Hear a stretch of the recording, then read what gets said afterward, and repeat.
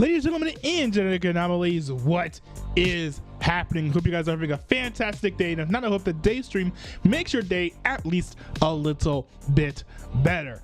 I'm coming to you live from the East Coast of the United States of America. I'm your host, Daniel, coming to you live from the East Coast of the United States of America.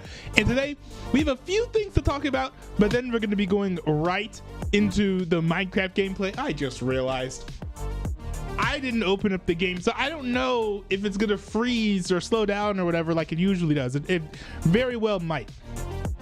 But before we get into the gameplay, we do have some stuff to react to take a look at. At least one or two videos or news stories.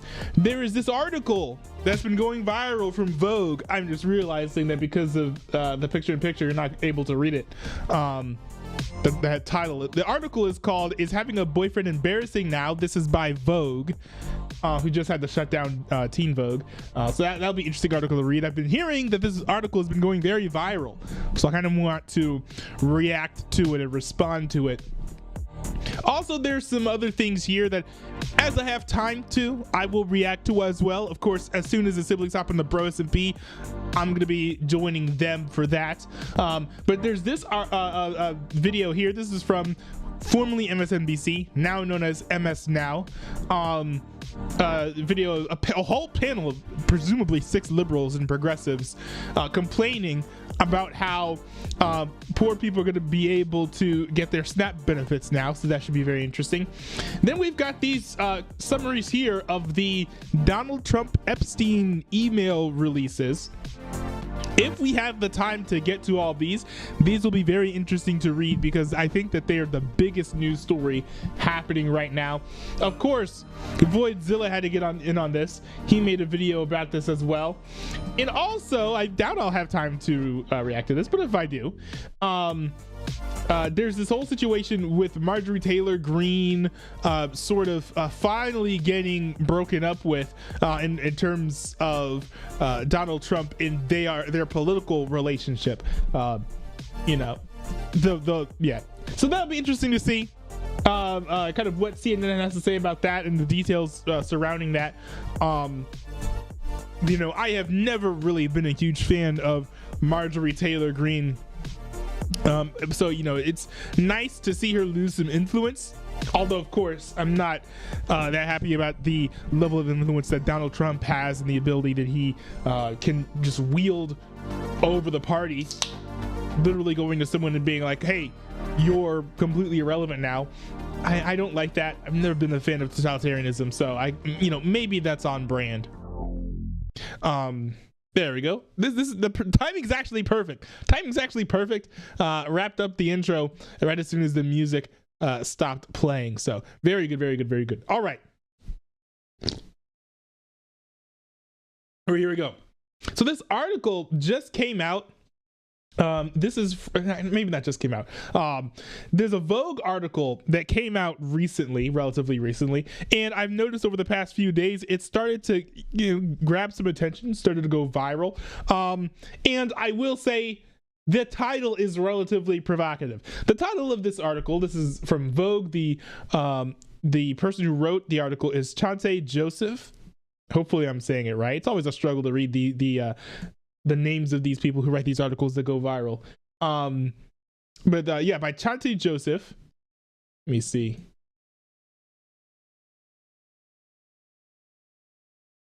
I was wondering if Shouldnt is male or female, but no. All I see is what the response to our boyfriend's embarrassing says about the current state of heterosexual dating. Ooh.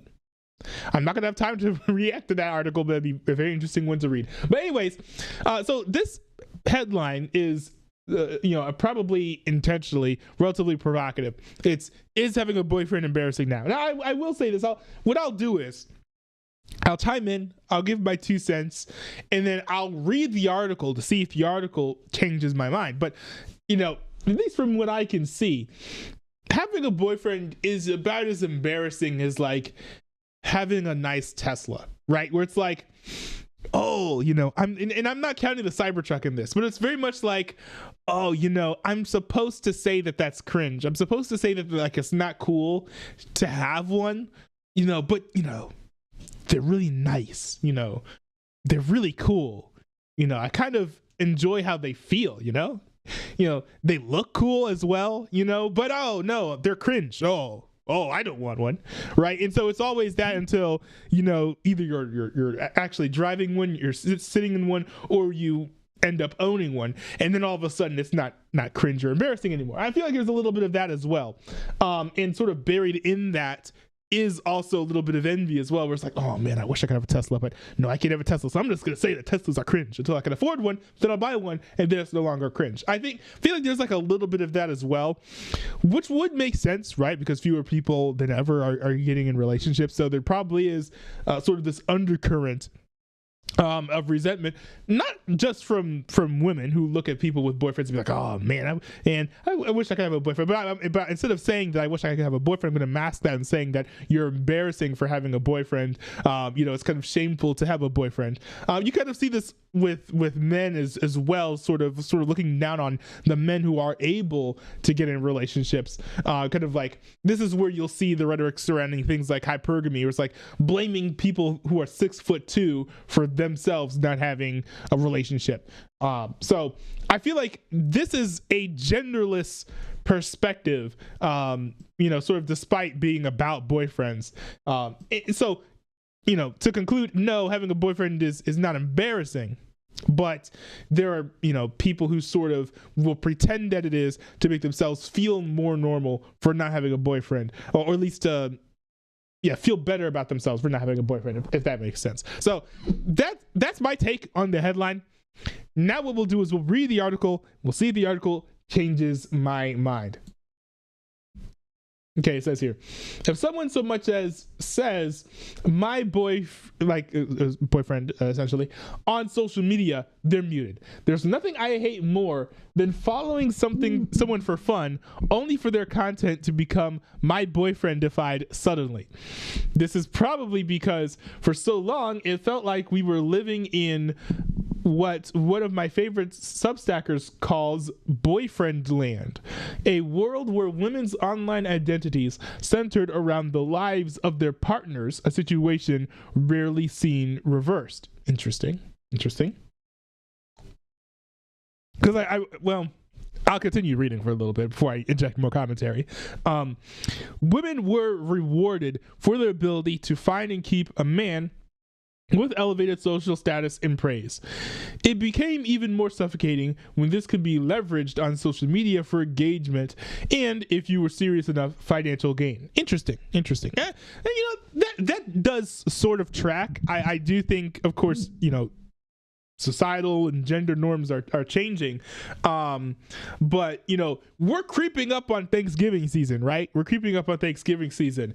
And so, of course, with Thanksgiving season, with all of the extended family getting together, there of course are going to be the questions of all the single people. It's like, oh, are you dating anyone? Blah, blah, blah. Like those things are sort of natural, and I could imagine that pressure being more pushed upon women than men, especially because a lot of extended family members tend to be on the older side, if we're talking about uncles, aunts, grandparents who sort of were in a completely different social context than what Gen Z members like myself are in. So I sort of track with what the author's saying here. I think it makes sense so far.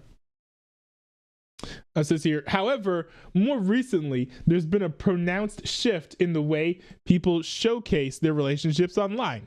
I just want to make sure you can read the whole paragraph there. Far from fully hard-launching romantic partners, straight women are opting for subtler signs. A hand on a steering wheel, clinking glasses at dinner, or the back of someone's head. On the more confusing end, you have faces blurred out of wedding... What?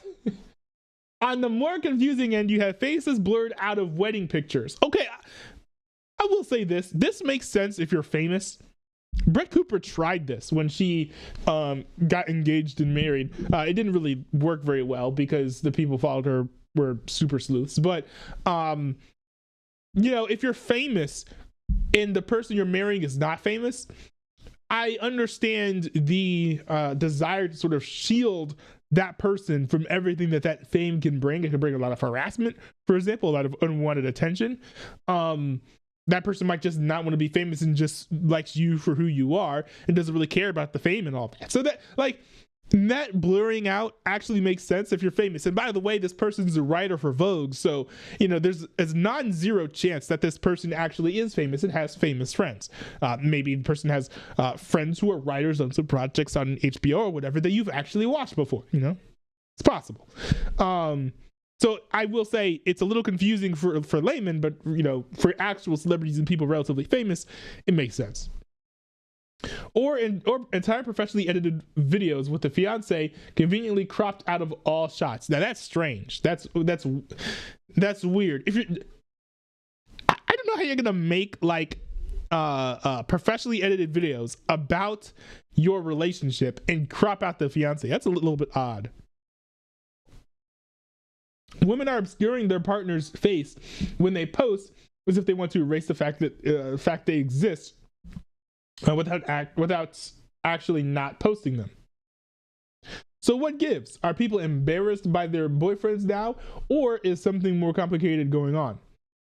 To me, it feels like the result of women wanting to straddle two worlds where they can receive the social benefits of having a partner, but also not appear so boyfriend obsessed that they come across as quite culturally loserish. Oh, they don't want to be simps. Okay. Yeah. Okay. Like, that's understandable.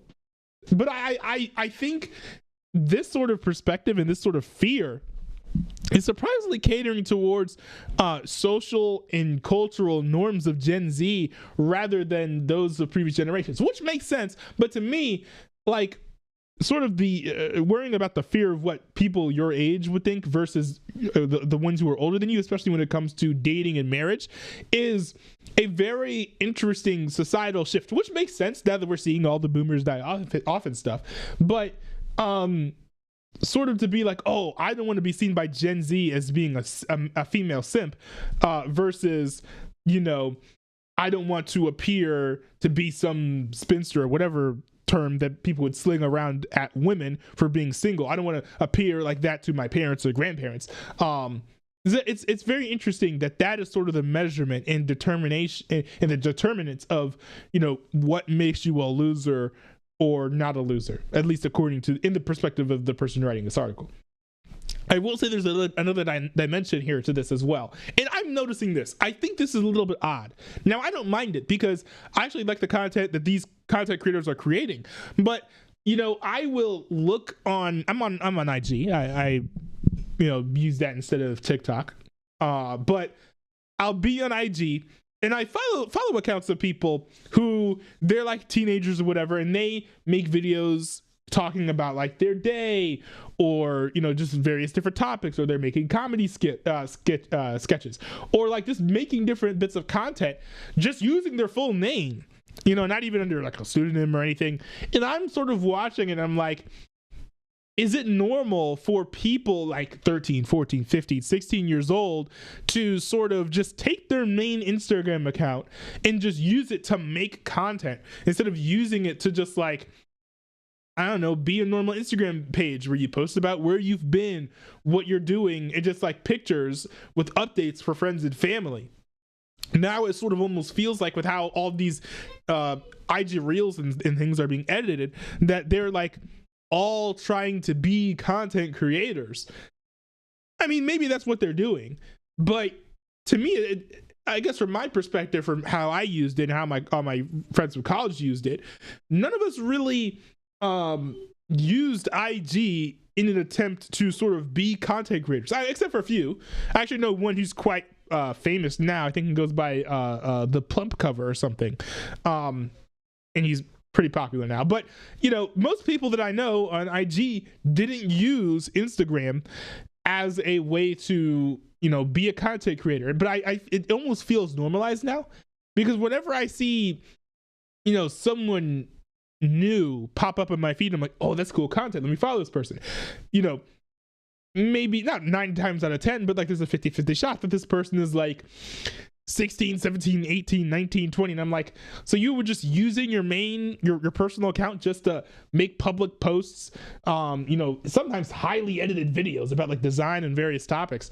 Like that just seems, a bit much to me. But all of that to say, that when people do that, it also forces them to be the sort of niche with their Instagram account where they are a content creator in this genre. Why is Ariana Grande's nose so shiny in this video? They're in this genre. So like, let's say you travel a lot, and so your reels and stuff are all about traveling. So then you are a travel content creator. And then when you get a boyfriend or whatever, then what, you become a girlfriend content creator, I guess is what the person is saying here. But to me, it's like, if your account is just about updates about yourself, then of course it's natural to talk about your boyfriend, talk about your girlfriend. If you're branded content creator, it's a little bit different. But I think that adds another dimension to it and explains a bit of this phenomenon here that this author is noticing. This is here. They want the prize and celebration of partnership, but understand the norminess of it, says Zoe Samudzi, writer and activist. In other words, in an era of widespread heterofatalism, women don't want to be seen as being all about their man, but they also want the clout that comes with being partnered. Interesting. This feels like a Blue City take. I feel like for the people in like flyover country in the United States of America, they will not find this perspective relatable. Heterofatalism. What even is this? I almost sound like Aiden Ross trying to sound out the word fascist. Heterofatalism. What the heck is this? Hold on. Let me look up this term. But I will say, and I find it a little bit annoying, how there is a people complaining about heteronormativity in certain spheres of the internet and academia, as well as in media and journalism. And let me look up this word, heterofatalism. And so like, it's weird sort of being from a more normal mainstream context. Heteronormativity is relatively normal. The people complaining about this come from a homonormative perspective, where it's like they're attempting to be heterodox, but what they've created is a new orthodoxy that only they are sort of like in on. And so therefore they're complaining about, you want a man? What's wrong with you? All right. Those sort of takes only come from, the New Yorkers who end up writing these articles for Vogue and the New York Times and all of this. But yeah, here we go. So heterofatalism, this is from our Urban Dictionary. It says heterofatalism, also known as heteropessimism. Heterofatalism is an attitude of embarrassment or negativity towards one's heterosexuality. Heterofatalism consists of a performative disaffiliation with heterosexuality and desire to have a different sexual orientation. And so weird. I mean, yeah, no, that's so weird. I feel like this is a distinctly Blue City take. And for that, I don't feel like commenting on it too much because I don't know how relevant it is. Right? I feel like a whole lot of people live outside of blue cities. So like, for people not steeped in this like deep blue worldview, it's like how useful would me commenting on this even be? So let's resume. But it's not all about image. When I did a call out on Instagram, plenty of women told me they were in fact superstitious. Some feared the evil eye is this like new age? A belief that their happy relationships would spark a jealousy so strong in other people that it could end the relationship. Oh, so they're just self-conscious. Okay, it's understandable. Others were concerned about their relationship ending and then being stuck with the posts. I have learned this firsthand. You can easily just delete or archive posts. It's not as easy to mass archive posts as I would like, but that's something that can be done. So, not stuck with the posts. Okay, you're good. I was in a relationship for 12 years. Whoa! I was in a relationship for 12 years and never once posted him or talked about him online. We broke up recently. I don't think I will ever post a man, says Nikki 38. I mean, I gotta say, you know, my sincere condolences. Like, I can't imagine what it'd be like to be in a relationship for 12 years and then ending up breaking up with that person. Man, I wonder how many of those years she was waiting for him to pop the question. But anyways, yeah, and then having been out of the dating game for 12 years and coming back, ooh. I do feel sorry for you, genuinely. That really sucks. Even though I am a romantic, I still feel like men will embarrass you even 12 years in, so claiming them feels so late. Okay, one thing too that people don't take into account as much when it comes to speaking about dating and relationships is how different everyone is. No two people are exactly the same. And while, yes, you know, these people might not date or might date this way for this reason or whatever, I think dating and how one approaches relationships is a lot more individualized than some would expect. Now, of course, you can say things in general about the dating scene. You know, one of my favorite quotes from Jordan Peterson is that you know, generalizations work because they're generally true. So you can make some generalizations, but something so specific as this: even though I am a romantic, I still feel like men will embarrass you even 12 years in, so claiming them feels so lame, is a very specific quote that's speaking to a very specific pain that this person here, Nikki, is experiencing. And I'm hoping that after you heal from the relationship, I don't know how long it would take to heal from a 12-year relationship that, again, has to be very, very rough. And I do feel sorry for this person. You know, once you heal from that, you kind of will have a more general and generic perspective. I think most people probably are not thinking that a man that they're with will embarrass them in 12 years. You know, that's not the impression I get. Now, I will say I don't live in a blue city, so, but still. Oh, let's see.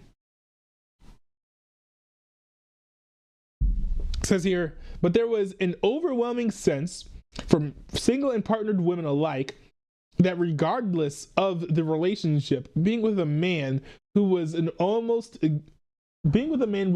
guilty thing to do. Interesting. Okay, it's an interesting take. First of all, I do want to point out there's this new rise in like passive language that is, it gets under my skin a little bit, where it's like everything happens to you, you do nothing. I noticed this primarily when it came to homeless people, right? Because people started saying that the homeless people are the unhoused, right? Because, you know, and I was thinking, like, why would anyone say unhoused instead of homeless? It's more syllables. A lot of times when slang sort of like catches on or whatever, it's to reduce the amount of syllables to make the words easier to speak. But then I'm realizing, hey, well, this is a passive term, right? If you are unhoused, the state of not having a house happened to you, versus being homeless, you know, it could be your fault, it could not be your fault, right? And so similarly here, we're seeing the passive language with partnered women rather than women in relationships. It's partnered, right? The partner just happened to them, right? I guess that's how it worked. But it's interesting here. It says that regardless of the relationship, being with a man was an almost guilty thing to do. You know, this actually reminds me of sort of the perspective that we see from a lot of, especially Nepo babies in blue cities, where they will decide to be communist or socialist and hate on millionaires and billionaires because they feel bad for being rich themselves, richer than other people. And simultaneously, they envy people who are richer than them. It's a weird thing. But, you know, I think there is a sort of feeling where if you have what most people don't have, which is relationship, but I think it's true. Gen Z believe most people don't have relationships in Gen Z. if you have what most people don't have, there is sort of like a natural inclination for some people to just like feel guilty about that. It's like, oh, I don't know if I should have that, right? Like, imagine if you're the only one of your friends who like brought like a brand new car straight off the lot. You got like this like Model S Tesla or whatever, and you're like, oh, man, nobody else has a Tesla, nobody has an EV, nobody has new cars. All their cars, you know, they were manufactured 12 years ago. There might be like a little bit of an inclination, unless you're prideful, there might be a little bit of an inclination to be like, I don't know if I want to show this off. You know, it feels like I'm being, you know, braggadocious, showing off my flashy new car to all my friends who have old, broke down huckabucks. You know, so from that perspective, I kind of get it, and it's actually a very normal and human, you know, response or knee-jerk reaction to have. On the Delusional Diaries podcast, fronted by two New York-based influencers, Hallie and Jazz, they discuss whether having a boyfriend is lame now. Why does having a boyfriend feel Republican? At the top comment. Okay, I wonder if that's the right question or not. Why is being single Democrat? That's another question one could ask. I don't know.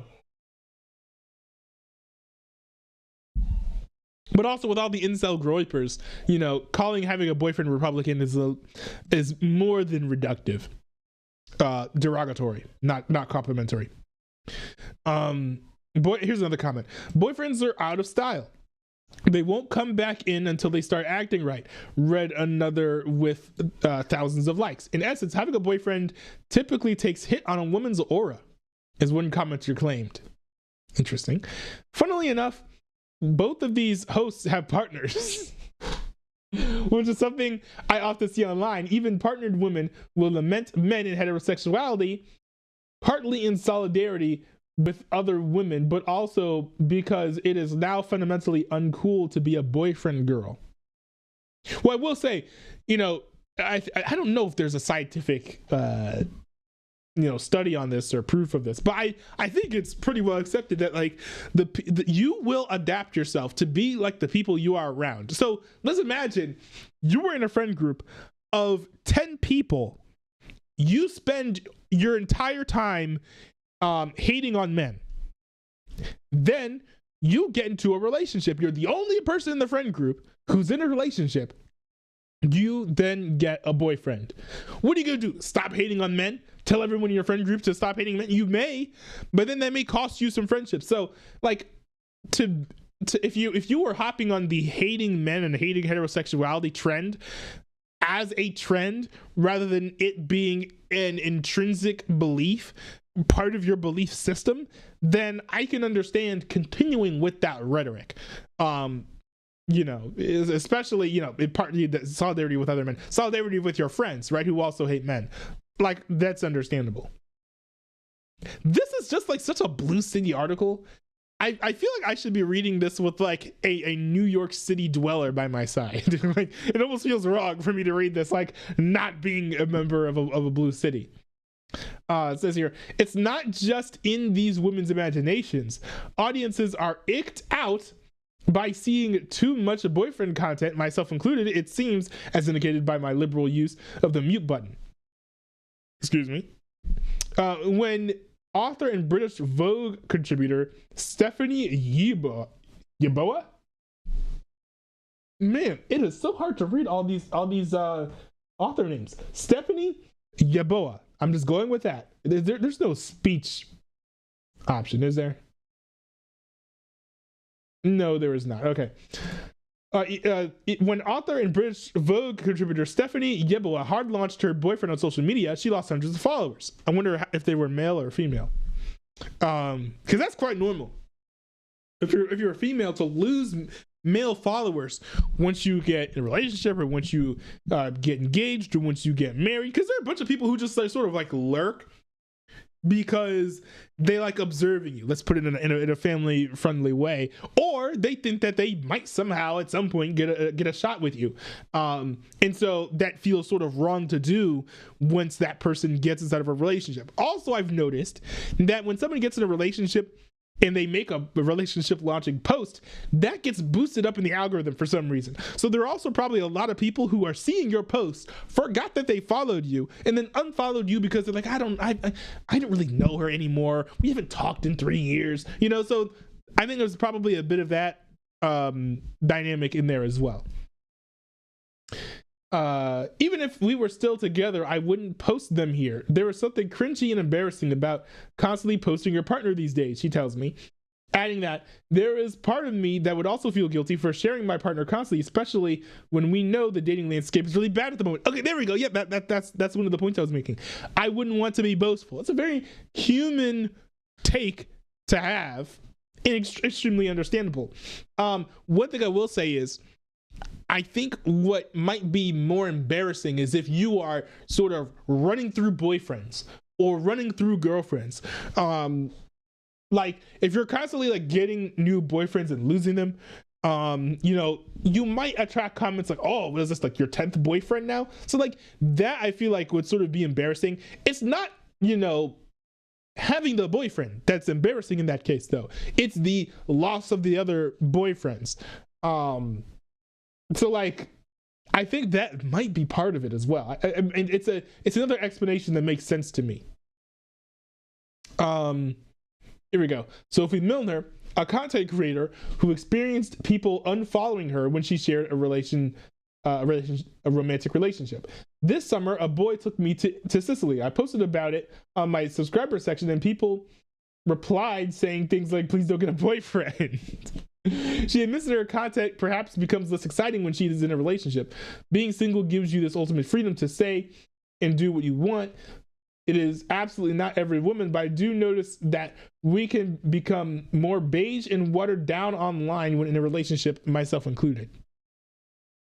I mean, having been in relationships before, I've never experienced this, but I will say I don't think I've ever been in a relationship with someone who is extremely active online when it comes to posting.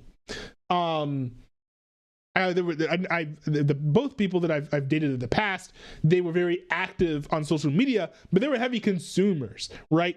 To the point where, you know, we're talking about going like years without making a single post on Instagram, and no Instagram stories levels of, you know, not passivity, but using your account for consumption rather than for posting. So this is not something I've ever experienced. Now, who knows? Maybe it'd be different if I ever get in a relationship again.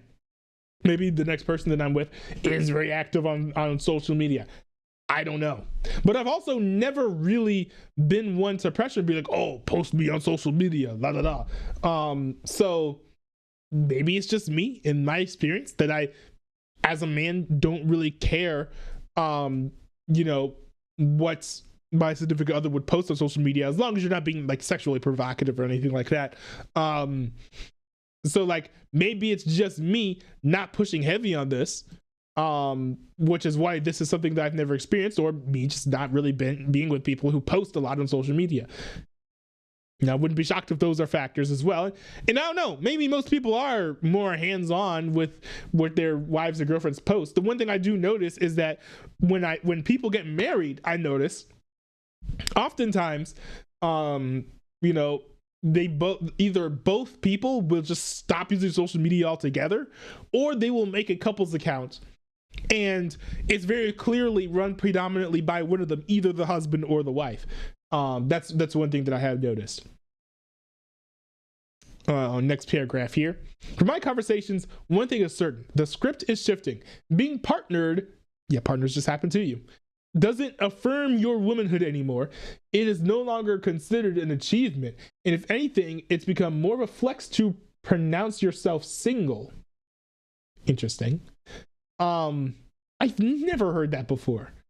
I've literally never heard of anyone flexing that they're single. Look at me, I'm so single. You know, isn't it so cool that I'm single at 32? I've never heard that before, ever. I mean, even in a blue city, like, I couldn't imagine that being a thing. Is that real? Maybe it's real in sort of like the there's that meme. Hold on. There's like a meme. So like maybe they're doing it in sort of like this sense, where it's like, look at me, I'm single. Like maybe that's what they're doing. But it's kind of like a hard thing to brag about. Yeah, it's like I don't know. It's like bragging that you can afford something at the dollar store. Like, most people can afford things at the dollar store. Most people are single. I don't know what there is to brag about being in a stage of life that most people are in. As straight women, we're confronting something that every other sexuality has had to contend with: a politicization of our identity. Okay. I mean, I could go into tangents about Sydney Sweeney and all of that, but I'm not going to. Heterosexuality has long been purposefully indefinable. Is it though?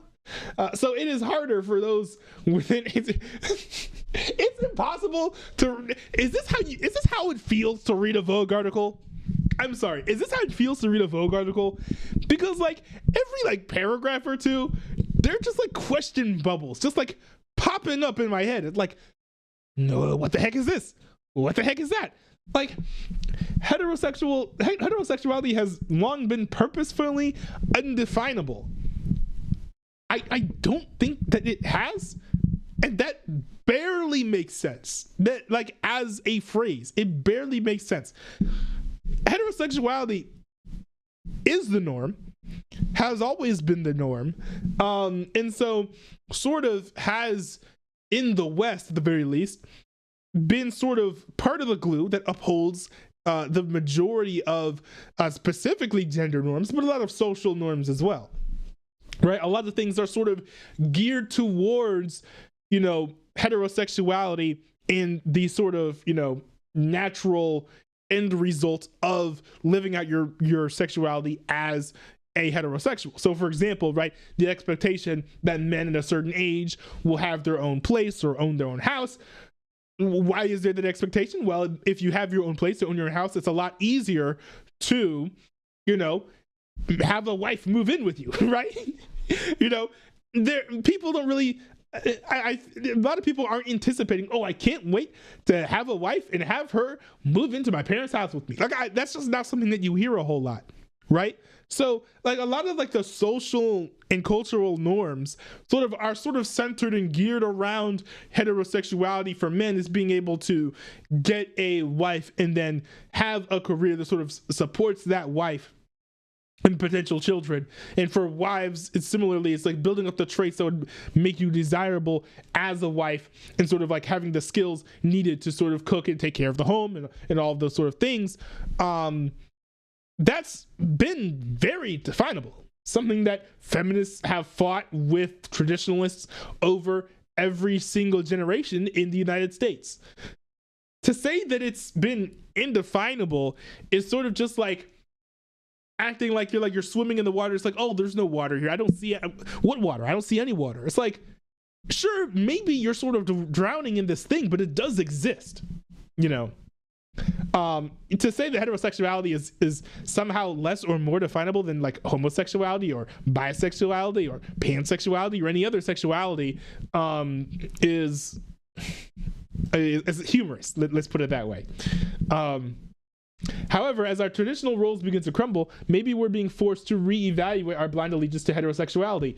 Well, yes, traditional roles and heterosexuality are within cells interlinked. This is why you will never see a tradphobe who is not also heterophobic, and you'll never find a heterophobe who is also not tradphobic, because the people who hate heterosexuality also hate traditionalism, and the people who hate traditionalism also hate heterosexuality. You also don't see a whole lot of people who love traditionalism and want things in marriage to go back to the way they were, also lauding all of the virtues of homosexuality. You also don't see that a lot. You can either embrace traditionalism and pervade heterosexuality, or embrace sort of the opposite of traditionalism and embrace homosexuality.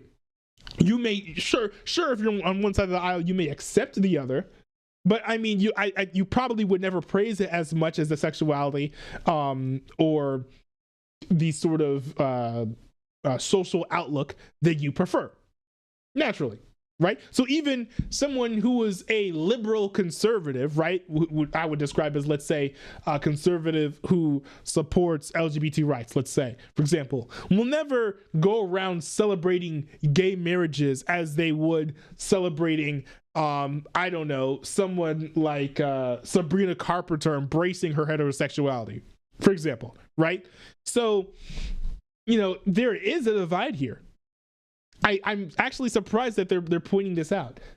That with the crumbling of traditional roles, heterosexuality fades away as well. Let's read the next paragraph here. Obviously, there's no shame in falling in love, right? Yeah, it's the boyfriends that's the problem, right? Go lesbians. It's obviously, there's no shame in falling in love, but there's also no shame in trying and failing to find it, or not trying at all. And as long as we're openly rethinking and criticizing heteronormativity, having a boyfriend will remain a somewhat fragile or even contentious concept within public life. This is also happening alongside a wave of women reclaiming and romanticizing their single life. Where being single was once a cautionary tale, you'll end up a spinster with loads of cats, which, I mean, hey, bro, if I could end up married with loads of cats, I'd be down for that too. Like, hey, ain't nothing wrong with cats. I'm a cat man. So, no hate to the cats. It is now becoming a desirable and coveted status. Another nail in the coffin of a centuries-old heterosexual fairy tale that never really benefited women to begin with. Interesting. I guess that's the end of the article. I think one thing that's a little bit ominous about this article, I'm really surprised they didn't touch on this. And this is something that sociologists are very concerned about, and rightfully so. I'm seeing content creators and political commentators online sounding the alarm about this. Most notably, Tim Pool of Timcast IRL and Al Mohler of The Briefing, who very often will both of them touch on social issues. With the end of heteronormativity, with the end of boyfriends, with the end of straight people becoming partnered, what you'll also find is the end of children. And, we're seeing this now with the fertility rates absolutely plummeting like temperatures in the winter. And so I wonder if that goes on long enough, if people will still be extolling the praises of homonormativity, or will they start embracing heterosexuality again? I think it's a lot. I'll just put it this way, because people get very upset when you sort of start venturing into these sorts of waters and speaking about things that are going on in the social sphere. But let's just put it this way: it's a lot more common to hear 23-year-old women sort of talking down about men, talking down about boyfriends and husbands and things, than a 33-year-old woman or a 43-year-old woman. So I think if you give this 10 or 20 more years of time, you might see some societal shifts. And if not, I would be very shocked and interested, and I would also be diving back in to these sort of waters to kind of figure out, like, what happened? Why did things stay the same? I'd be very curious about that.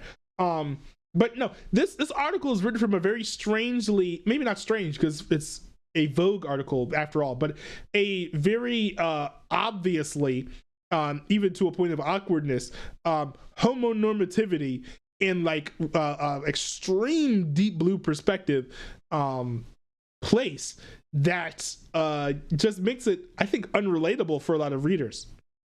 I don't think that a lot of readers can identify with a lot of what this author is talking about. Maybe to an extent of bragging about your significant other feels wrong because none of your other friends are in relationships. That I understand. But a lot of it is just like the boyfriend himself being embarrassing. Like, nah, that just doesn't. That doesn't make sense unless you're picking really bad boyfriends. In which case, then like, you know, maybe that is a little embarrassing, right? And you know, that's something that I'm saying in a demeaning or gloating way. It's like, you know, pick better boyfriends, you know. But that's something that you learn as well throughout the course of dating, right? You know, how to pick better boyfriends. You find that by picking bad boyfriends and then learning, oh, this is bad. Maybe I should pick someone better. So very interesting article. I can definitely see how this got a rise out of some people, especially people who don't live in New York. Like, that's very understandable. But let me know in the comments, what do you think about this article? Kind of curious to hear what you guys have to think about that article as well, because it went viral. I'm sure a lot of you guys read it. So I'd like to hear your guys' thoughts. We've got Pro Start Zero in the chat saying, hi, I'm back. Nice room. Well, nice to see you there, Zero Pro Start. Do I have you been in the chat before? I don't remember. Oh yes, you were in the previous streams. Maybe I just forgot your name, but I think maybe you're also a new viewer. So welcome to the stream. Not sure if you're in the Discord server, but check it out. Discord server is pretty cool. We're starting to have people engage more now, which is nice, including myself. I'm engaging more, so that also is nice. I think I'll have time for one more news story, and then I'll be able to hop onto the BroSMP, and then we'll get into the Minecraft gameplay, which will take up the majority of the stream, by the way. I know a lot of you guys, now that I've mostly been streaming on Sundays and doing the Minecraft streams, that's been the majority of my content, or you're here for my gaming content. So hopefully it will please you guys to know the majority of this stream is going to be Minecraft gaming content. But anyways, we do have this video here. This is a segment from MSNBC before it switched to MS Now. Misinformation Now. This is called "The Shutdown Will End, but what Trump and GOP stand for will stick with voters for years." Now, I'm assuming that what this is more or less a funeral dirge. The Democrats were very upset that some Democrats defected and decided to fund the government, allowing, among other things, SNAP funding for the impoverished, as well as funding for government employees. They didn't want that for some reason. So I guess we will see them complaining about this. I've never, this has got to be the first time I've ever heard Democrats complaining about, citizens getting benefits from the federal government. I've almost always seen them happy about giving away welfare and money to citizens.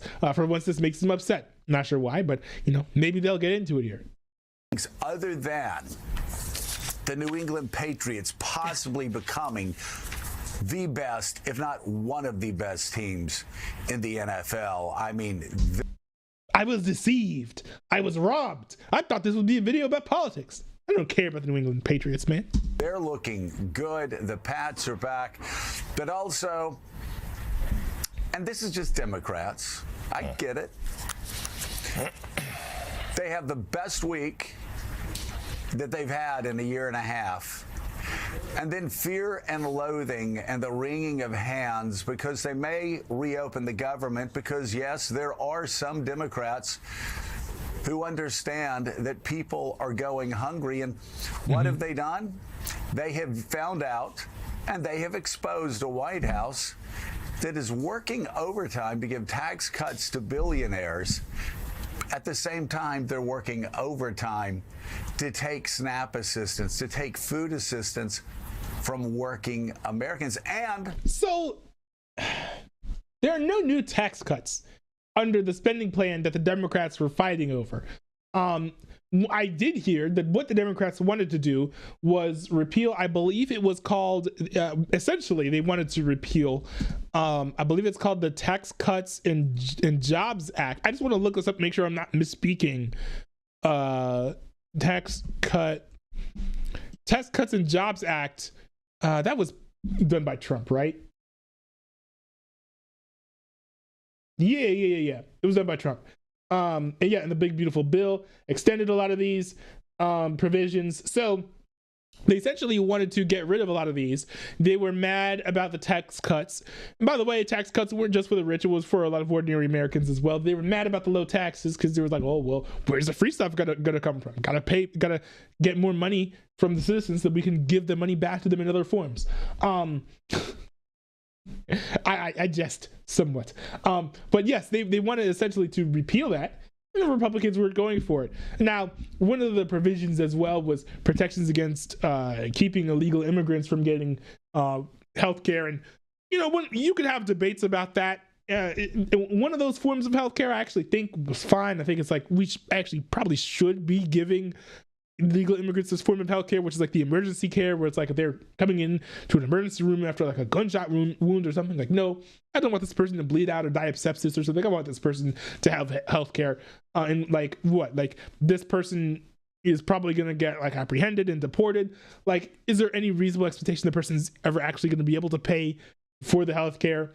I think that's fair, because also if you put the burden on them to get the healthcare, what they'll probably do is just avoid hospitals altogether. And then if they do that, then it's like, well, then they may bleed out or die or whatever. I don't want that to happen either. But, no, Joe Scarborough, they're not trying to get new tax cuts. They're just trying to keep the taxes the same as they are now. And no, these taxes were not just for the rich. It's for, ordinary Americans. If we're talking about gross revenue, sure, most of the revenue that is being saved when it comes to the people who are receiving the tax cuts are the rich, but it's only because they're so rich, right? Shave off 1% of taxes for every single American citizen. And of course, the rich are going to be receiving a gross tax cut that is larger than the tax cut that someone who is far poor would be getting, but it's just because that 1% is a lot less for that person than it is for the rich. App assistance, to take food assistance from working Americans. And this has exposed just how much the Republican Party hates the idea of helping working Americans, helping middle-class Americans who are struggling with health care. Interesting. I don't like putting in these value statements where like, oh, if you like these people, you'll support this law. If you don't like these people, you won't support this law. I see this most obviously and blatantly with gun control, where it's like, oh, if you don't support gun control, then you hate children. Like, no, you can agree that there's a problem and care about the problem and still have different perspectives on how to solve that problem, right? And so similarly, you can have Republicans who care about healthcare, but, disagree with Democrats on how to solve that problem. So no, it's not that Republicans don't care about middle-class Americans who are struggling with healthcare. It's that they disagree on what the solution is. So you take that and you take the massive win that Democrats had this past week, massive, historic in some ways, where Steve Bannon said Democrats erased 10 years of Republican gains in one night. And why did that happen? Donald Trump said it happened because of the government shutdown. So all this fear and loathing and all this whining, I wish Democrats for once, just once, could take a win and then understand the Republicans, they were never going to help working Americans. They learned that through this process. So you know who else learned that through this process? The American voter. Donald Trump was exposed and the administration was exposed, and Republicans were exposed as the party that fought like hell to give tax cuts to billionaires, There's no new tax to cuts in the spending multinational plan, corporations, right? To the richest of the rich. Let me look this up, because they keep saying this over and over again extremely confidently, which, like, it takes a lot of, bravado, courage, to say something so emphatically and it not be true. Well, let me see. Government spending plan, tax cuts, United States.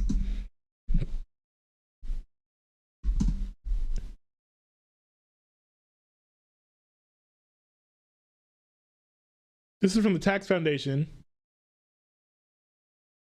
Well, this is from the Big Beautiful Bill. Right? So this is not from, because what I'm looking for is, the question I'm asking is, are there new tax cuts in the spending plan that are not, that were not included before? Okay, how the Trump administration is giving even more tax breaks to the wealthy. Oh, dang it.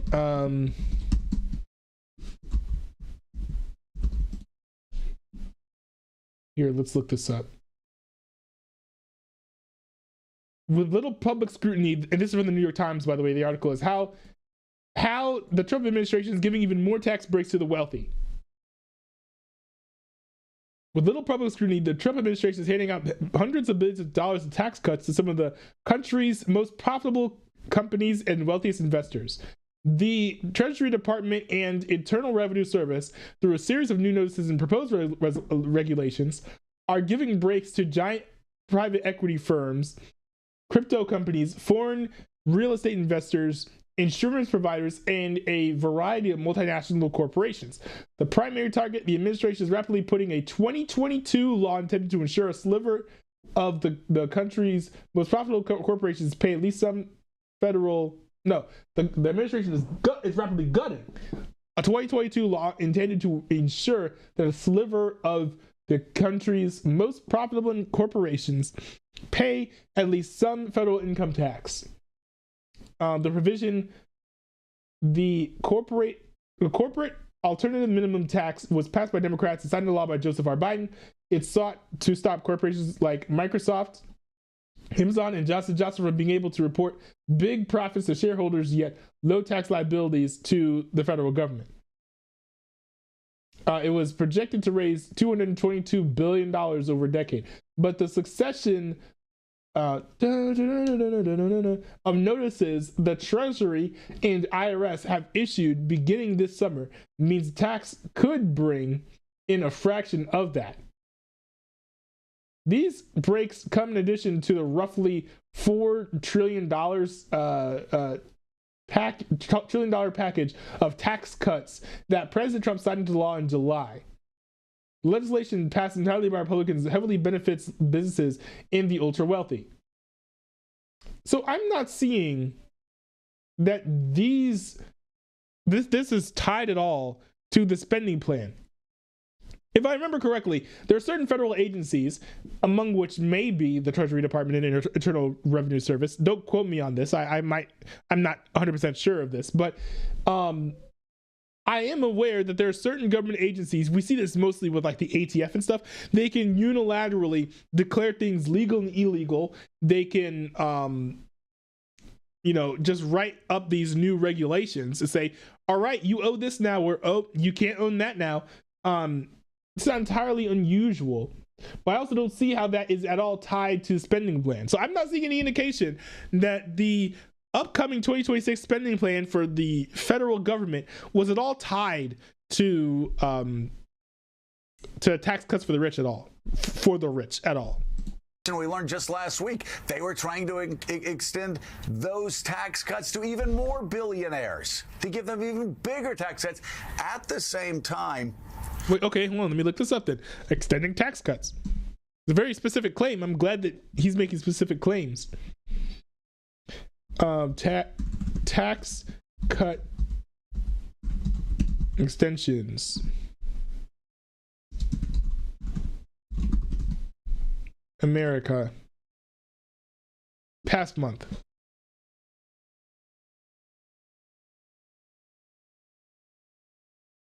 Yeah, all this stuff is with the Big Beautiful Bill. None of this has to do.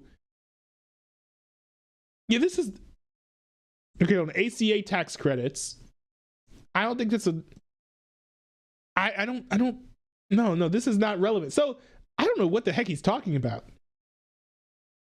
Corporations to the richest of the rich. And we learned just last week they were trying to extend those tax cuts to even more billionaires, to give them even bigger tax cuts.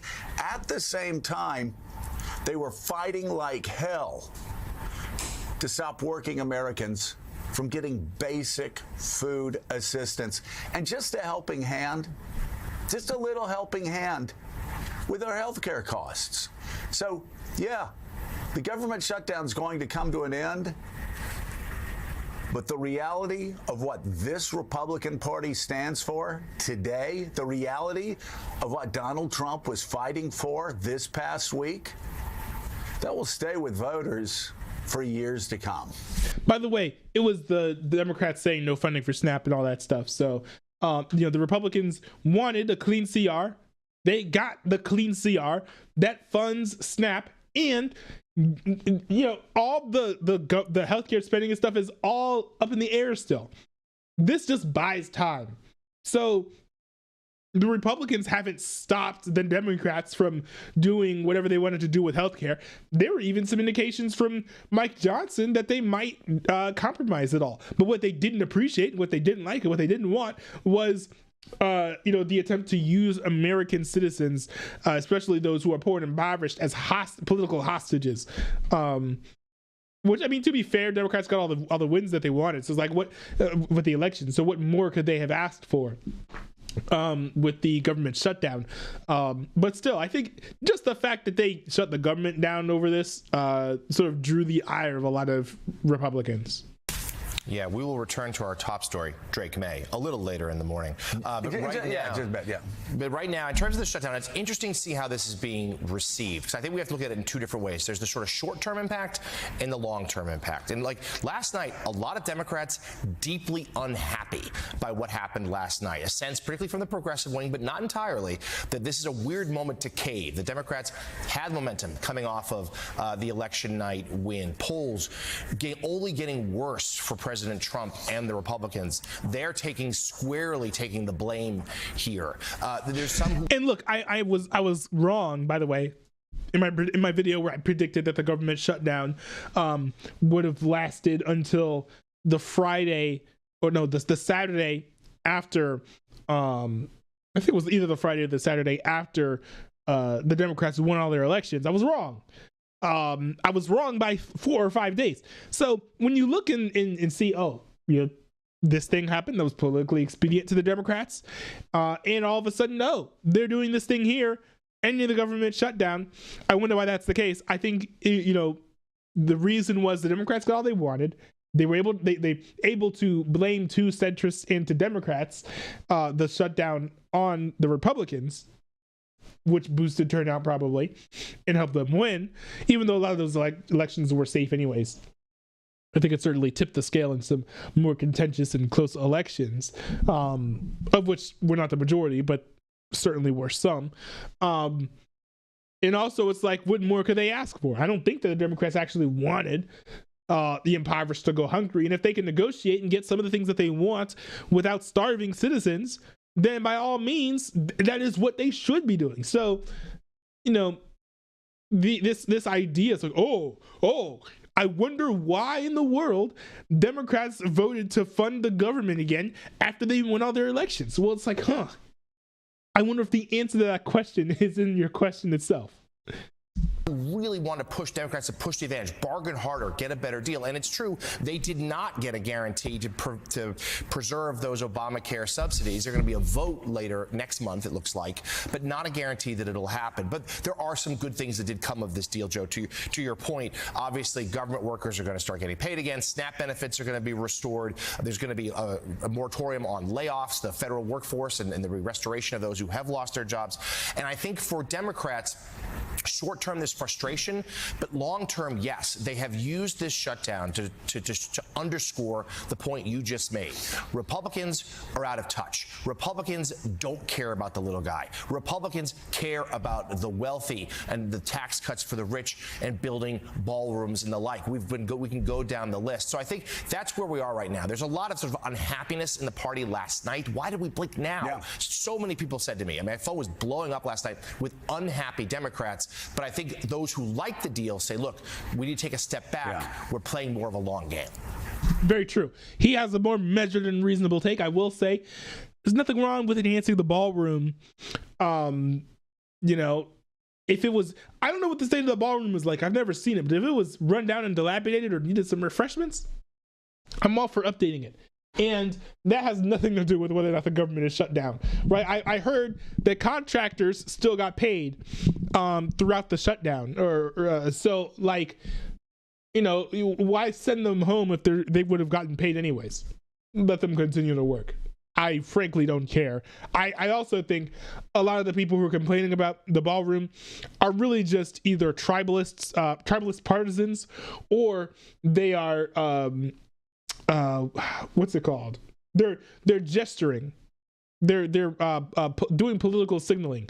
They don't really care about it, but they just want to find something to criticize the Republicans about. And if someone who was independent or someone who was Democrat was doing the same thing, they would not care.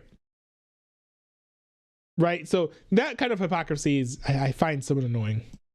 Listen, I understand. I understand people who are intense on the left, just like when I was in Congress, I understood people who were intense on the right about government shutdowns and keeping them going forever and ever and ever. I also understand, though, when you have people, let me go to John Bresnahan, because John was there with me during our government shutdowns back in the 1990s. John, you always have people like me. You always have the extremists in Congress raising their hands and going, the American voters will remember this forever. They will remember. They will see that we're... No. And he was a Republican at the time, I believe. It's just not true.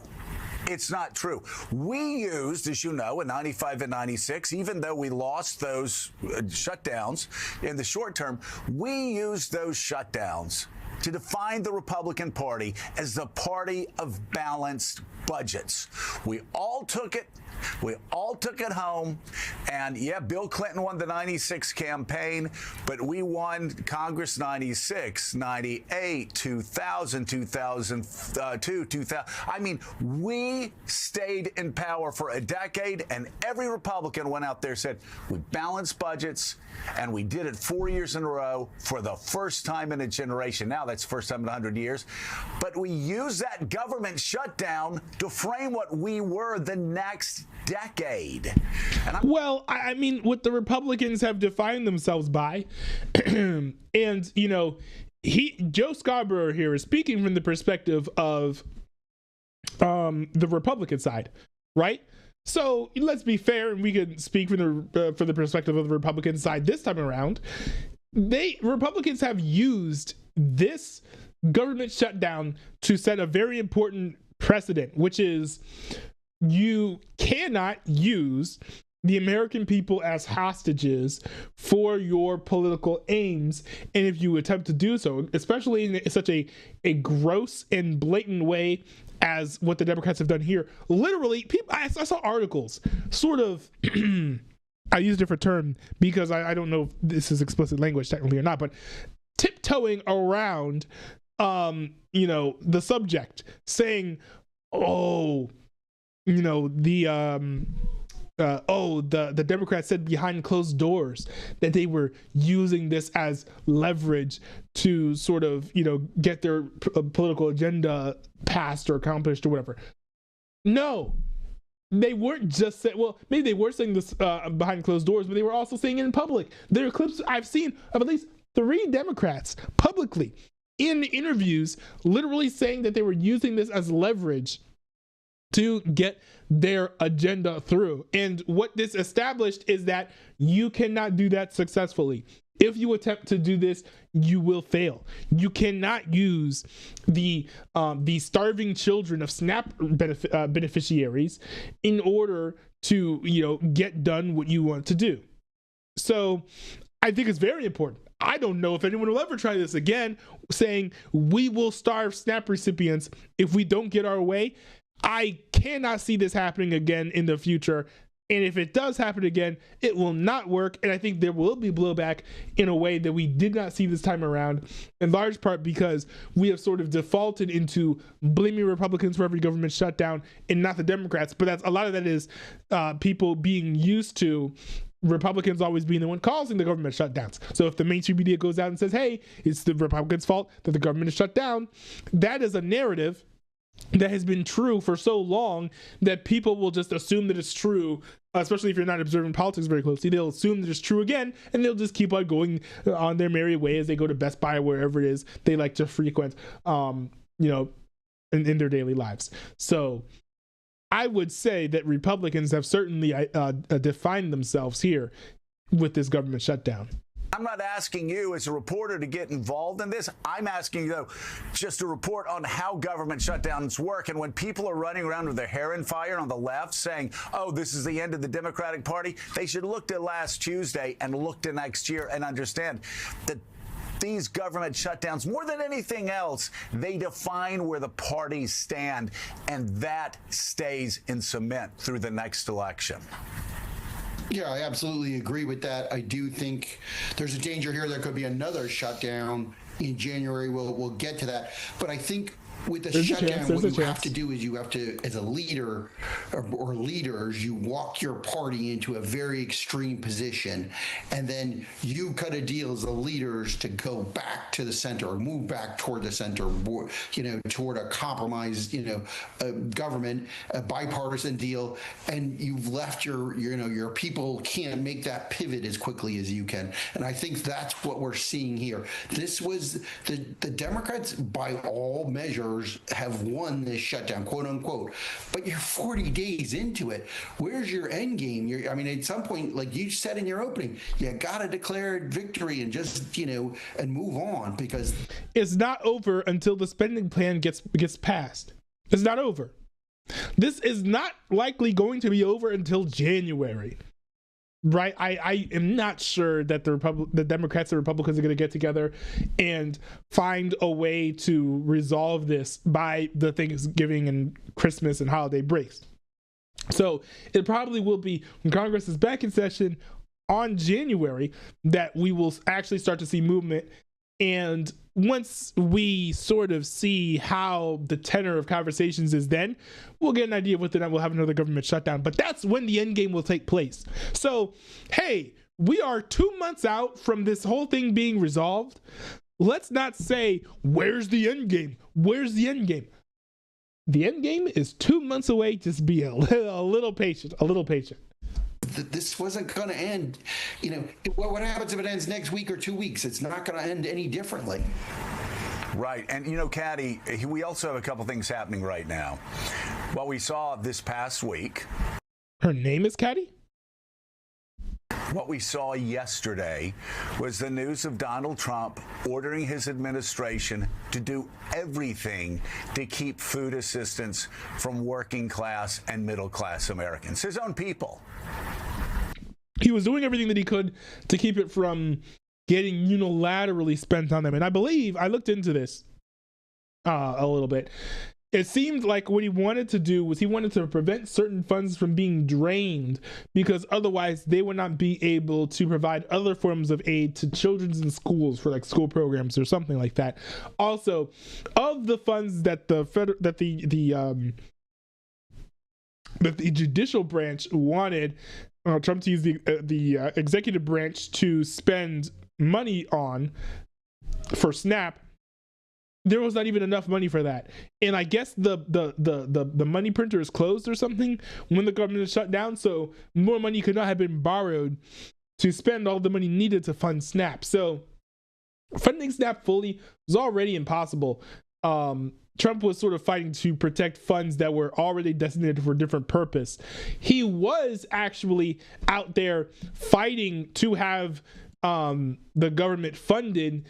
He was calling for the filibuster to be ended, which, nobody really wants to do, because it's been a long-standing practice. Apparently, it's something that's always been the case in the United States of America. I didn't learn it still recently. But he wanted to end the filibuster rule, which would have allowed just a pure majority to pass a spending plan, which would have removed the need for any Democrats to sign on to any plans at all.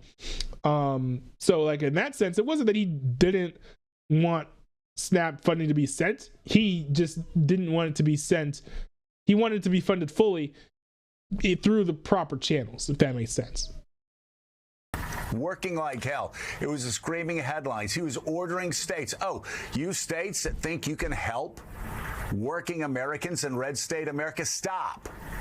Don't do it. He did everything he could to make sure no food assistance got to those Americans who needed it the most. Again, a lot of those people who voted for him. What's the second part of this? Absolute chaos in airports. Now, if these Democrats on the left really want to take a chance, and I mean they really want to take a chance on this turning ugly against them, then continue the chaos that we saw at the end of last week and through this weekend. Continue that through Thanksgiving, or moving up to Thanksgiving. It gets ugly and it gets unpredictable. Yeah, this was not a perfect ideological win. The battle for health care justice, that continues. But again, it continues with this debate framed. The whole world knows where the Republican Party stands. They don't care that healthcare premiums continue to explode. Just ask MTG. They don't care about anything, it seems, out of the White House, except for cutting taxes for the richest of the richest of the rich. And again, last week they announced more of these cuts. They don't care about working Americans. They said last week more cuts were. He said something about this before. Hold on. November 10th. Let's see if I can find this. The video was posted on November 10th.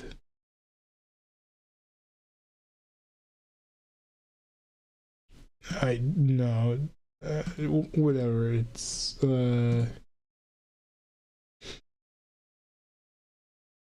November 10th.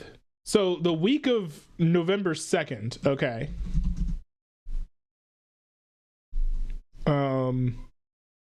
More tax cuts announced.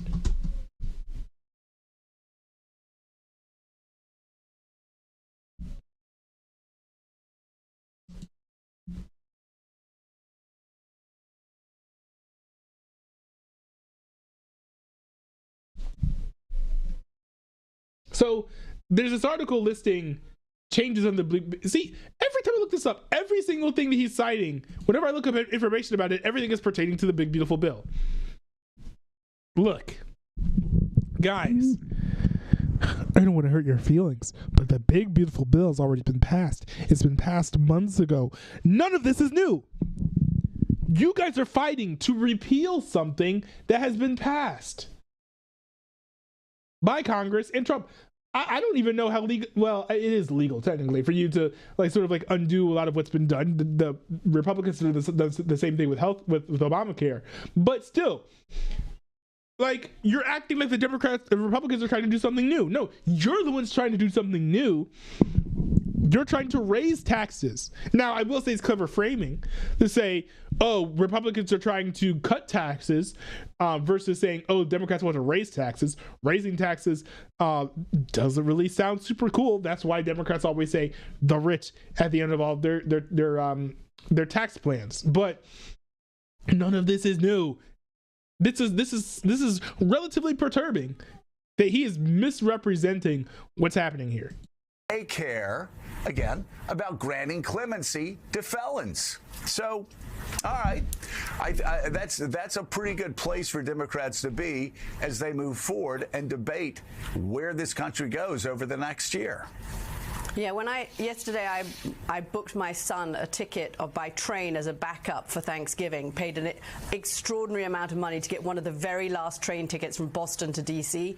And that's when I thought, you know what, this is going to have to change because there are millions of Americans who are making similar backup plans for Thanksgiving and whose Thanksgiving is going to be ruined, and we're only 2 weeks away. So interesting.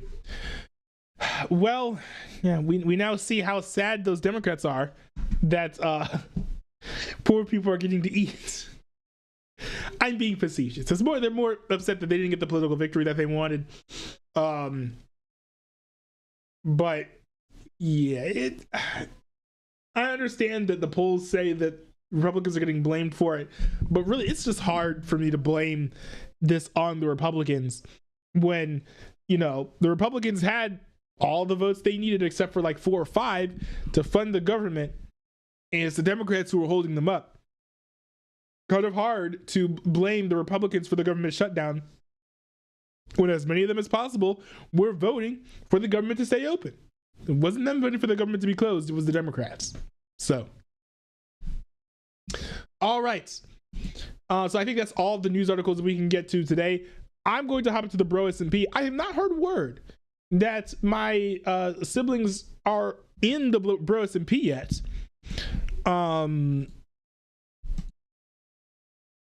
But I will go ahead and join the Discord server. So what we're going to be doing in this stream primarily is, you know, cutting down the trees that are in that sort of little expansion area. After that, I'm going to be making more torches using the charcoal that was found. That I'm going to make after the wood. No, I'm going to make using the wood that I chopped down from the trees.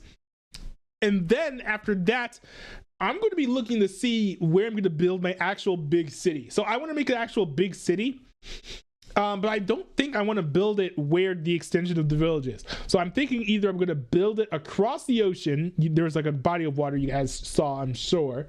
There's a whole like body of water. I don't know if it's like another continent or an ocean or whatever. I'm thinking about either building a bridge over there, or like going farther into the woods, going deeper into the woods, finding a more elevated place, and then building a proper city there. So one of the two is what we'll do, I think.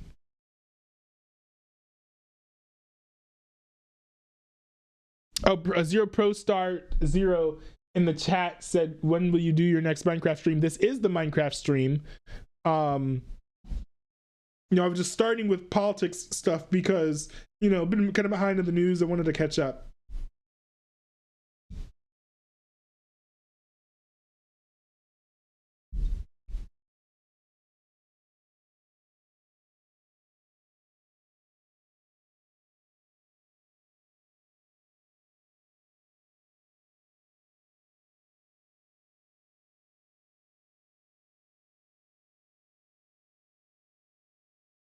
Now, they told me that they would be on the server like 15 minutes ago, so I don't know what the holdup is. Hold on, I'm actually gonna go down and look for them. I'll be right back.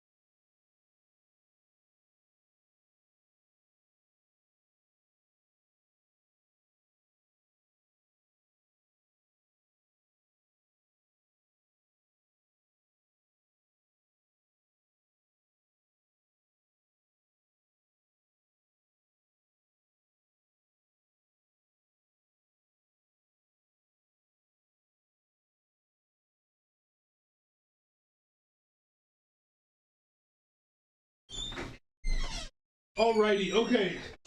I've conferred with them.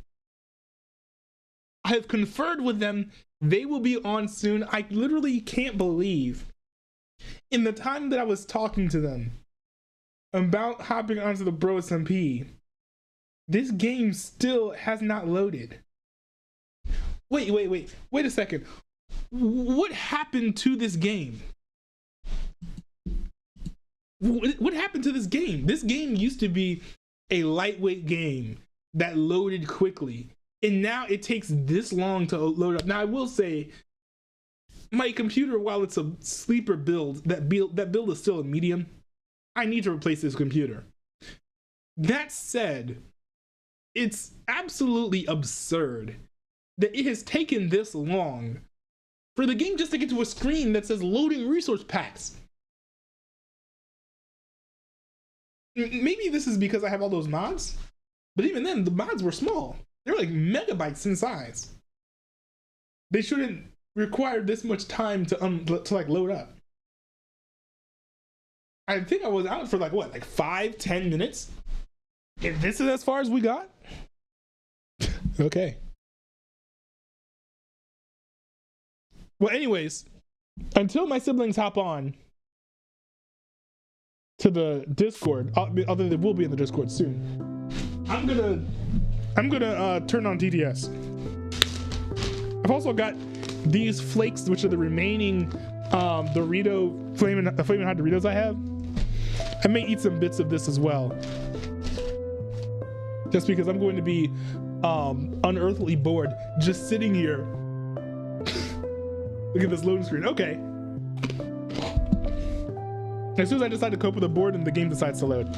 Maybe this is the cheat code.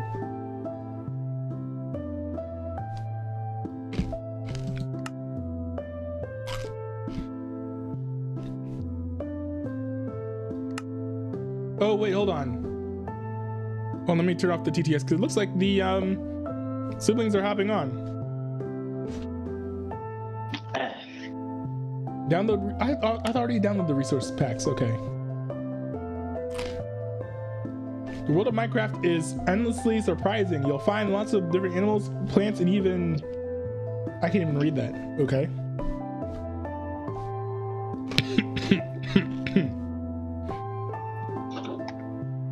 Ooh, these spicy flicks are spicy.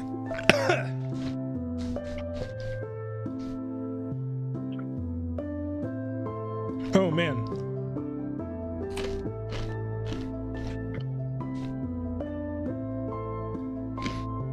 Now, I don't have a lot of time with the siblings, so I'm gonna have to make this count, but I will be playing a little bit longer than my siblings, so I will still have time to do stuff.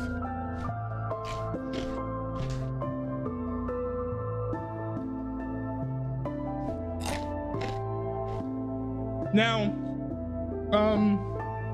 Hey. I think it's King Corn is here. Okay, I wasn't sure who was here. King Corn, what are your plans for this this session on the BroSMP? I'm having a more for a vending machine. That's right. Yes.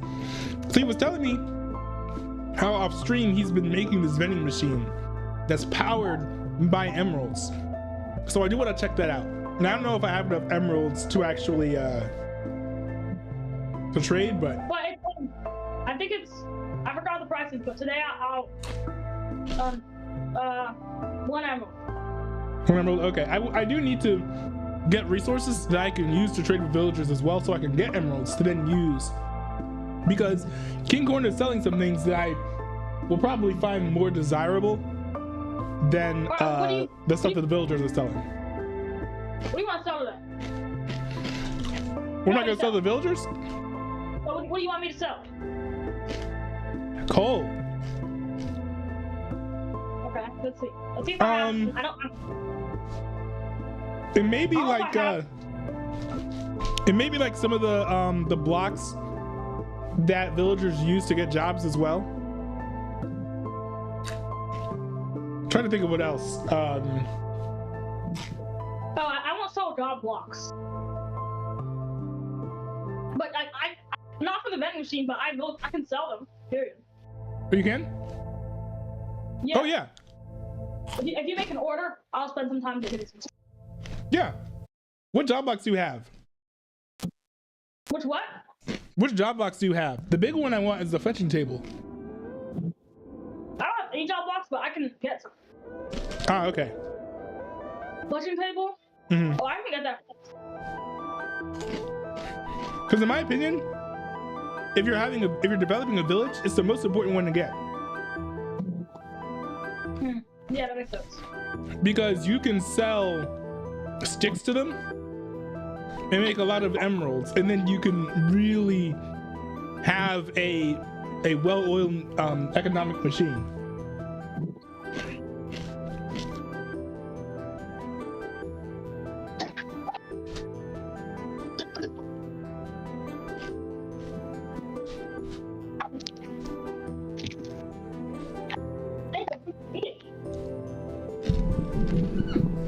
Okay, I don't have enough coal to sell. You don't? No. That's crazy. How the coal scarcity is such an epidemic that even you don't have enough coal to sell to me. No, I would have enough coal, but I sold it all to my villagers that I've been trading with recently to get money. Oh, I forgot that you could sell coal to villagers. Yeah, that's one of the reasons I mine it the most.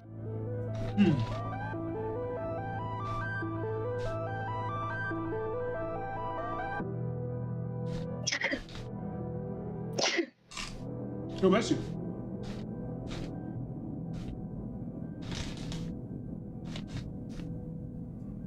Alright, I'm gonna get a bunch of breads right now.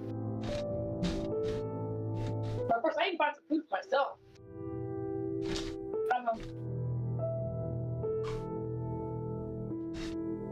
How long did it take for you guys to get into the game? We're on a game right now. Yeah. How long did it take for you to get in the game? Like a few minutes. Well, what do you mean? Like, how long did it take for everything to load? You can take a few seconds. Have you been on the game? What? Man, I need a new computer. Wait, are you still loading in? Yes! Yes! I feel like playing on PlayStation more than I play on computer because it's just faster. Well, It's easier. it depends on the computer.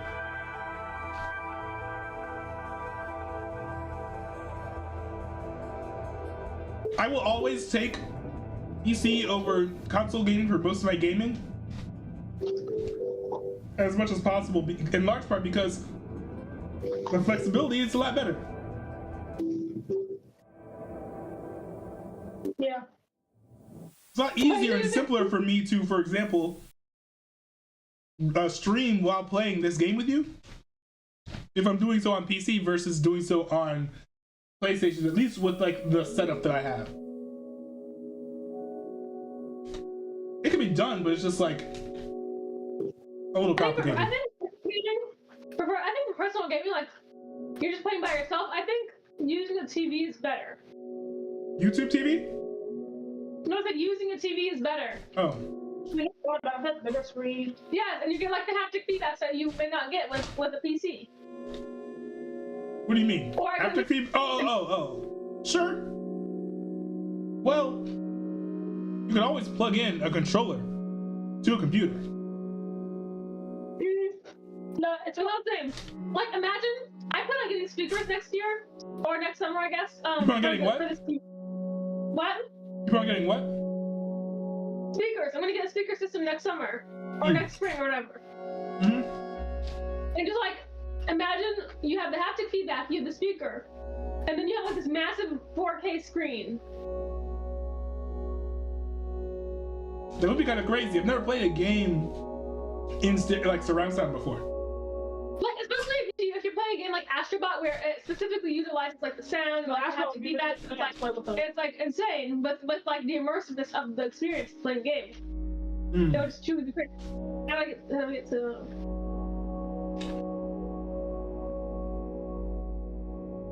Guys, how do I work? This is absolutely absurd. I don't know how much longer I should wait for this game to load.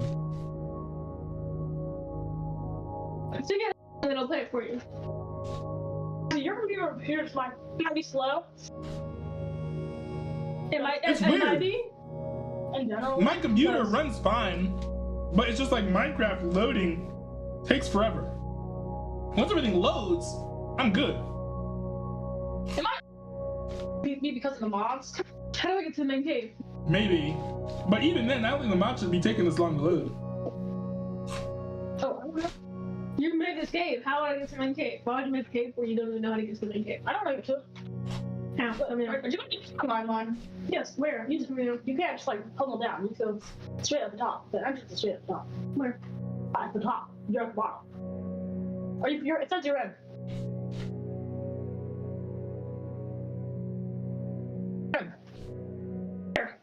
Where? All the way up. All the way up. Wow, I really see it. See it up here. War! Yeah. Says you're in. Wait, did you say I just joined? No, it says you're in. Well, I'm not.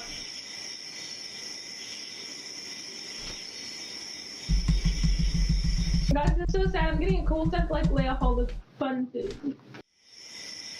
Joel, are you doing that? Well, no. Wait, because you have a cold?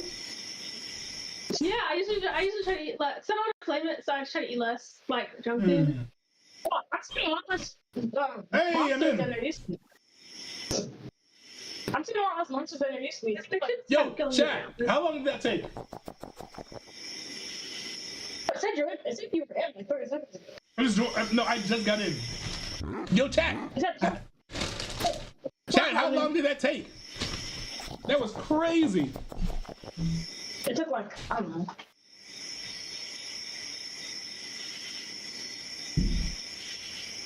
I'm almost done with this beer.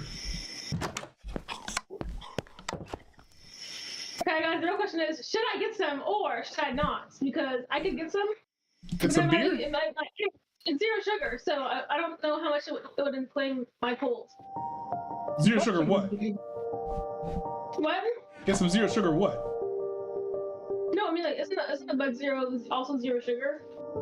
Oh, it is, yeah. I don't think it would inflame your cold at all. I also have root beer, which is on tap. I'm literally about to get some because I knew that I would be talking enough on stream to require multiple beverages.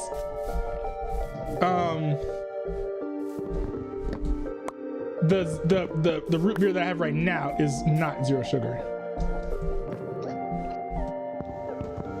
Oh wait, the barks, however you say it? Yeah.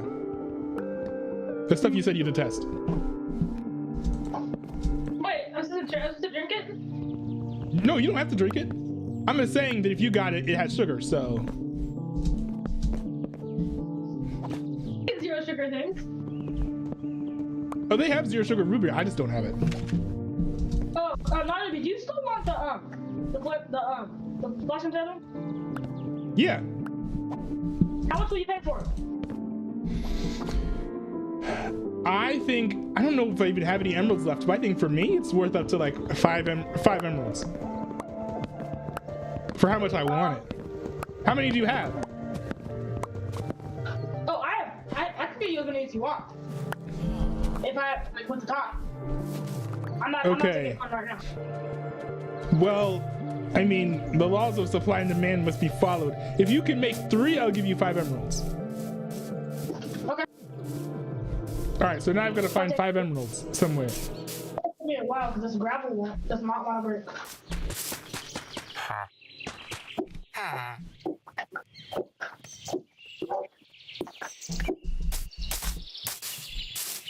It's never taken this long for gravel to turn into flip. Guys, do they beef up gold? Because why is gold kind of like super strong? No. Gold has always been the most powerful. Oh, okay, it's fast. Okay, I'll say it's fast. It's the fastest mining tool in the game, but it starts with the fastest. So if you have the right enchantment, you have a really good gold back. So if you have like landing and good on breaking, you will have a really good. I can better than nothing. So good. And it can insta-mine a lot of blocks.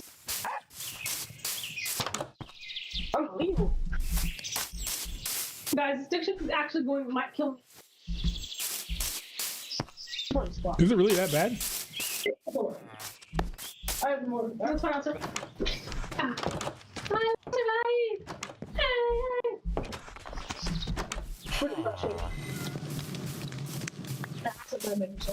The first time I ever heard that song was during the Angry Birds movie. It was the end song that was being played like. Oh, wait! I can make money off of the granite? Man, I really took that for granted.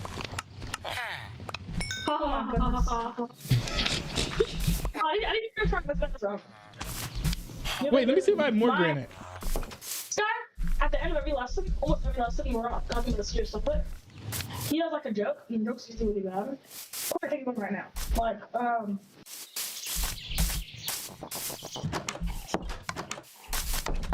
they're like really goofy, and they're all based on my science.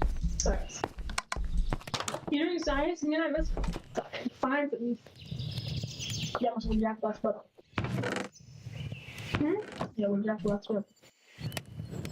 No, I don't think I have enough granite to sell to that guy, unfortunately. This gravel is not my turn. Oh my goodness.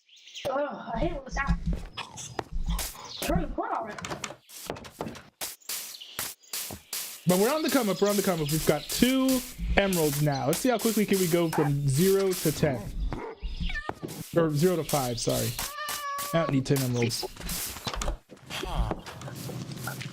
Sorry, that was the capitalism kicking in. I was like, oh, but you can... It's like gravel drops. But less often than modest, because in regular math, I would have already had there. I should not have jumped out that as quickly as I jumped. That was nothing really done. Alright, oh, I have 16. One. Yeah. Nice.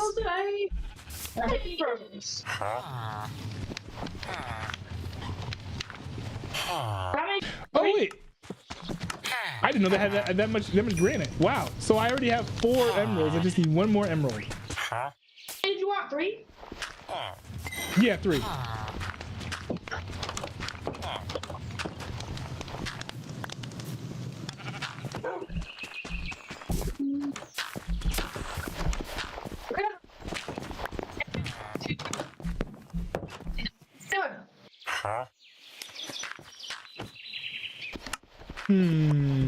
Well, how many coding languages do you know right now? I know JavaScript, JavaScript and Python are the ones I know the most. I know a little bit of C# as well. How many of them do you like actually use? JavaScript is the one I use the most. Oh, well, I also know Bash and Batch count. I have those. I know those as well. Those are the languages used to write scripts in Linux and Windows. It's like so hard. I hate IT class so much actually. It's like probably one of my least favorite classes right now. You don't like them? What's wrong with foreign languages? I'm not good with it. I'm not good at doing it, so I'm just keep getting bad scores and I'm like. At least you're not getting game ISO like me. That butcher will take 7 pork chops and turn them into emeralds for me. That's interesting. Right now I probably have about a total of like C in that class. I hate it. Oh. I have a D- and stuff.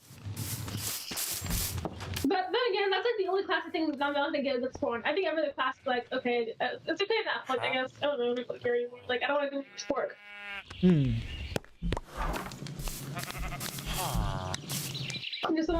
what happens if I try to harvest 86% wheat? It doesn't work. Guys, where am I? Did I just discover another entrance? I think I discovered another entrance, guys. Another village? No, another entrance. Guys, where am I? This is like a completely different place. It's not great. Well, yeah, I don't know. Actually, I should probably explore around that place. I think I know where I am. I can explore the region. I think I know where I am. Deer. Cow. Worm? Is it worm? Guys, English teacher got canceled. Isn't that like... What got canceled? English teacher. Oh, I heard about that, yeah.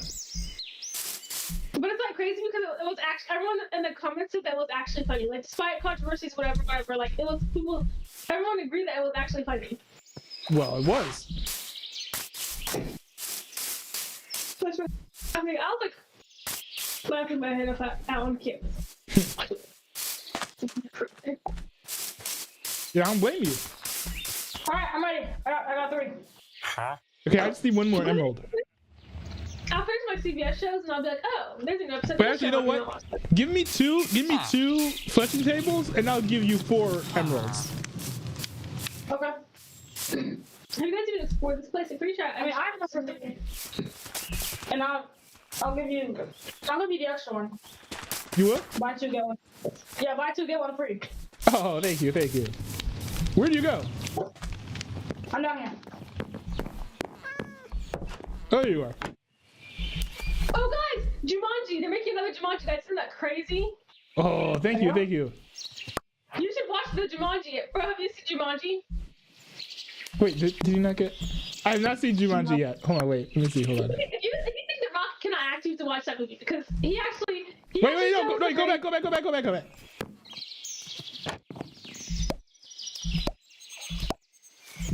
There we go. Wait. Because walk away. Do you Pick need it the up! spider eye or not? You have to walk away. Do you need the spider eye or not? Maybe one. Do you need the spider eye? There we go. There you go. Guys. Hey, thank you. We have 57 emeralds. Oh, also, Great in stock now. You want me to show you how to use it? All right. Yeah. You put your emeralds in this chest.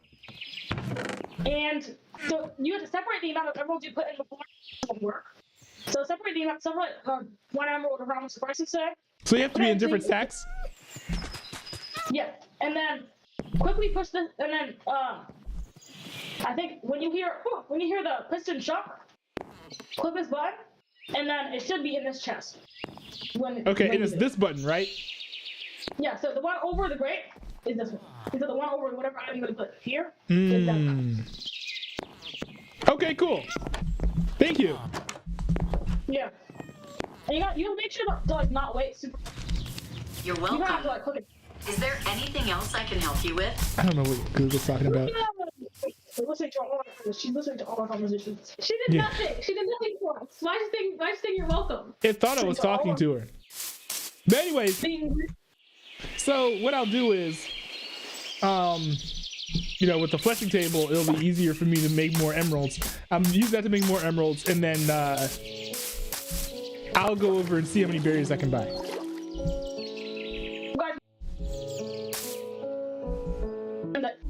Sorry,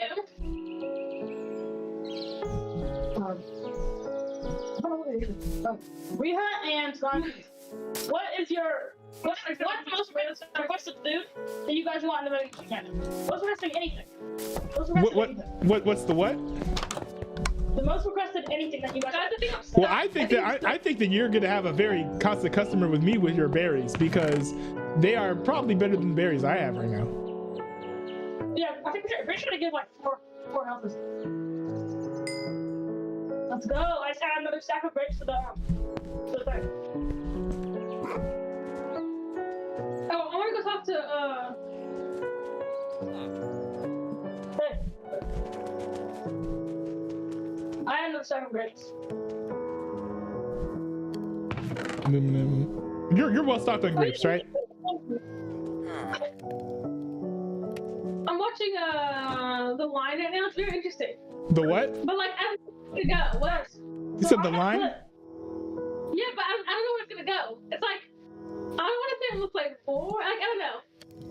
It's not like war. It's just like I'm waiting for I'm like waiting for the rising climax. That's what it is. Because it's like 50 minutes in the movie.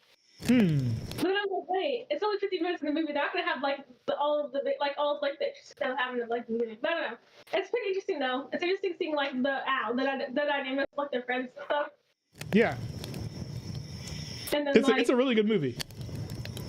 Yeah, those are make that. Also, I'm just like, how in the world are they able to like do fast regular when they do that many drugs? I think so. That's kind of crazy. How are they not like hooked up drugs for the rest of their life? They might be. Or they find ways to manage it. I don't know.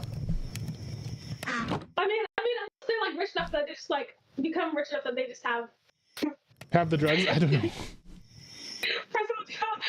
like, watch the movie. I was like, no, the better drugs these guys do, like their brains must be just like completely fried. I was like, how long do they even pass any of their classes?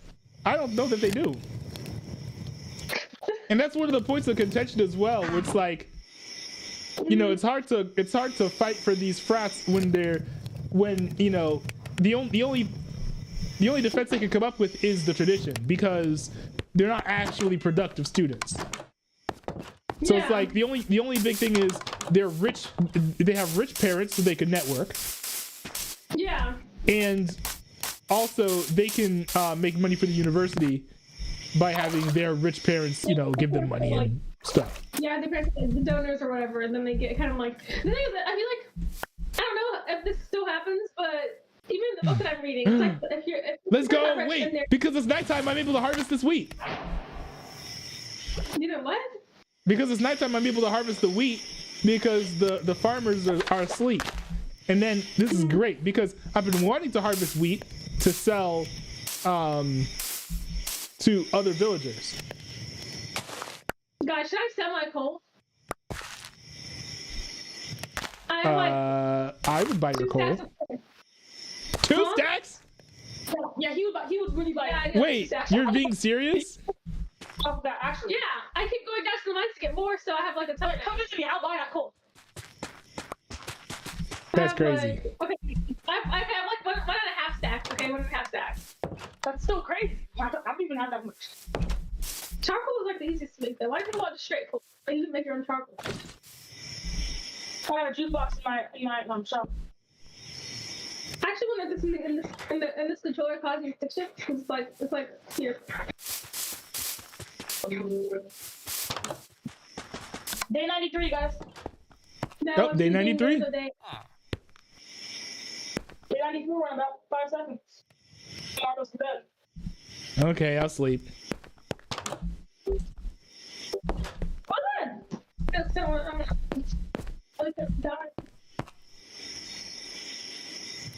I slept in the rich family's house.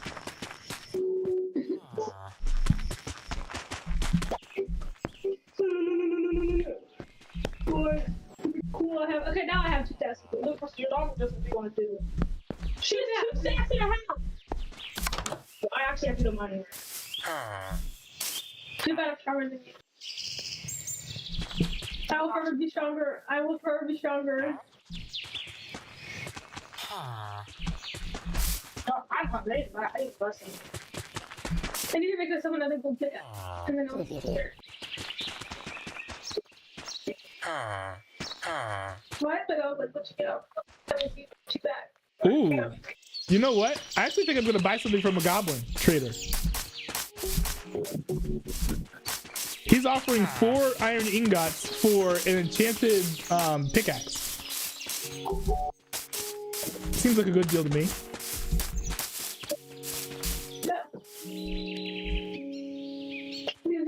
You listen down, you always ask inside the desk.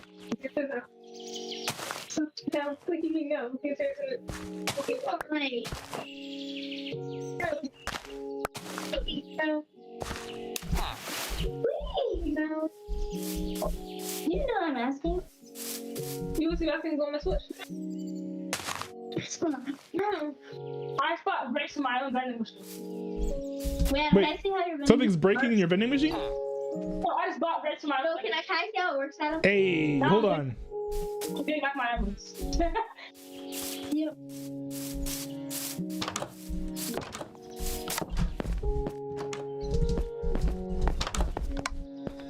Chop, chop trees.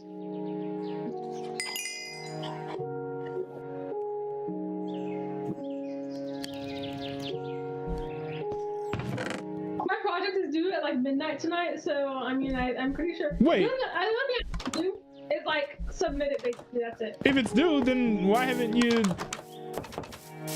I feel like you should have finished that before we hopped on, but okay. No, I have to edit it, and editing it is not taking long, so I was like, I'll take a small break and then finish it. Huh? You sure? The farmers have not woken up yet, so I'm gonna wait until they wake up to sell them the goods. In the meantime, I'm gonna go ahead and chop down these trees. Guys, if you follow the instructions, then it's like then you'll win. Obviously, if you Follow the instructions. Okay, I have to raise the price to 2 emeralds. It's 1 emerald won't do the circuit right. It won't. Yeah, it won't. It doesn't do the circuit right. So it does. It doesn't. It doesn't take. No, it'll take it. It just won't give you your food. That's weird. It's something to do with the circuit right? Mm. And the fact that the stuff immediately goes into a hopper, which makes it like the frequency is like short.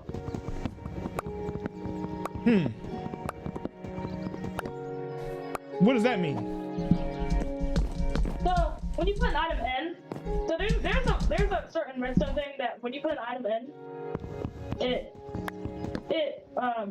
recognizes other items and it sends a redstone it sends a redstone frequency, and it's short. It would have been longer, but it's short because of the fact that the item, as soon as the item gets in the chest, it goes down to a hopper. So it's only in the chest for a small amount of time. And that small amount of time, the circuit goes to a different thing, which makes the circuit bigger. So like, if I didn't have that thing, if I didn't have the item that makes the circuit stay on, even if like the main power source is off, then it wouldn't work. Okay, I think I understand. It's just really slow. It's really fast. I mean. Is it about to rain? No, it doesn't look like it. The sky got really dark. Guys, it took me 3 hours to make my website. Kind of janky. Well, that's how it started. That's how it was when I started learning HTML as well. So. HTML. Well, I think it's like easier. It's just hard to like. For me, I kept having to look up how to do the styles and stuff, and like format and stuff. Wait until they teach you CSS. That stuff is really cool. What did you say? Is that CSS? Yeah. I hate CSS. Why? I'm so bushy. Or is that you're looking in the garden table? No, it's fine. So. Come here, guys. What should I eat for dinner? Cause I don't even. You haven't had dinner yet? It's like that. That was my homework. I haven't either because I was prepping for the stream and then doing the stream. So. Like, is there any good food? I'm eating beef, so. I have wings, but I'm probably not going to eat more wings tonight. I just had wings yesterday. So yeah, the stew that mom made was good. It's good, but it was like. Oh, I'll probably get that. I'll probably get that then. You like beef? Mm-hmm. Yeah, that's nasty. What, are you allergic? Do you have a disease? No, beef is good, but only in ham or seeds. No, a disease. Do you have a disease? No, no one in our family is allergic. No, true. Thank goodness. I feel like it's about to rain. There is a fun song by Aiden Cassette I've been listening to for like a long time. I didn't realize the song was actually coded great at first. I didn't even know that. Yeah, guys, there is a glitch in Minecraft where the sky turns dark, and it's because of like a sleeping problem. Wait, really? It happened to us when we were playing because one person would be in the nether, one person would sleep, and the person in the nether would not sleep, so it would glitch out the overflow. But no one's in the nether right now, so I don't know what that glitch would be happening. No, it's actually raining right now. No. Well, there was a glitch. I tried to tell you. Hey, do you the coal cave that you go into? Oh, you mean like the coal area? Yeah, place it like not deep layer. Or are you right here? Let me show you. Where, how do I get to the tree? Yeah, no, how do I get to? Yeah, I thought. Yeah, I think you could. Actually, you said we were already. I mean, if it's over there, I'm just gonna look. No, so I'm just using this as a shortcut to get to the area. So I know where the farm is now. I need to give you guys your emerald. Yeah, come over here. Put it on here. I'm literally gonna do it.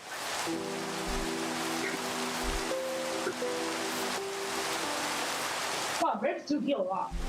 I think they heal 2.5. Wait, how do I get to this place? What happened to the villager that's supposed to take care of these, take care of the stuff? Because I have not seen the farmer anywhere around today. No, I think you want to go to the cave on island. So my secret stash is secret stash is coal. You got coal. Why not? How much will you sell for them? I'm coal. I'll buy the coal. I mean, I personally don't think that's going to pay $1 billion. And that, you know how much to sell? Like maybe 5 per piece.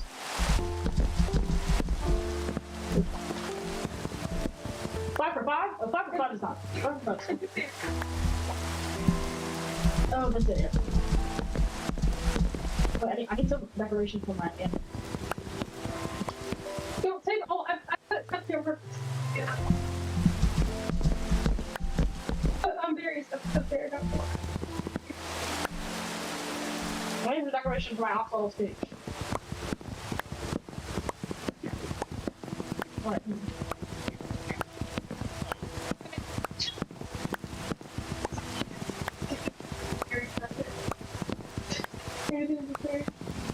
Oh, there's a good. Oh, you're getting those berries and there's some stuff. Here we go. Some grapes. Supposed to make my country. Like a real, I like a very my country. No, I'm not picking these. I mean, all you have to do is just cut it, like get a Minecraft mold and just cut it. Because of the thing is, once a year, like is type of like you have to climb over it. I made a little staircase. I got it. See, and then you kind of, you know, it's like every staircase. Follow the torches. Always make sure you're climbing up because when it's my shafts, I will. I mean, I can. I think I did a little bit, but anyway, the way I found the coal, that super coal piece, I went all the way to here. Look, yeah, I don't know. Okay, look, I have something different here. I'm finding stuff in here. So I don't know who. I'm not making that. And that's how we need it. In the original, well, we can hour.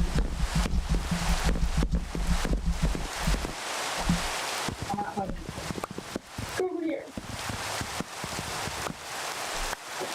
I have to climb all the way across there. But see, look over here. I can actually look around and stuff.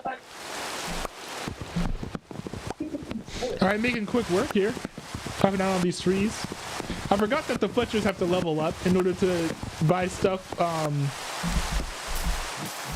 for sticks, but it's okay. Wait, stuff for 6 is crazy. I forgot about that. Yeah, stuff for sticks, yeah. But I forgot that you have to level them up.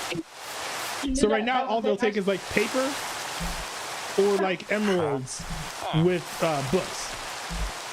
Is that you? No. Nothing else. Yes, not anything? Good. Where are you? Oh, is it nothing?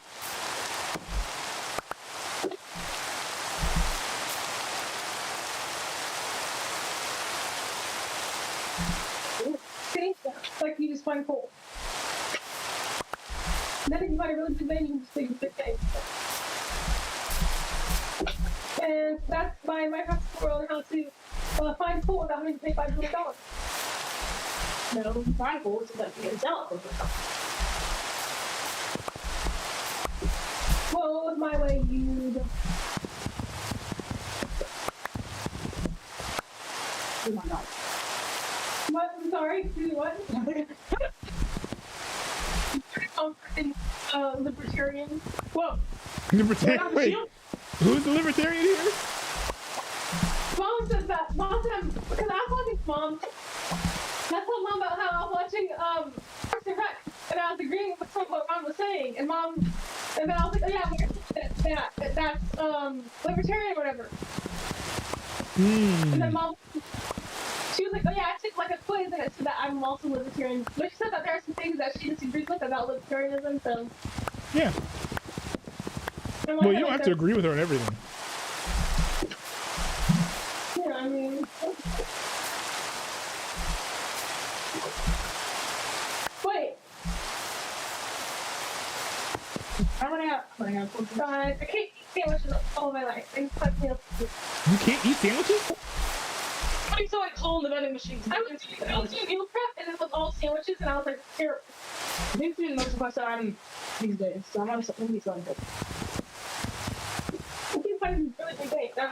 When the sun comes out and then these villagers go outside, I'm gonna sell the wheat that I've harvested while they were sleeping, and then I'll be able to use that to buy some berries off you. Oh wow, too much money. You know what I mean? What's that for now? Oh.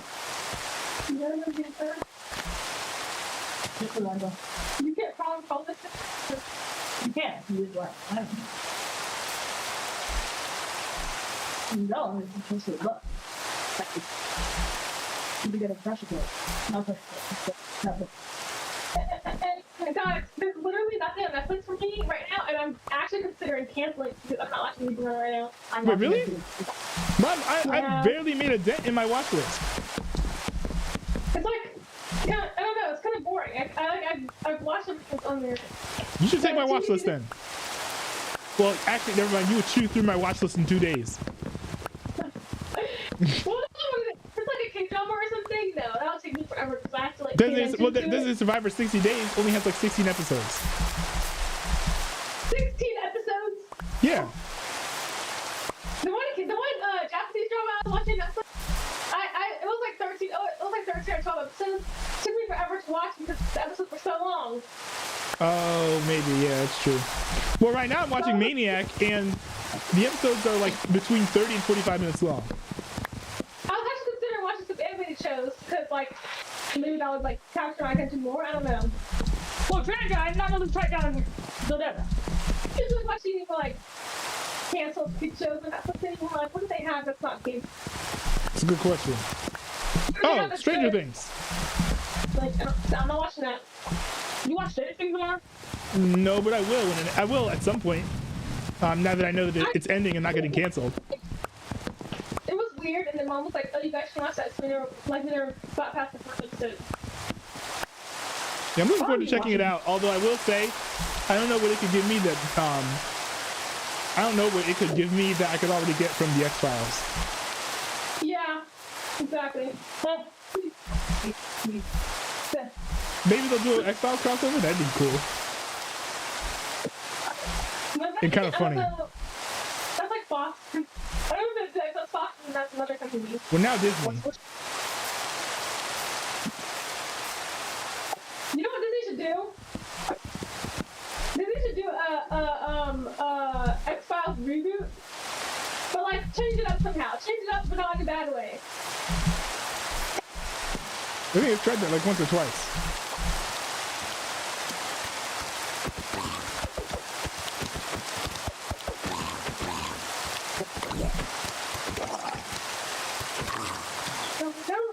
When it comes to like making these like new shows, remember, I have no idea what their strategy is supposed to be. Yeah, I think they're gonna just like banging their heads banging their heads on the keyboard, and then whenever it comes up, they just say, "Okay, cool, we're doing that." I don't think it's quite like that, but I do think they use algorithms.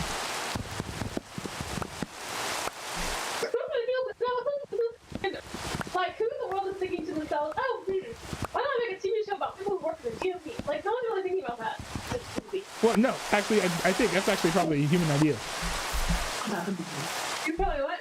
It's a comedy. I think that was actually a human idea. A show can be really about anything if it's a comedy. And it's good. Yeah, I mean, it works. I mean, it does work. Maybe I'm watching it right now. It does work. Like what it's trying to do, but I'm just like, some of it's still kind of random. I'm like, okay, they made a comedy summer show. Doesn't all work. Fun it. What's the watch?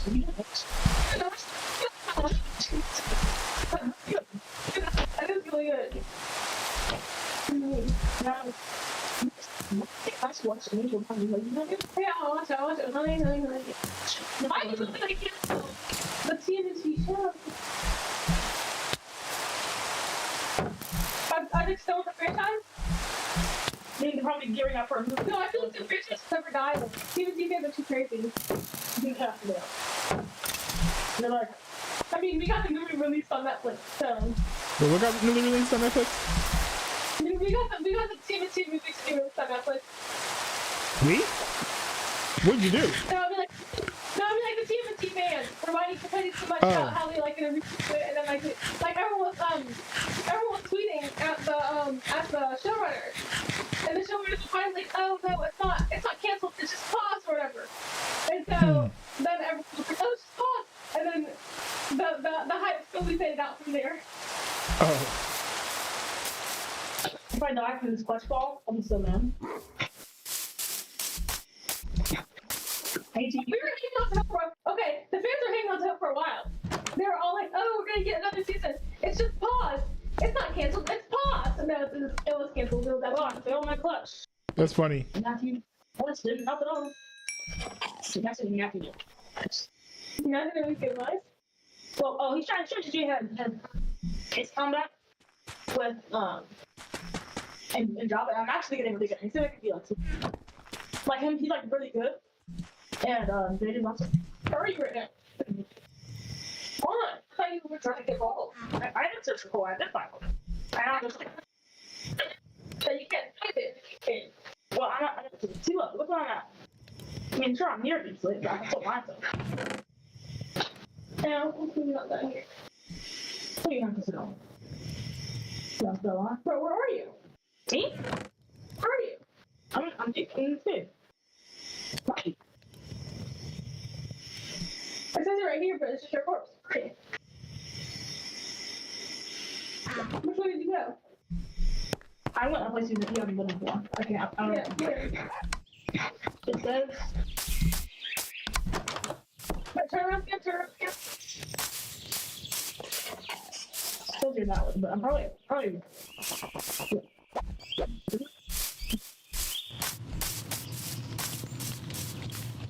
There's two of them!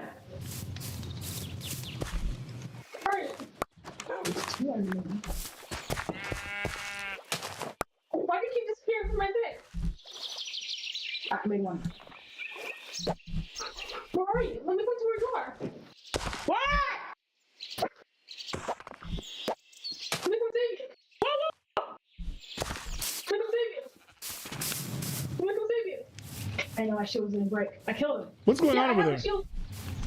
I actually looked at. There were two Endermen and sitting in the cave. And I actually looked at one.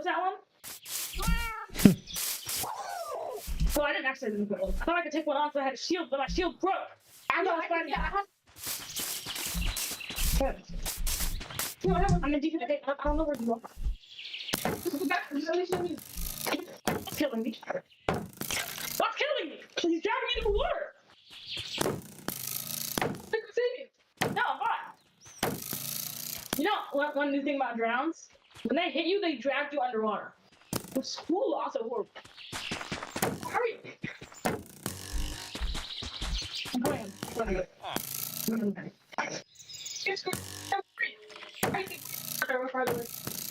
I'm trying to get closer. This is going back the way I came. There, kill me. I don't know where you are. I don't know where I am. This is something for me to go back up. I was in the middle of doing this one time. Where are you? It's not already. What's wrong? So, we need to get the boss.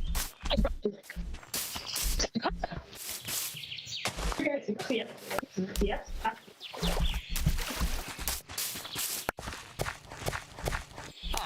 Wait, is it this one? This one. The right one.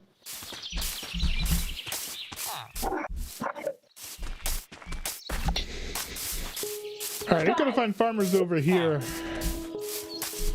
So it's week 2, so then I can finally buy some delicious berries. I went on that mining for nothing. You know, I want to... I pick up some junk, now I can pick it up. It's fine, I already have some. I have a stack Here, hold of on, let me coal. see. I'm gonna But you have a stack of coal? Yeah, I'm gonna put it in the vending machine. Ooh, okay, okay. It's requested an item for now, so. Yeah, actually, like, where's the exit? Where are you? What a clutch! Wait a second, where is it? What's this one? And I was lost for a second. Oh, we lose my mom. Okay.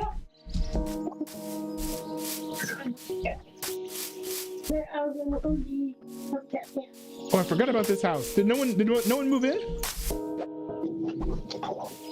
What house? My house? No, I mean a second house that had a farm built into it.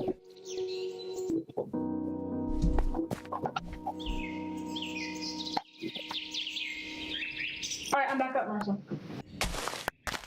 I'm going to put this stuff in the vending machine and hope to buy it. I'm coming back up to them. Oh, I see your name in there. Where are you? We were in two different parts of the base.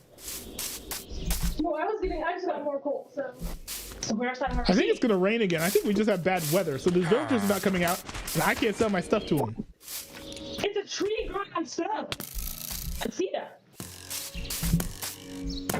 It's awesome. Awesome. It's like after random generation. Like you can't get the tree on it. Trees don't feel like Nicky Bro.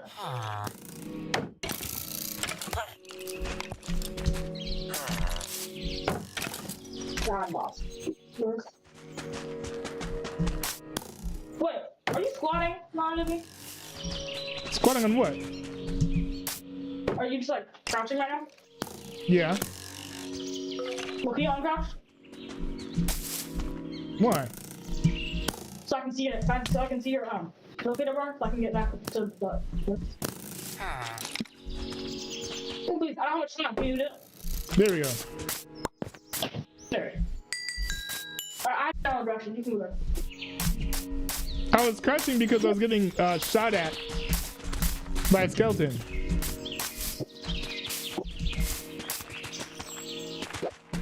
Man, can the skies please part so that these villagers wake up? I don't want to have to wake these people up. I respect their autonomy. Not the farmers. Are they sleeping? Yeah, or they're not around. I don't see They them. shouldn't be sleeping. It's the middle of the day. Unless they're lazy, they shouldn't be sleeping. It's like, let's count. I mean, the only lazy villagers are the ones that don't work.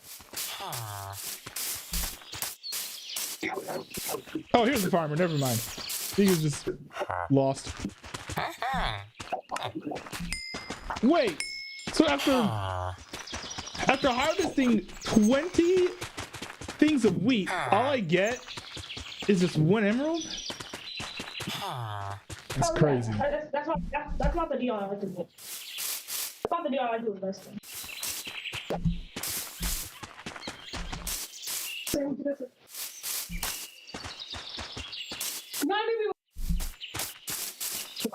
What? What? What time is it? 8:13, so there's 2 minutes left. Clock strikes 12. No. Wait, I'm in a different village. It's not our village. Oh, it's our village. Where do we think?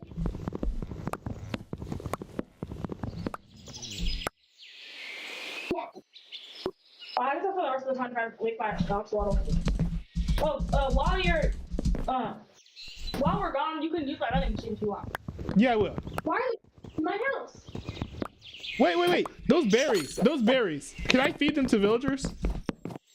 No. What do you want me to feed? I am growing big wheat farm, so when I have harvested enough, I will put it in. Ooh. That's cool. Oh, hey, pineapples in the chat. Nice to see you there, pineapples.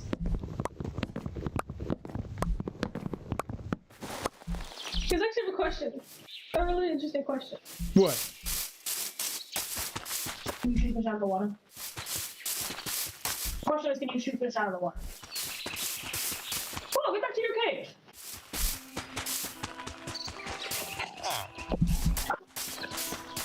So annoying. Let me see. I guess I need a second emerald in order to buy your grapes, right?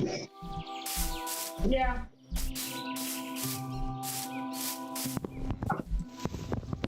Oh man, it's not killing them. It's just like going by them. Killing what?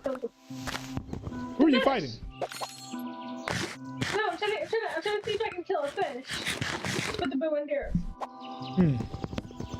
Stop it. Wait, guys, it's working. It's working. What's The working? arrows sting underwater. And if you shoot it fast enough, like if you aim for it, guys, it actually killed the fish. That's crazy. I have a pet axolotl. You guys, I actually have a question. Can I actually do like this? Looking at me with a full head.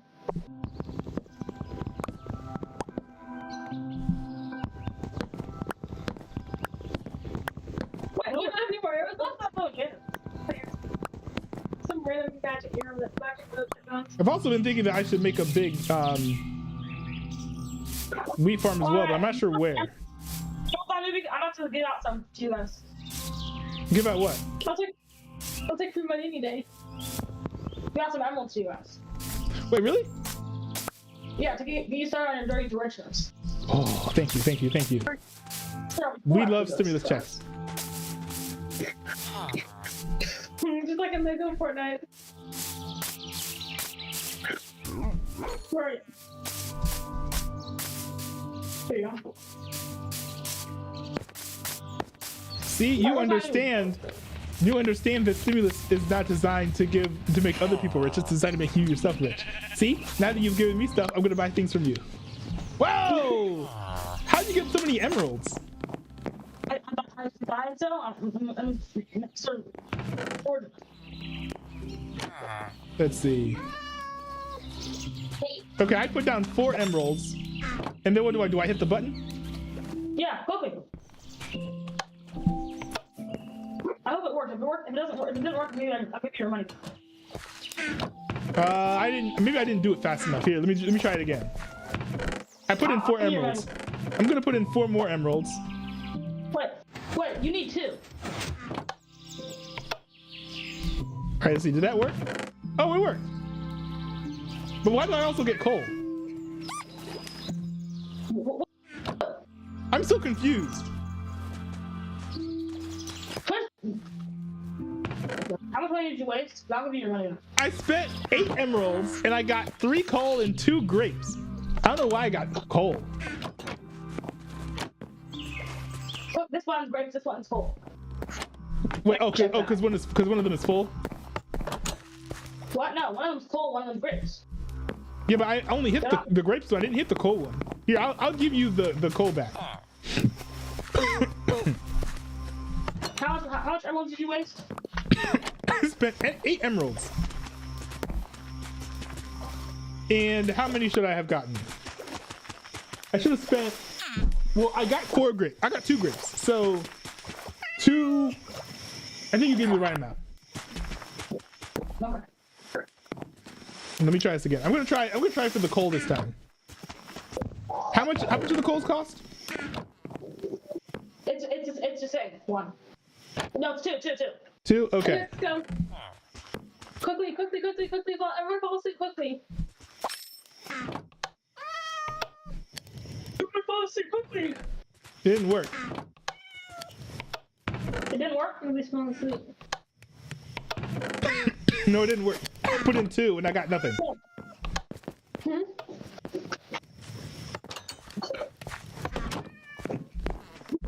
Is it broken? I'm trying. Okay. What? No, I think it's just. What? I mean, it's just under construction. Wait, you put. Now there's 1 grape and 1 coal. I paid for. Sorry, I paid for 1 coal. I'll take the coal out and leave the grape there. A little confusing. Here. Let me get your underbox. I'll fix it later, but I have to go. Okay. Here.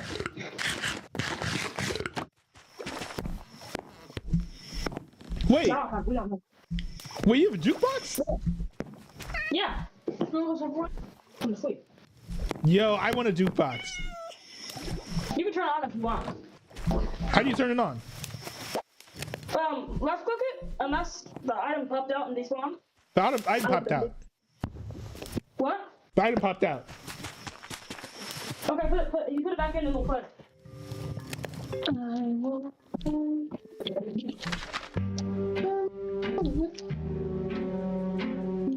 Oh, this is nice.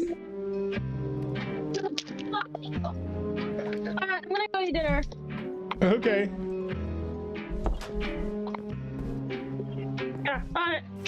Bye. Alright, bye. Peace out.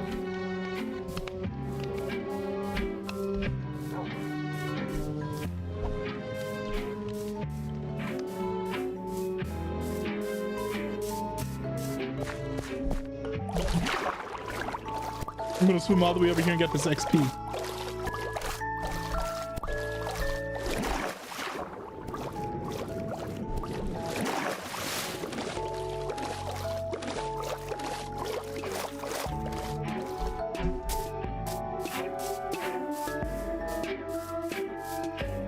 I actually like how now there's music coming out of this place. It's neat.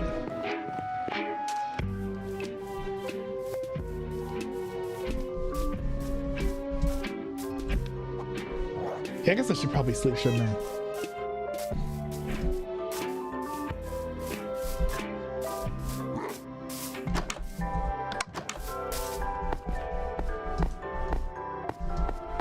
The one thing about the music in the jukebox is that it clashes with the music in the game.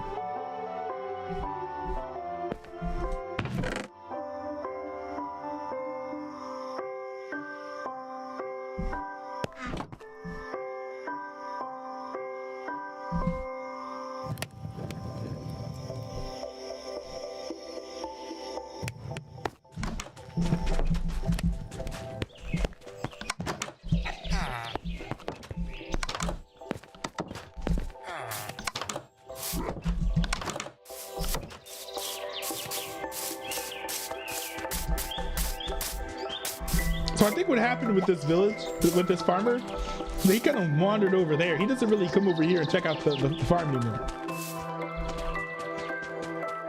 I don't know why. I think I'll leave the farm alone. See if he ends up coming and harvesting. He used to come over and harvest all the time. I don't know what happened.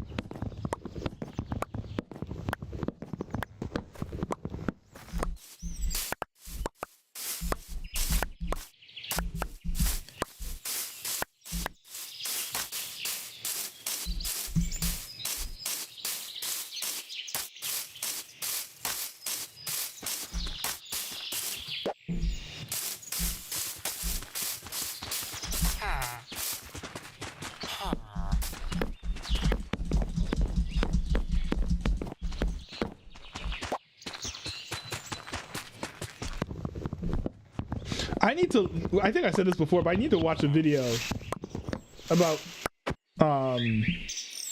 villager pathfinding, because these villagers don't seem to want to go inside of my larger buildings for some reason. But it's only on this server. Like on the BroSMP, I had no problem getting them to go inside of the villager apartment.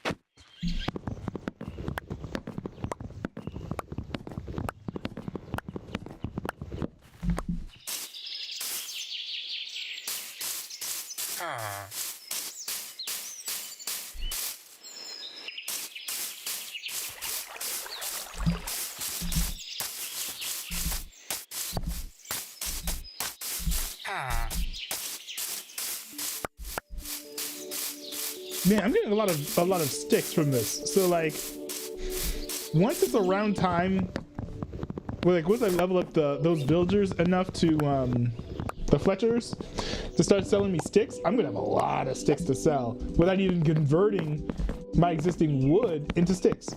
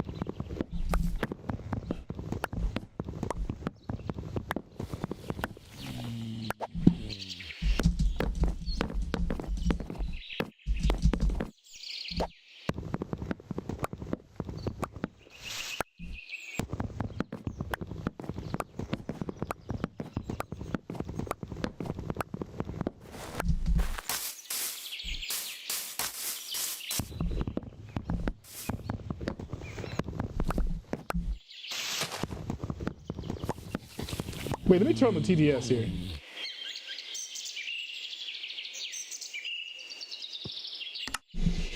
There we go, TDS is back on. So, those of you who want to chime in, your chats will be read aloud.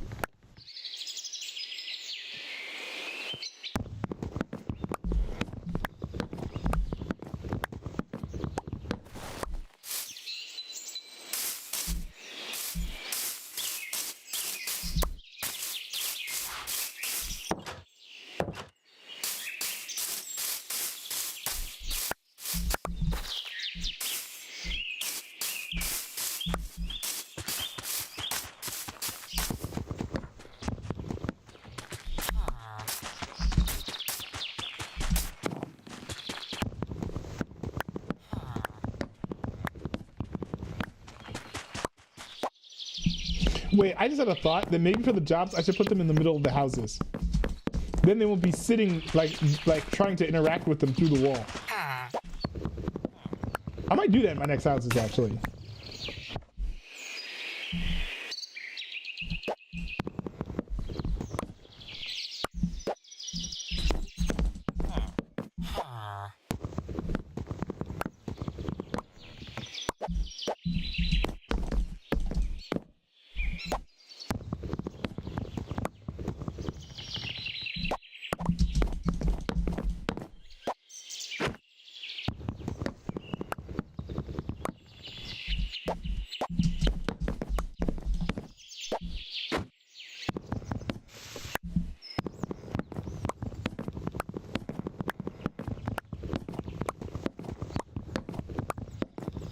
I've got a whole lot of wood here.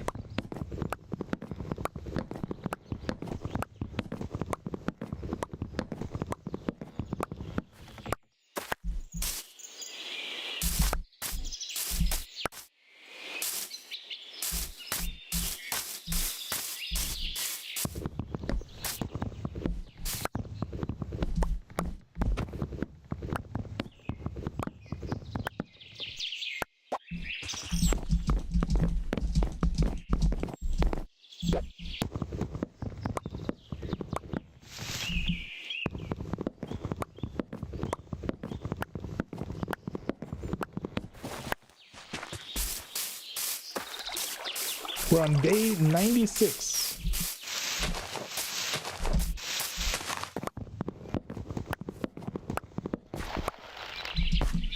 a weird place for a tree to grow, don't you think?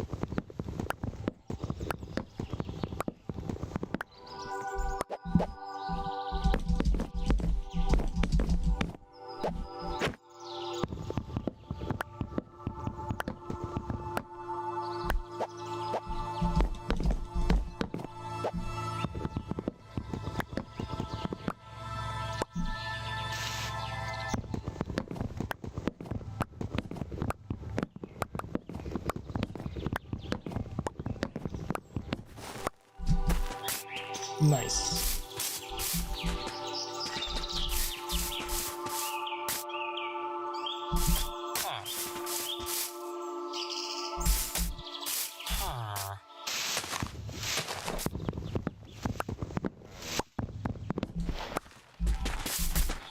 Why do I feel like it's going to, Ooh, let's go. Why do I feel like it's going to start raining before too long?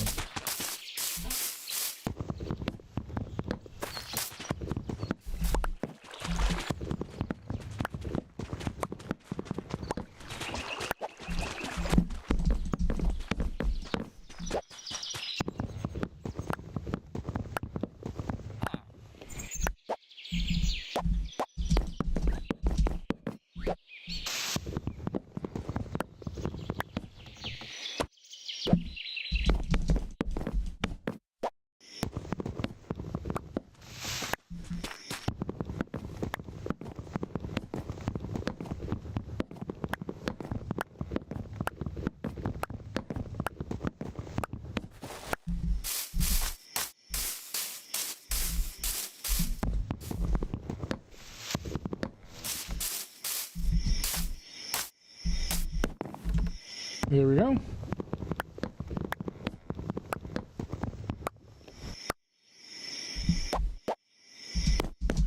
You know what? This is taking a lot longer than I thought it would.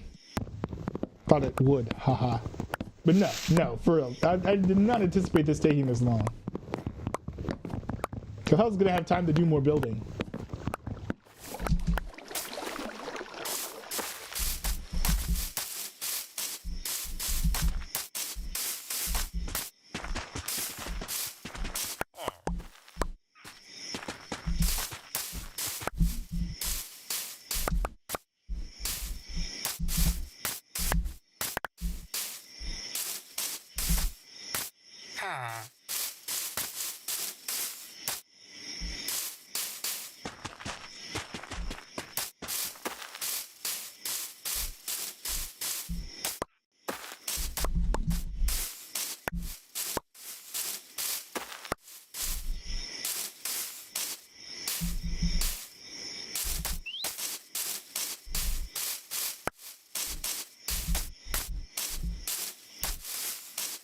I need to fill in some of these holes as well.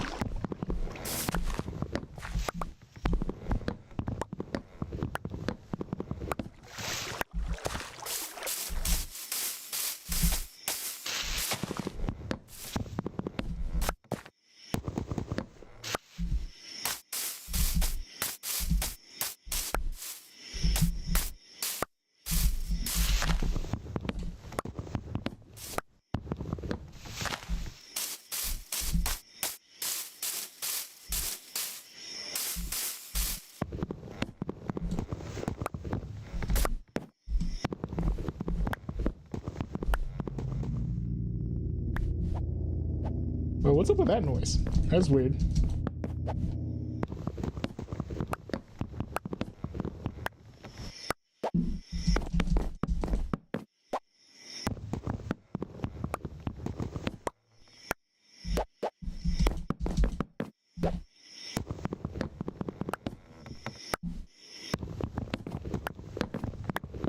Come on, I hope I'm able to get out before my axe breaks. Let's go.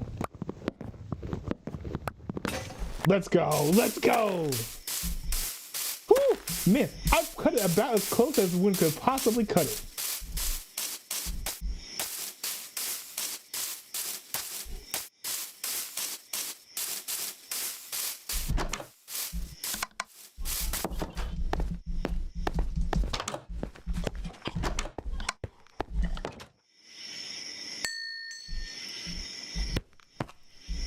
Nice, I'm at level 32.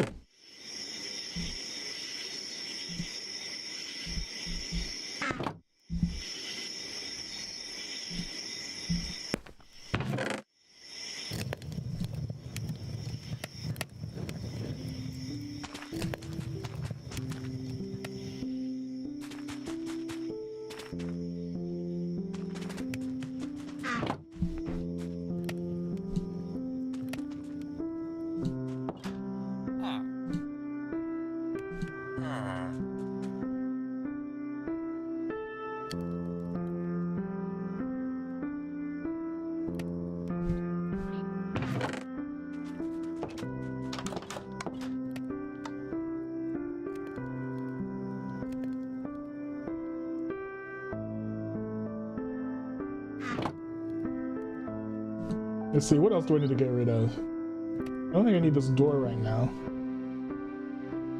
I don't need these bones. I definitely don't need all this wood, but it's good for me to have some on hand.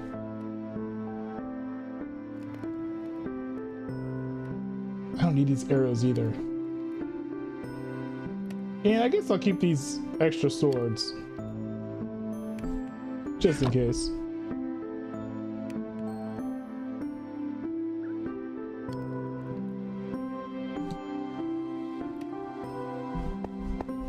Oh, the shears. I don't think I need the shears right now.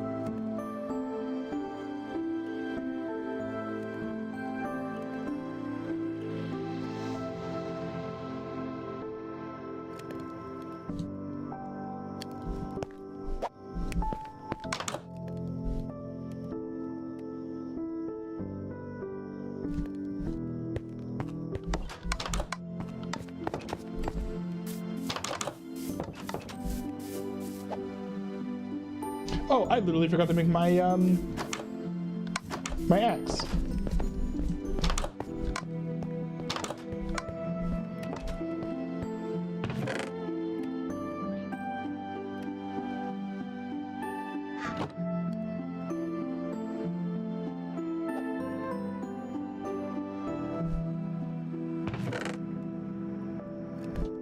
Man, isn't this Minecraft music great? I don't even think this is the old music. I think this is the new music, but it's still fire.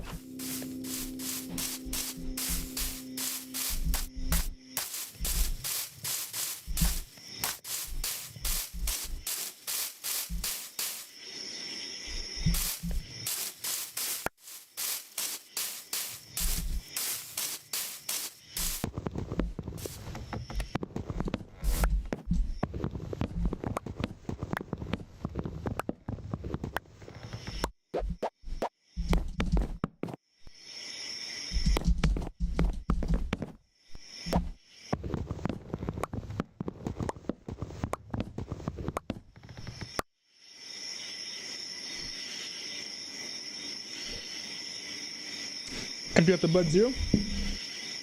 I'm gonna crack open the root beer from Barks.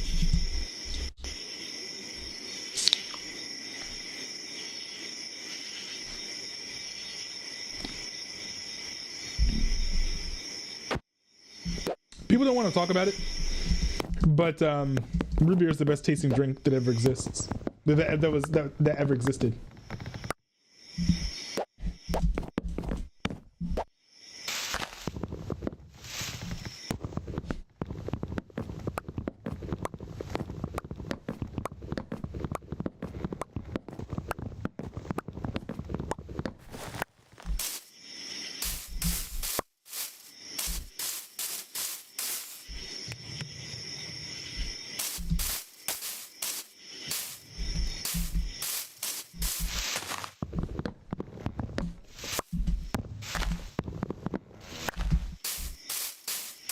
wonder if me cutting down all these trees alone is already making this area brighter.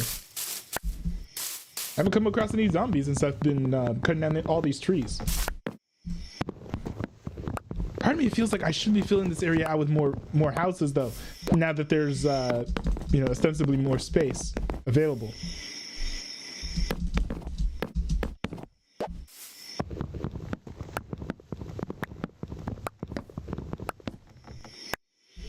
I bet it would help with the population problem. I need a sheep farm though. But more importantly, I need to figure out how to keep the grass, how to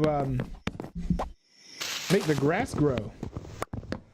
Because the sheep really do kill the farm, kill the grass.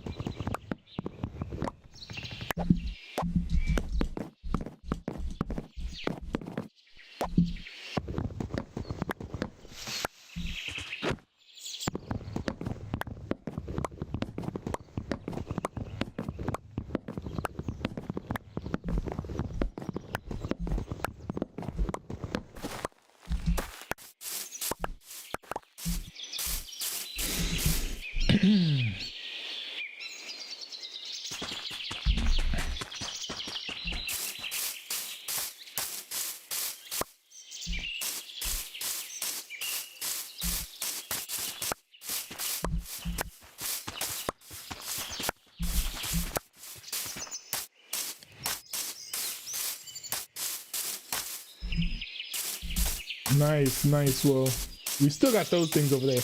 Well, we can deal with that later, though.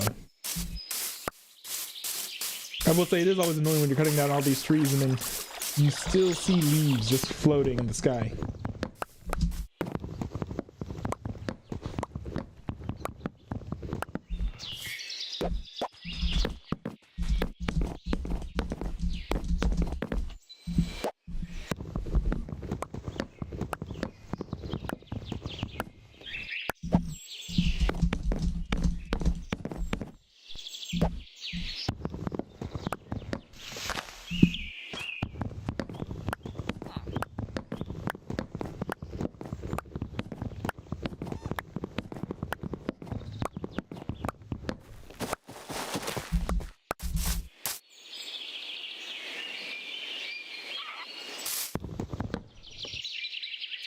Does someone plant trees here? I see a sapling on the ground. Huh. That's weird. I didn't notice any saplings before. But if there are more saplings just sitting around near trees, what's gonna happen is, as I cut down more trees are gonna grow. Because the saplings don't usually grow if there's not the space for them. At least that's been my experience. Like you can't just put 10 tree saplings down in a row. That won't work.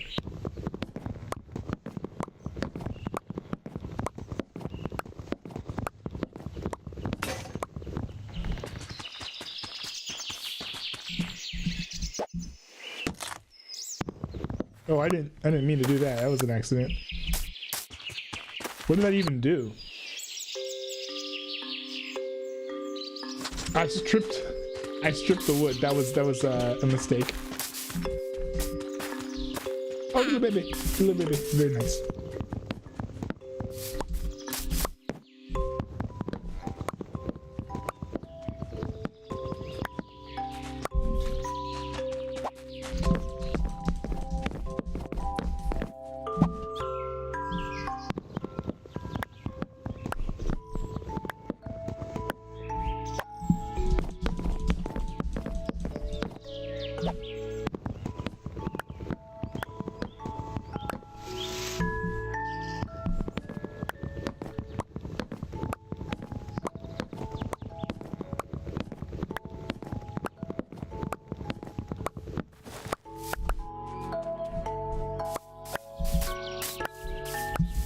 I have so much wood, it's actually kind of crazy.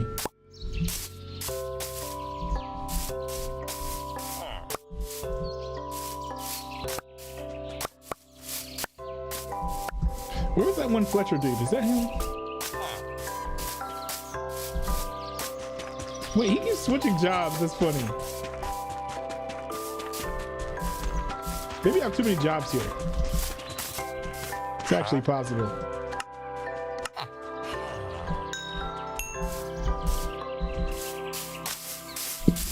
Maybe I should spread the jobs out in the next town. I'm not going to move any of the existing jobs.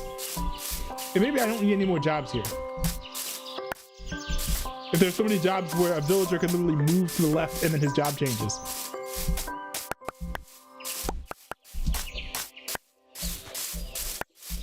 I thought that the jobs don't change. Like, the villager gets the job and that's it. But I guess I was wrong.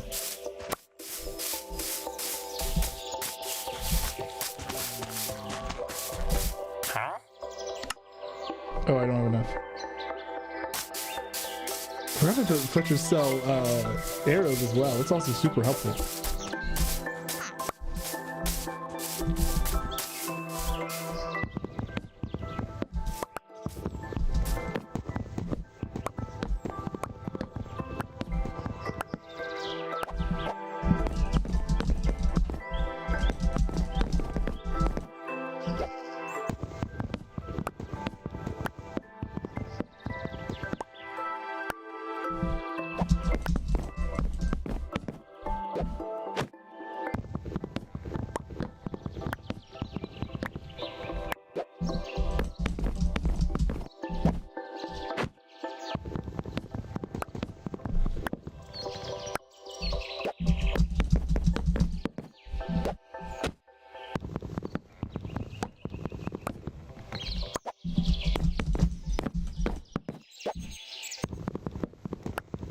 Is it gonna rain again?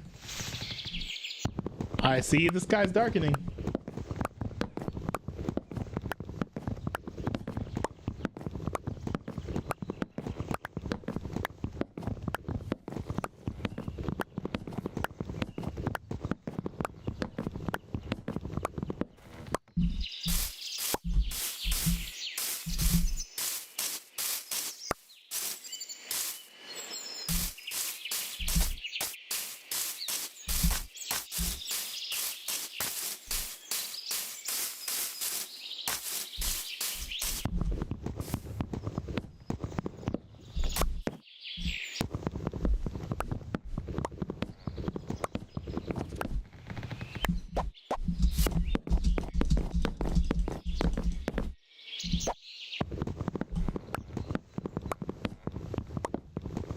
I wonder if I'll cut down all the trees in this area before the stream ends. I'm actually getting kind of close, I think. Here, let me check and see after I cut down this tree, or in the middle of cutting down this tree. I have a pretty good vantage point from here.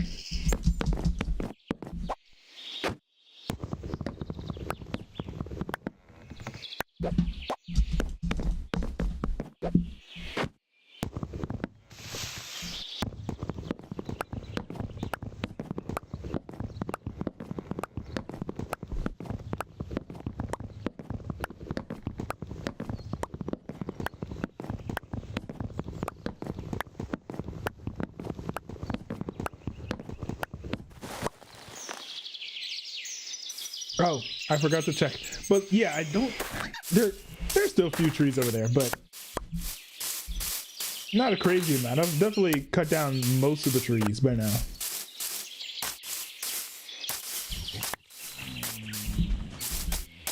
You know what? I'm gonna go back to my house and check for two things.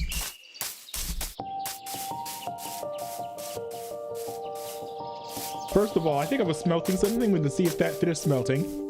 Then second of all, I have, I'm gonna get some steel or iron or whatever to buy stuff off of that goblin guy.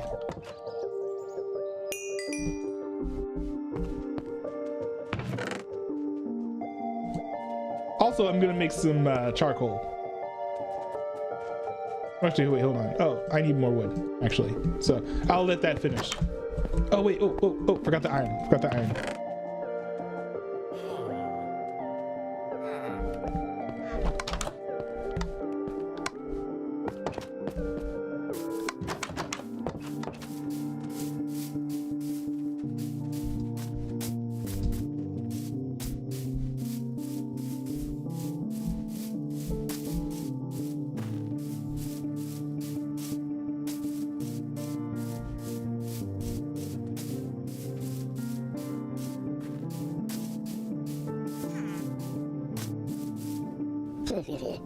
There we go.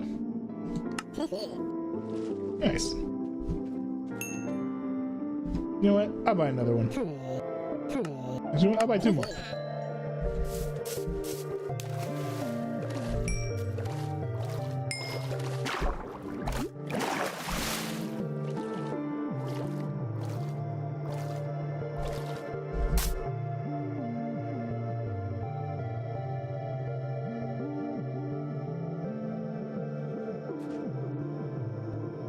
I have so many pickaxes. It's kind of funny.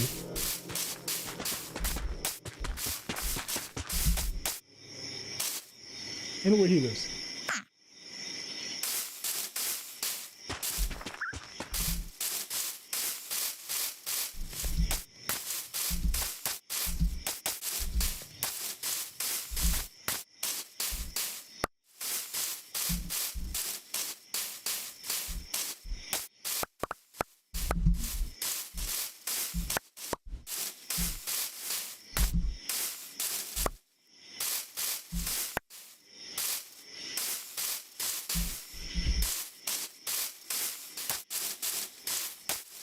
Oh man, it's a little dark here. It's a little dark here.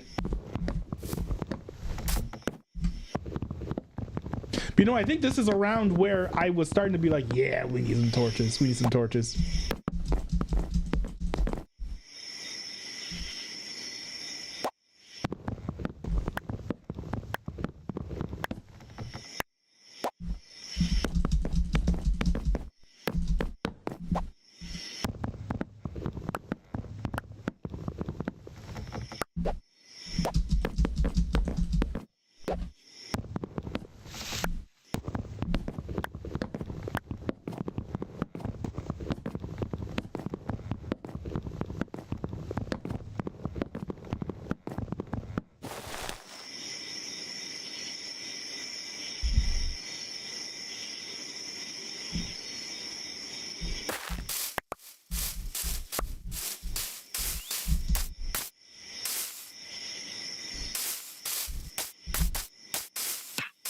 They fighting each other?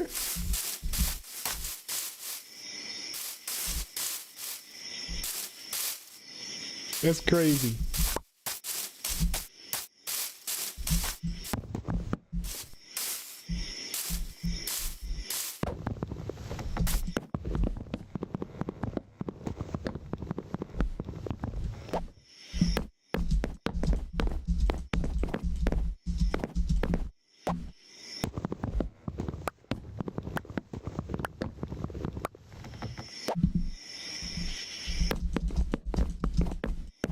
I should go back to my house and make a toolbox. Box of all my tools and tools, weaponry, armor, all that stuff.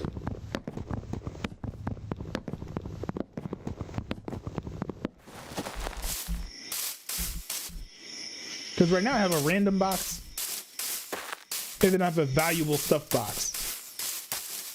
It'd be nice to have a toolbox as well.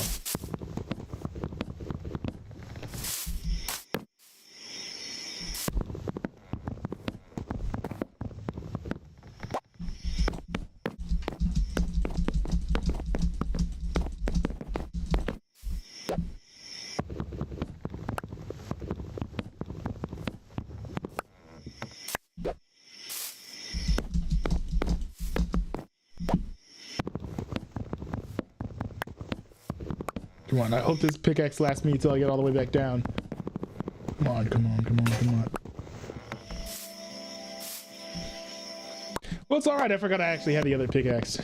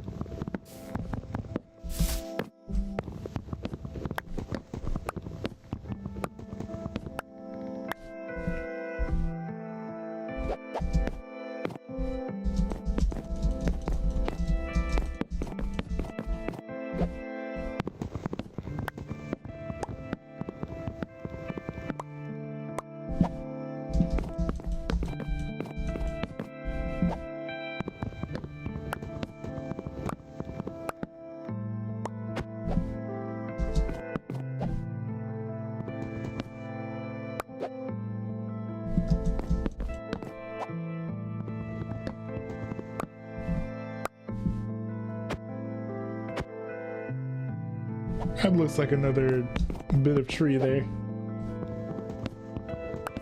And I was correct.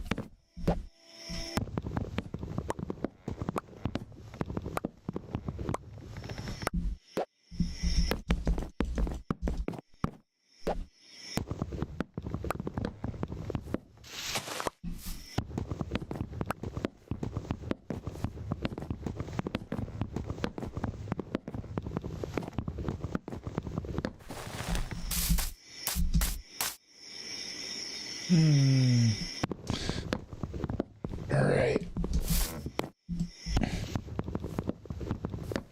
You chop down this tree right here. I think I'm actually going to be able to chop down all these trees in this string.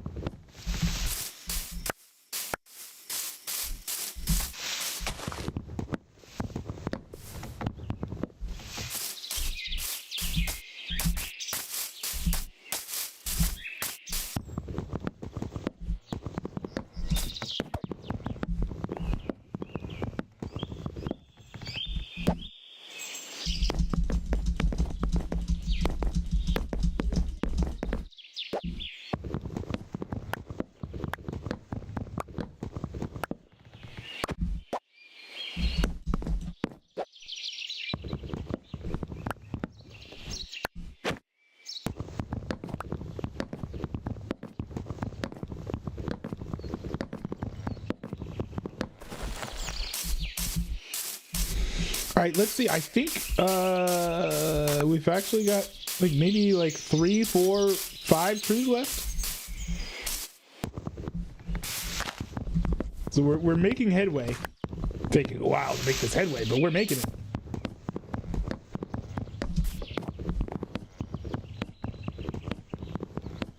We'll say I don't think I was prepared for just like the absurd amount of trees I'd be able to get from cutting down all these trees.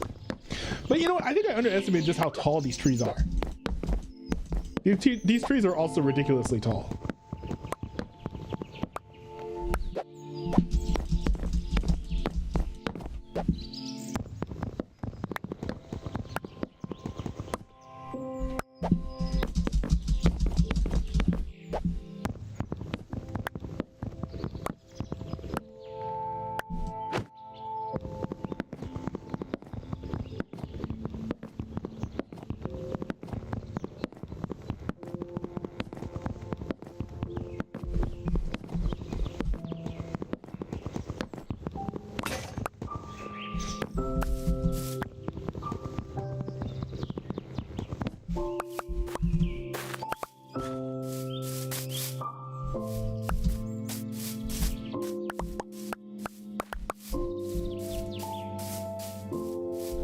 I wonder if I should plant down the saplings.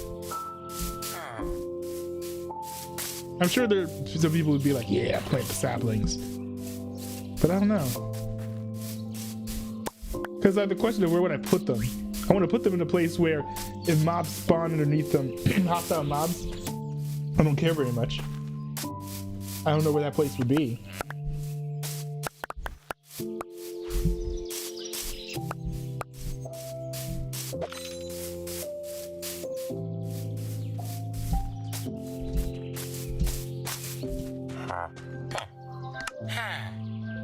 Thank you very much.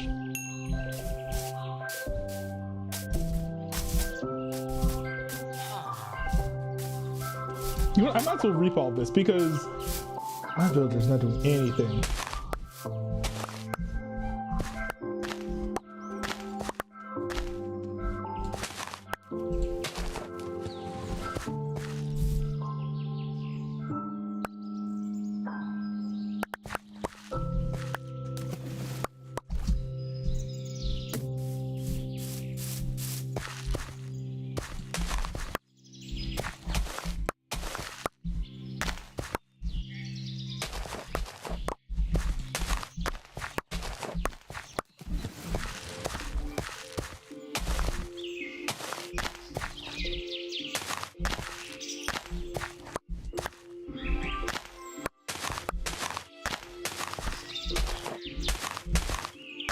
There you go.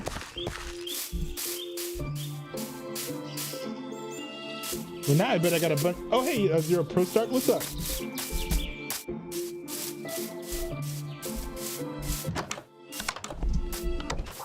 Wait, hold on. Hold on. How come the TTS didn't work? The TTS is supposed to be on. Oh, I had to click to unmute. That's so dumb. Okay, there we go. TTS should be working now.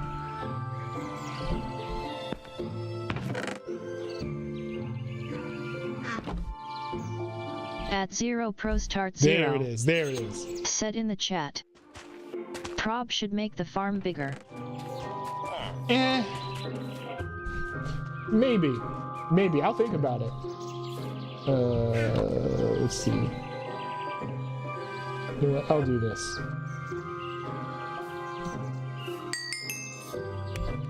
Start making that charcoal that I need.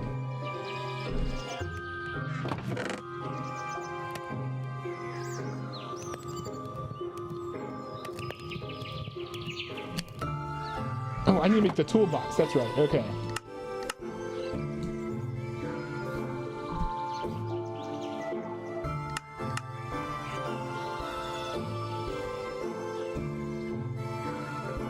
Don't I have enough wood for another one? I think I should have enough wood for another one.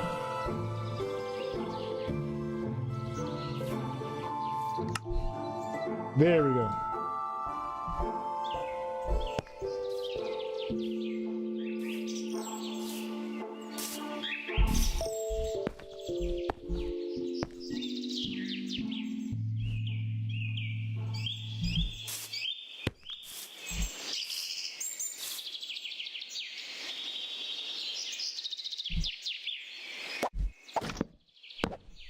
There we go. My toolbox.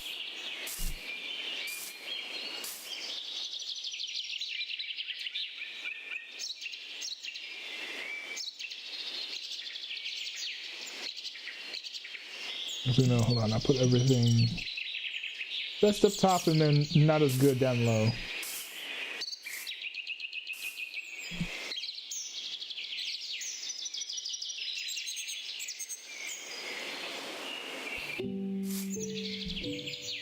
Yep, there we go, like that. I'll keep up to 4 of every tool that I have or need.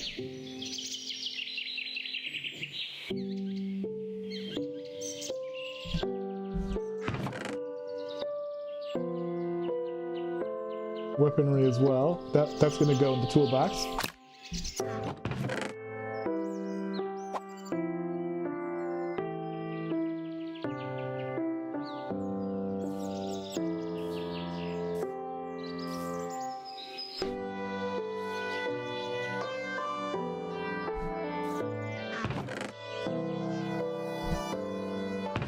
I wonder how I can repair these bows.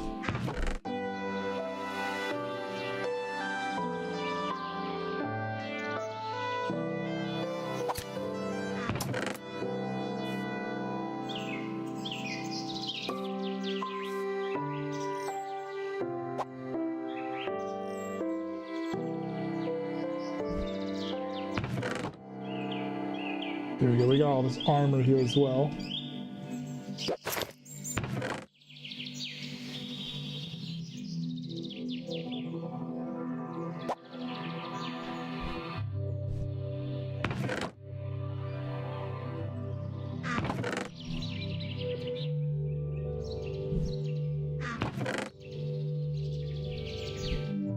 All right, any more weapons, any more tools in here?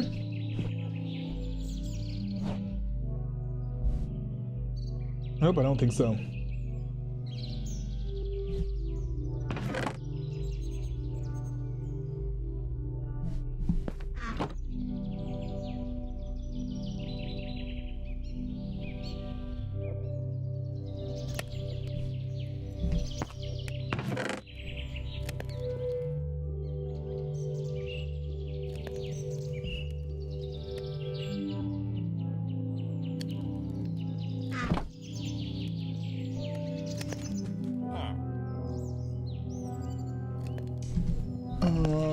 Let's see. Do I have any more planks? Let me make some more planks.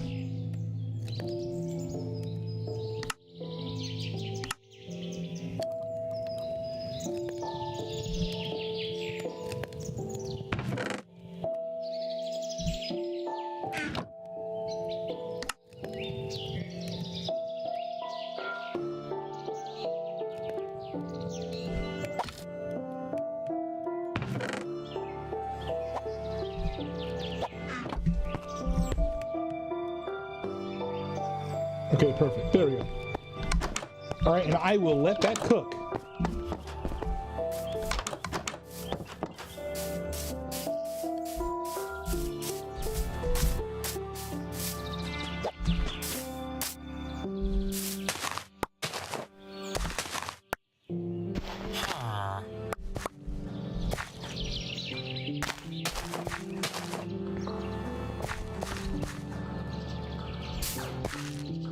Oh, the cabbage is grown.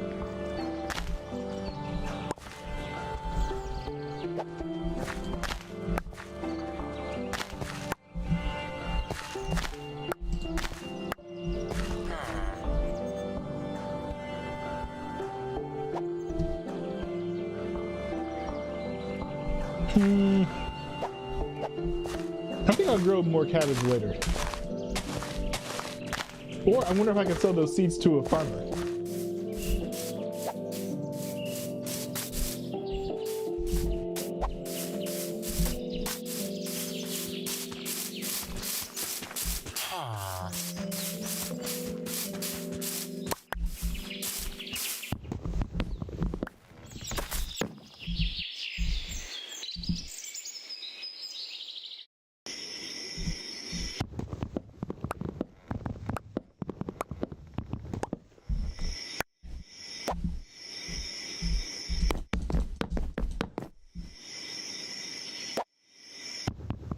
It was nice that I cut down this tree cover, and I could actually see.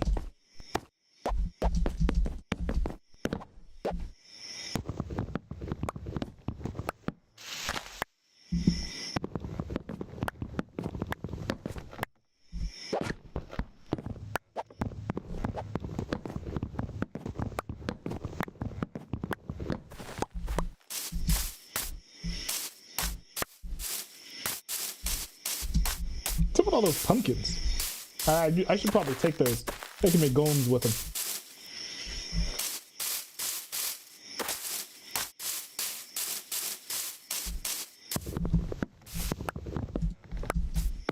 Now, one thing I think I will do is make fences.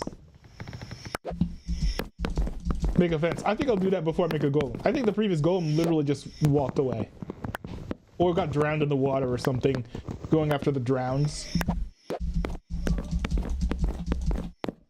I don't think that we need any of that.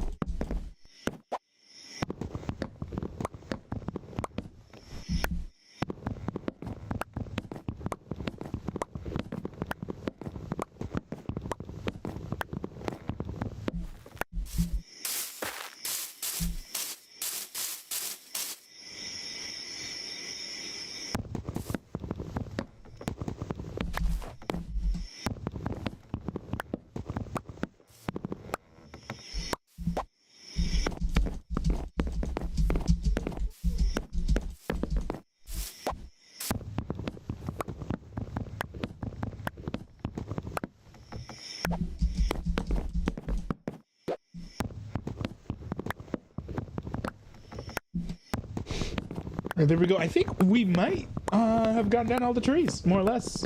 There might be one left. Okay, two. Wait, hold on. Is there a villager in here? I sure hope so.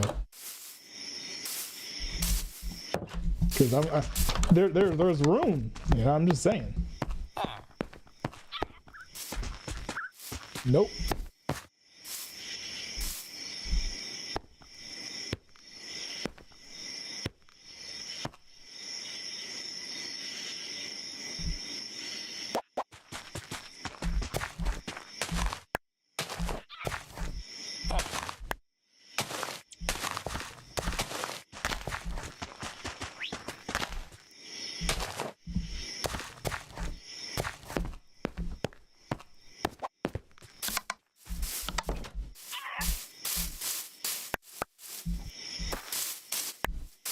Alright, so we've got these two really tall trees here.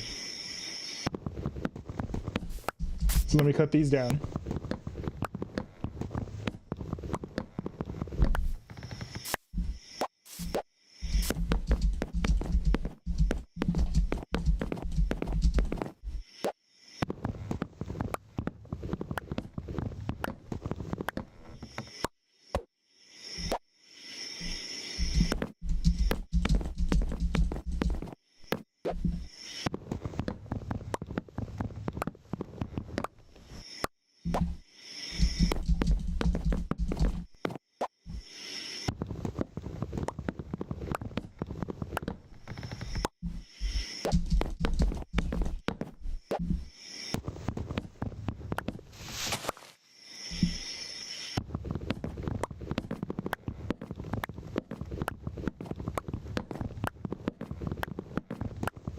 You know, I should probably eat in the game before too long.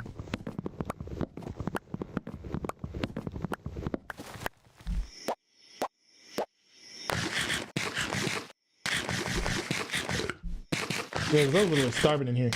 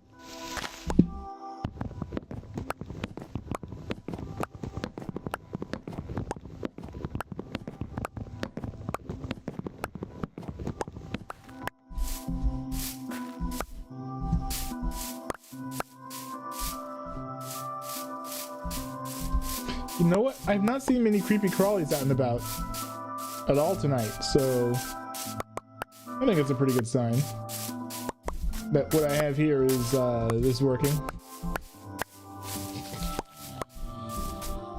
And that the design is good.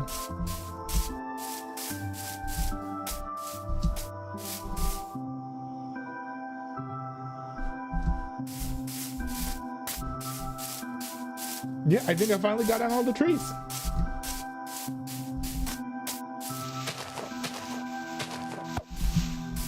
So I should clear this stuff out, and then I gotta figure out what I want to build in here, because I think it might be worth building something in here.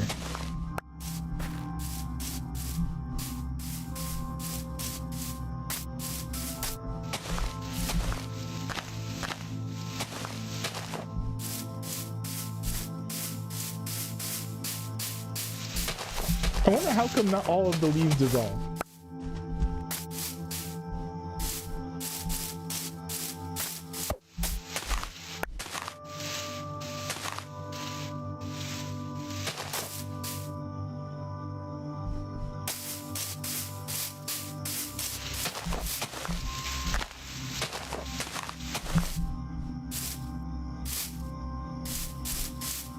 It's so much nicer. Feels like I can actually breathe in the nice crisp air. It's a video game. It's kind of a ridiculous thing to say, but still.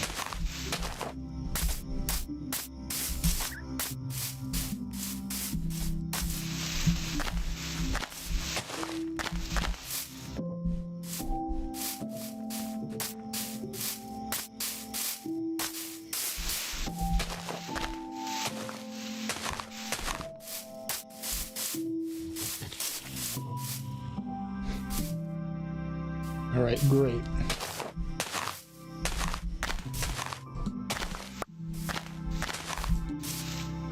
I'm gonna trim all this stuff, clear everything out. Unfortunately, I don't have much dirt.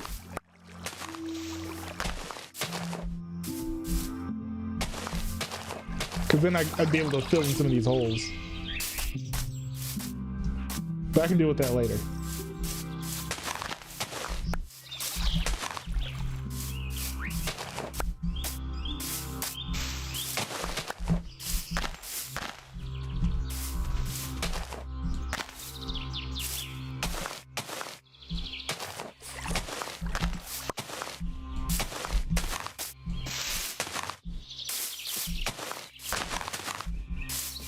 I wonder if me getting rid of all this stuff is going to scare away the animals that are here. Like, I wonder how many of the animals were attracted to all these plants.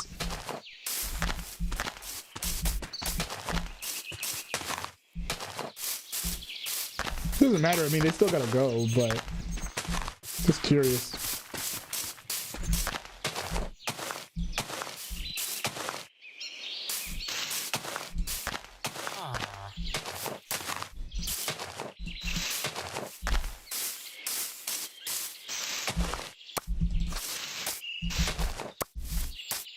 You know, one thing that's interesting is I've been hearing about this Nike tech not Nike Tech. I've been hearing about this quarter zip trend lately. People online are like, oh, like I want to get these quarter zips, and they're like these like semi-formal, it's semi-formal attire. They are sweaters that sort of zip up, kind of like what I'm wearing right now, pretty similar. And one thing that was kind of funny was I was observing this phenomenon, and I was like, hold on, wait a second. This trend popped up like a week ago. What's happening soon? Thanksgiving. So I wonder how many people are like, oh, you know, let me dress up, you know, find something nice to wear for Thanksgiving that's comfortable. Or maybe some people were like talking amongst themselves. They were like, oh man, what are we gonna wear for Thanksgiving dinner? You know, like we're gonna wear Nike Techs, and it's like, no, we're gonna wear quarter zips, and then the rest is history. I wonder if like people find like the individuals who start trends like that and like interview them. It could be like really interesting series to watch. Like, oh, now today we're speaking with the man who created the quarter zip trend. Like, it sounds silly. It is silly. I would still watch it.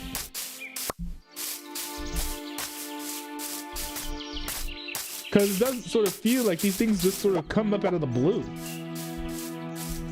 for no reason.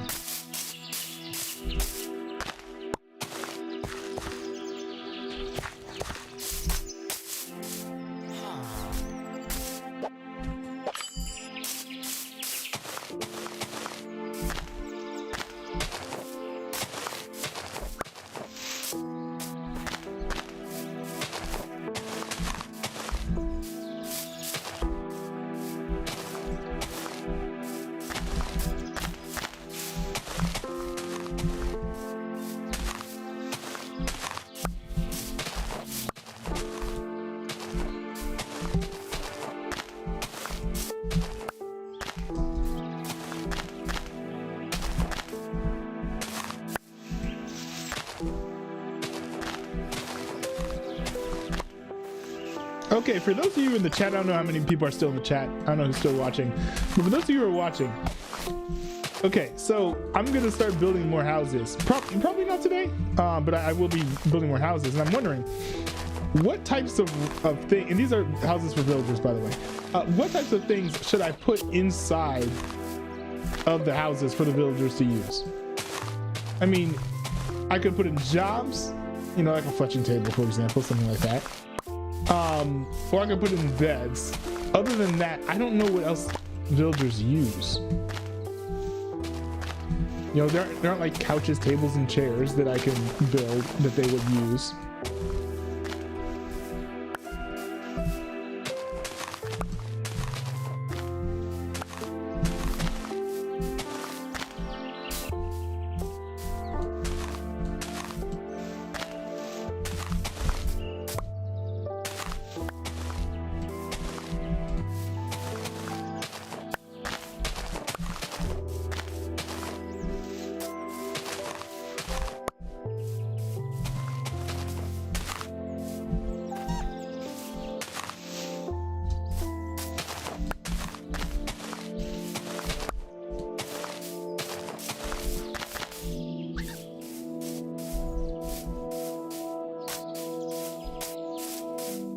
I wonder how much charcoal I have now. I should have a lot.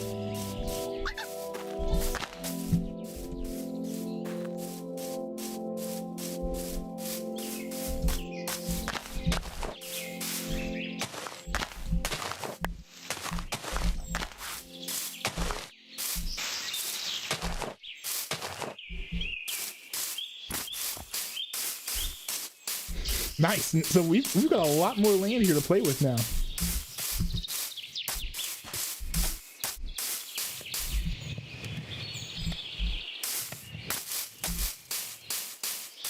Oh, we're on day 99, by the way. Almost at 100.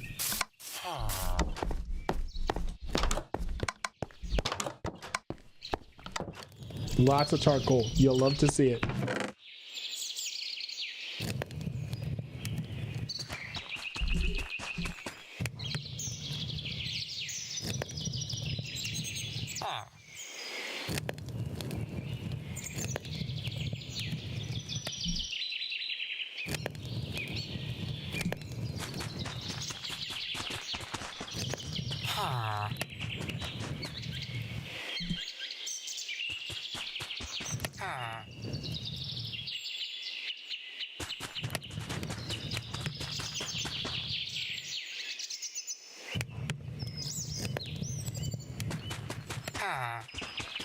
I think I might end up needing a refrigerator as well.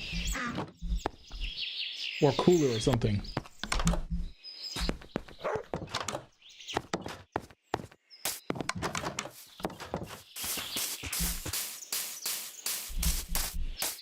Dude, this village is a farmer somewhere, right?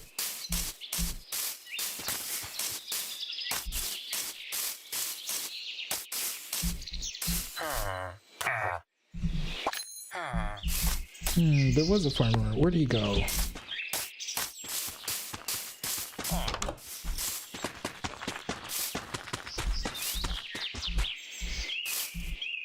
I'll try pushing him into the house, see if I can get him to go inside, do something in here.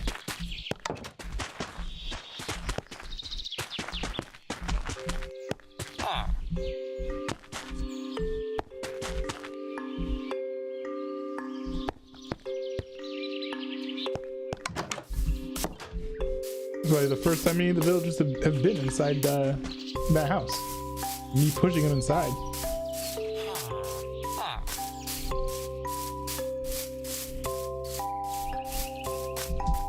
What happened to that farmer? I know there was a farmer here.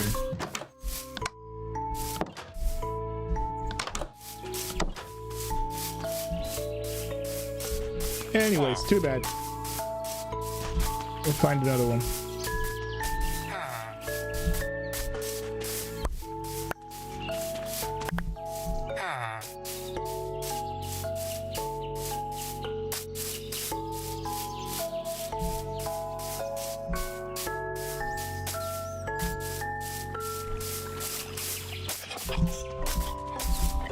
Where'd all the villagers go?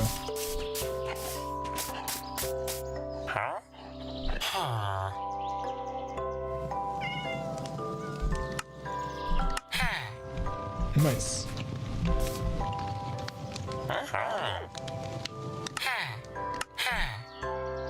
Perfect.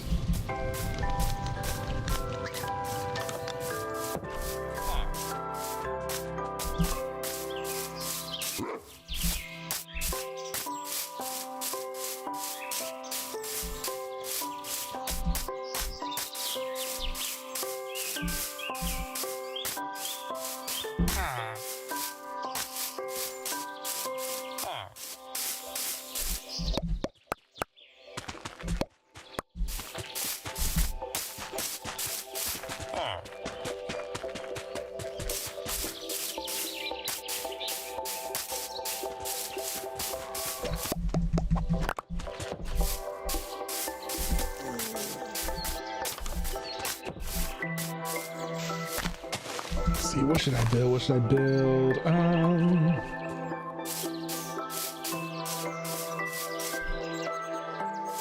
think I need to make more cheap housing here.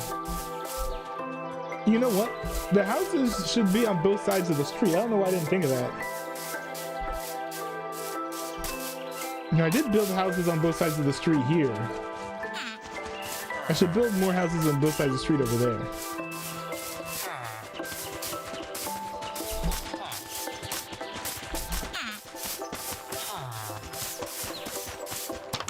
Oh wait, but hold on, I need sheep. That's the thing. Where am I gonna find sheep from?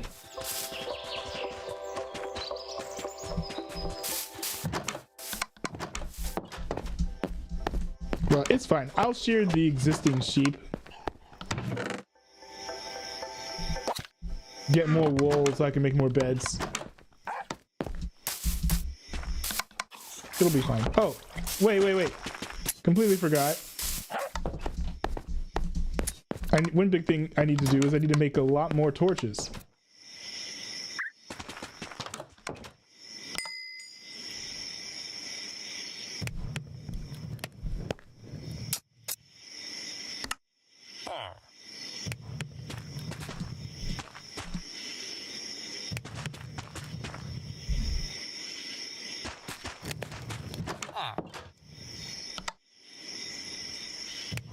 All right, that should do for now. I mean, you know what? I look like I'm about to go to a certain type of rally, actually. I think these torches.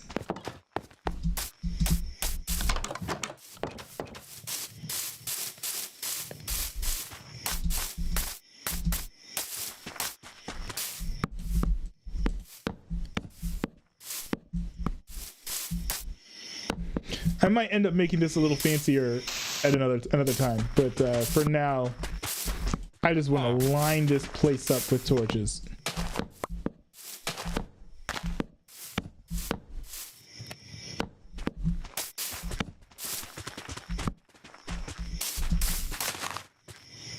Oh, where have you been all this time?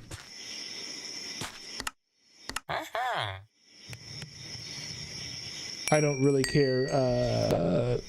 We need more farmers, so here, expand your lineage. Where are you going?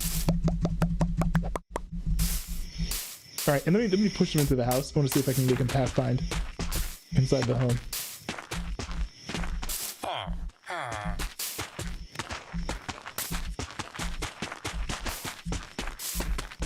No!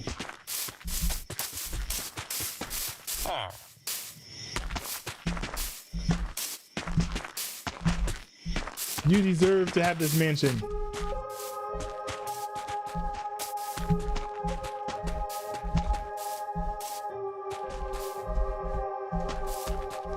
No! No! What are you doing?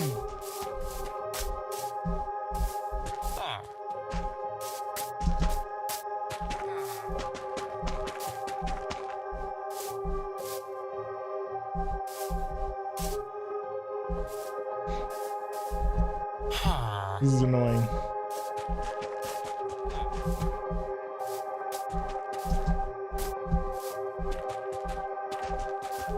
All right, I'll deal with him later.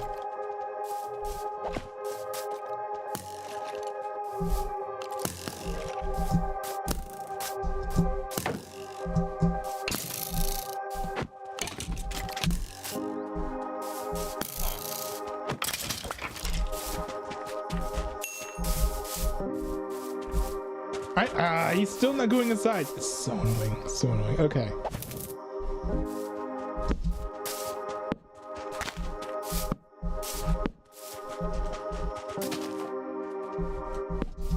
I know what I'm gonna do.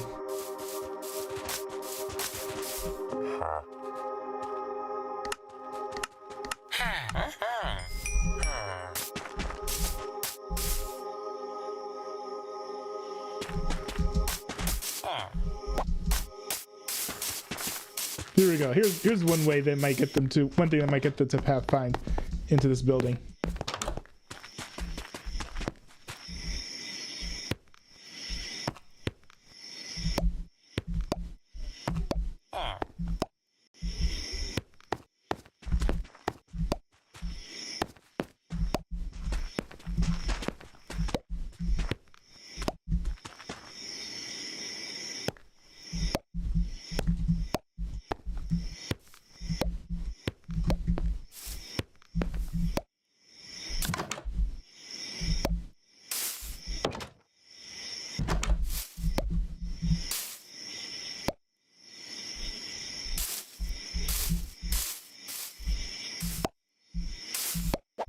There we go. Maybe that'll coax them. Where are all these skeletons coming from? I need to make, I think I just need to make, fences.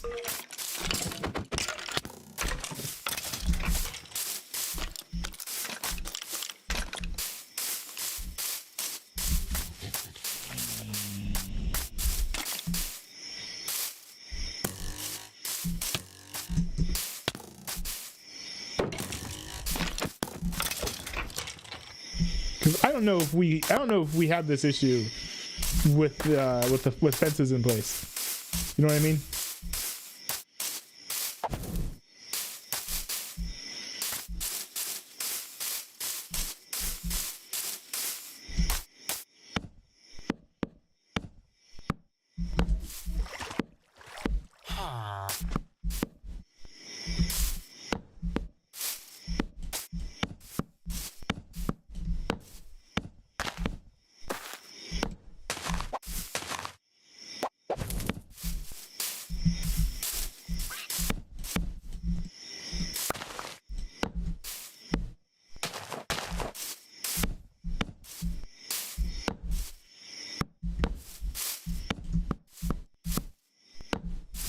Now, I think technically all these torches are necessary because we haven't seen any hostile mobs spawning here, but it's like, well, why not, you know, do it anyway. Why not line this up with these bright, beautiful torches?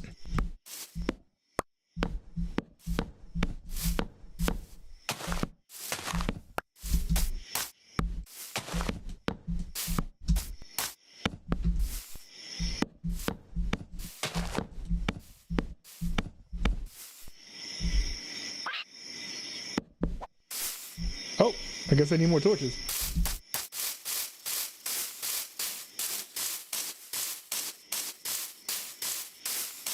Oh, dang it, those skeletons just spawned.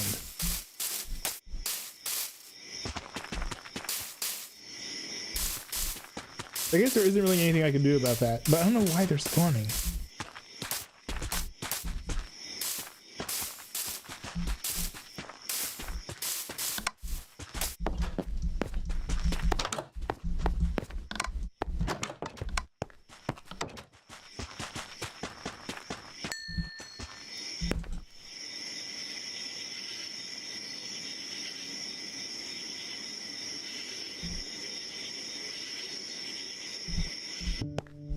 We're almost at day 100. Hopefully on day 100, I'll have villagers at that mega mansion.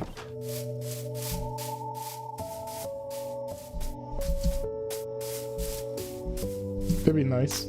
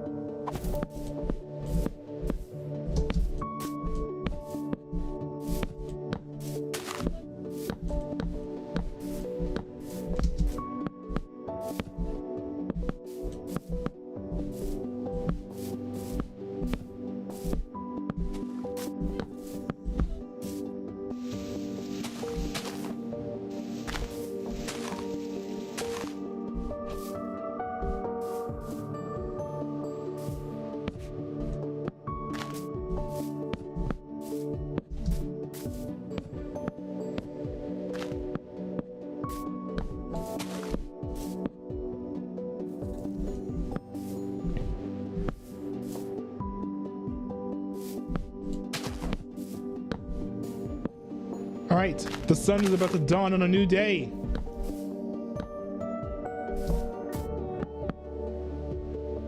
We have been here for 100 days, and look at how far we've come.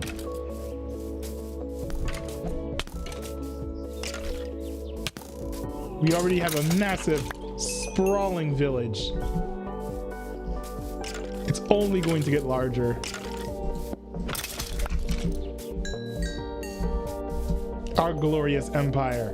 Welcome to day 100. Hasn't it been worth the ride? Soak it in.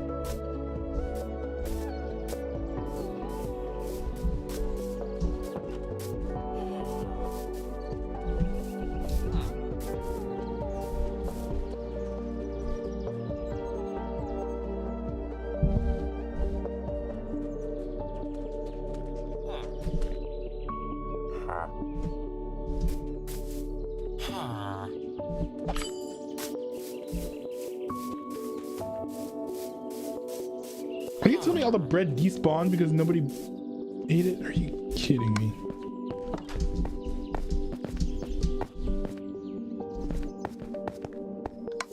It's horrible. Horrible.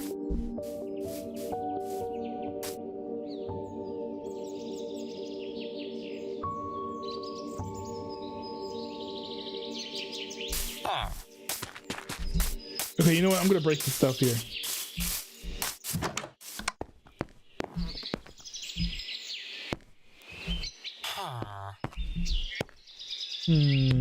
How should I redesign it? I don't even know how I should redesign this though.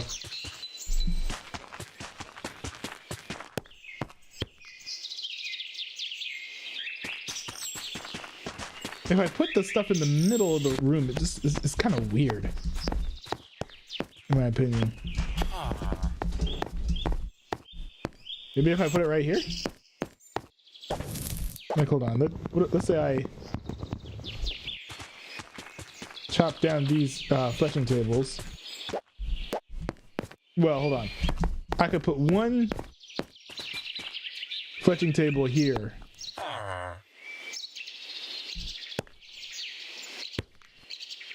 So I'll chop down one of the fletching tables, just as a little test.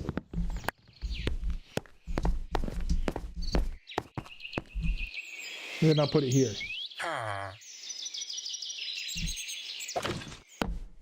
See what that does.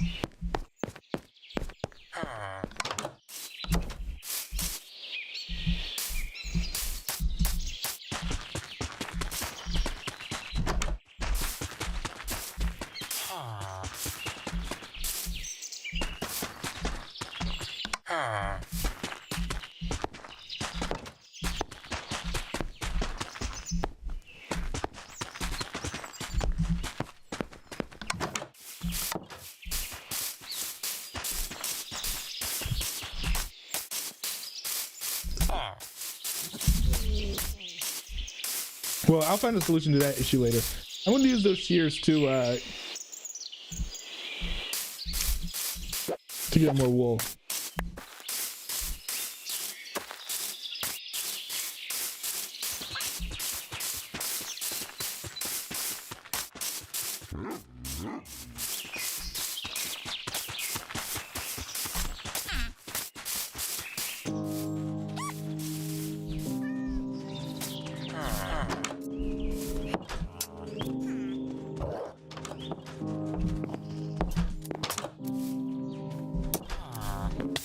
Whoa.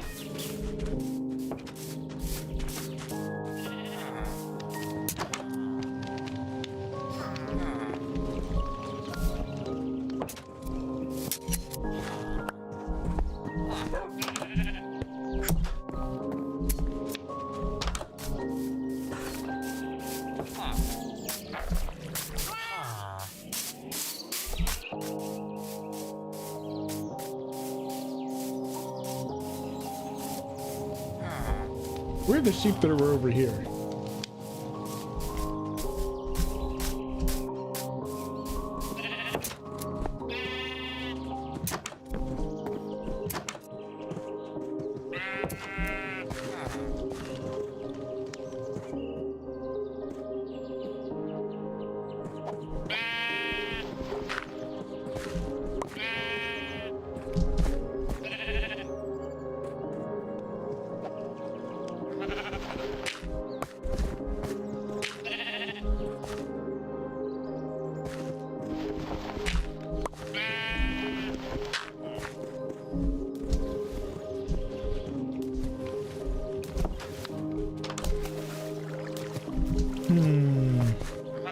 Yeah, I wonder what the solution to this dirt problem is.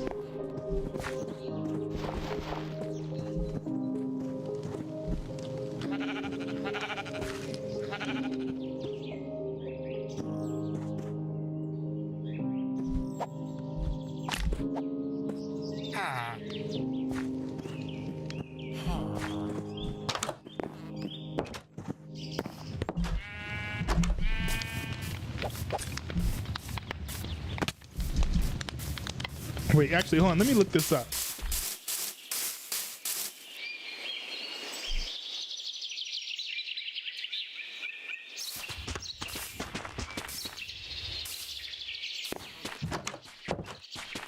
How to grow grass for sheep in Minecraft.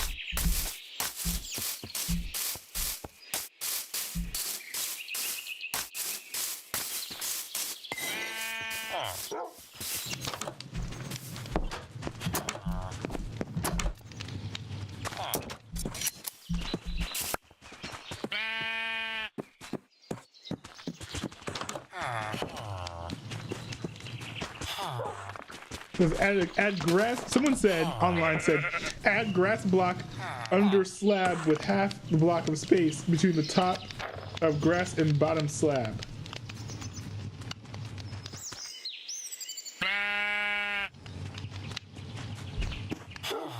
Someone else said You need to have grass adjacent to dirt in order for the grass to spread, since there's no grass in the dirt pit.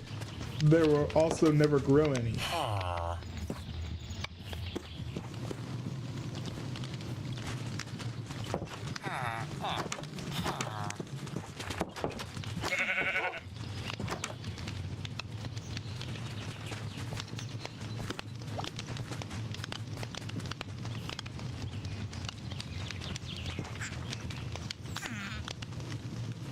I'm a little confused because online, the first result was literally on Reddit, and there were like a bunch of different answers.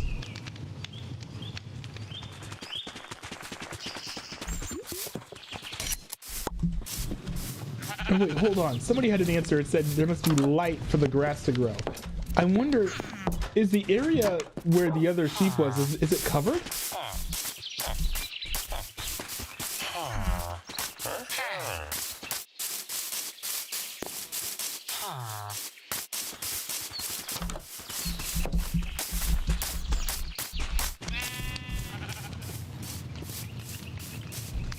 You know what? It's covered, bro. It's covered. A combination of this stuff and this tree, I think.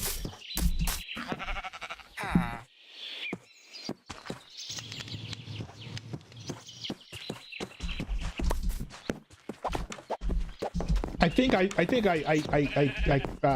cracked the case here.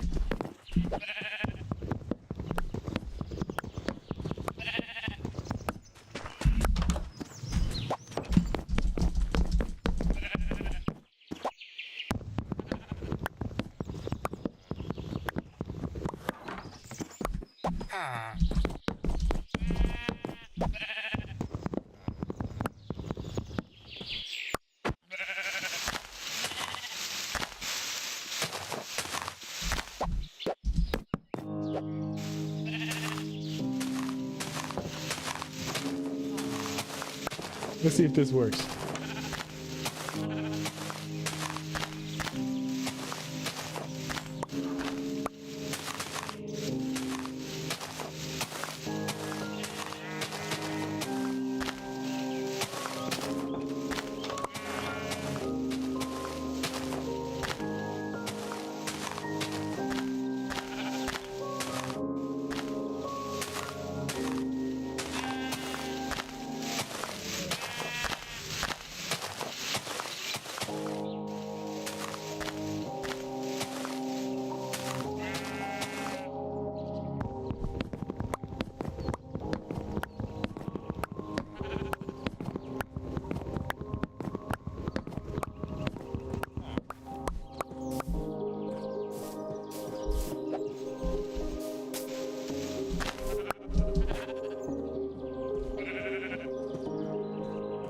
Alright, so this piece of dirt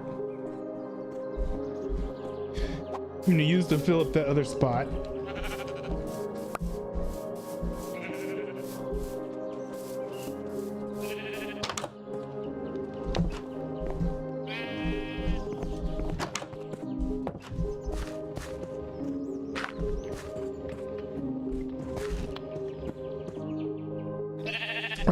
Let's see, another thing I want to look up is what to feed sheep.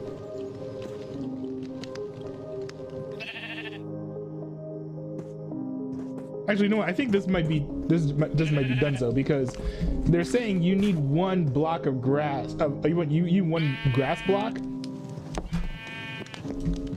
and then it needs to grow. So that area actually might be donezo.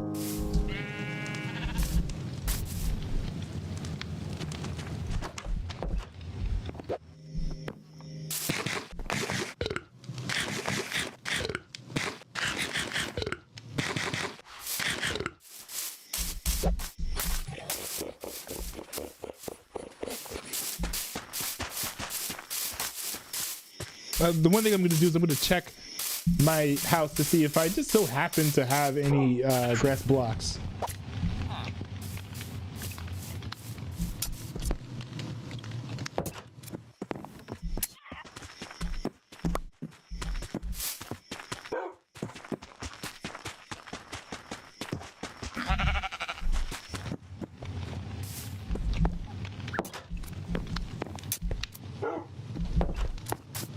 But one thing I hear is also that in general, you should really just have bigger spaces for your sheep to be in, because it gives the grass more time to regrow. Sometimes the grass gets eaten faster than it can grow back.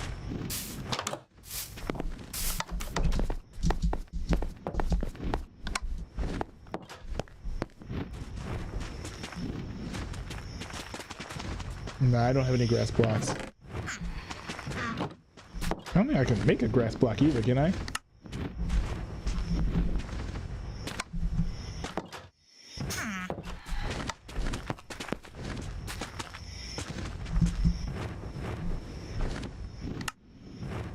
No, I can't.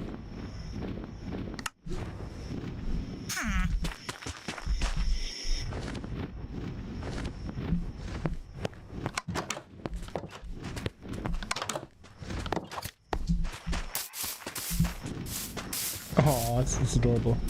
Imagine if it gets stuck in there.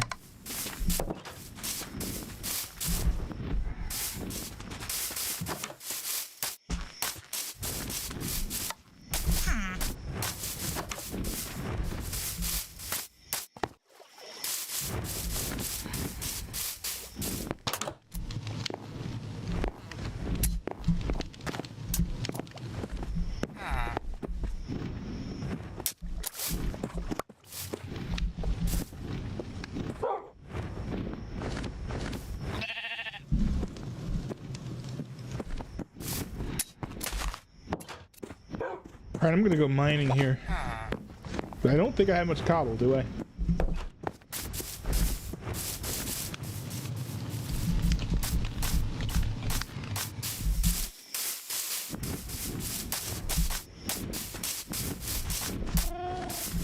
Actually, before that, I need to make fences.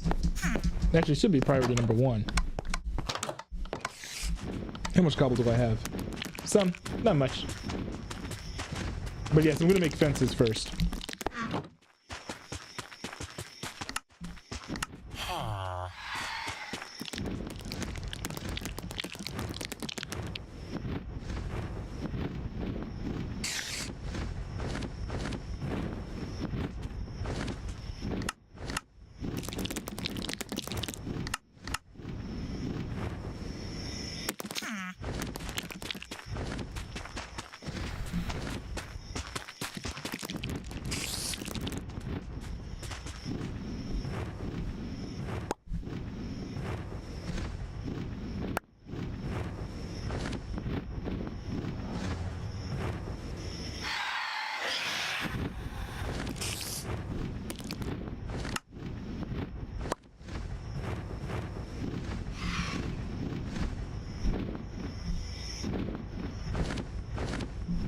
Let's see, how many fences can I make?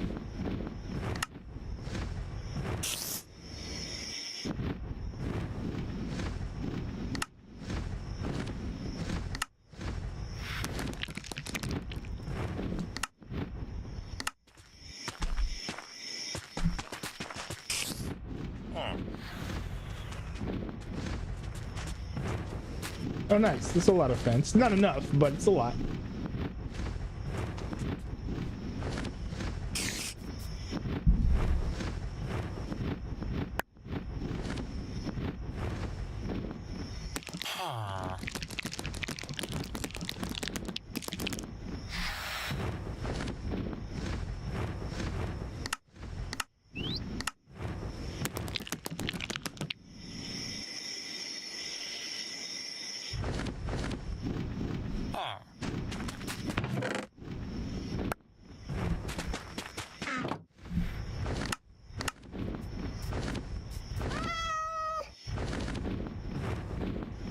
Nice.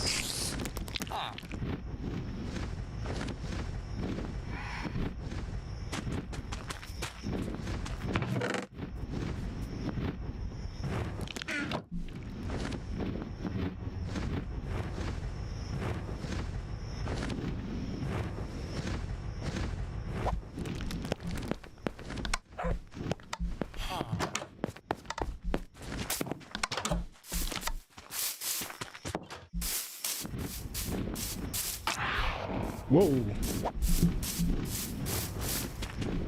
Oh, I forgot about those things.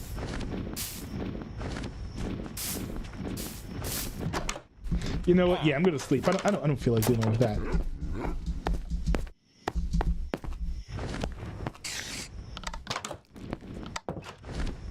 Phantoms.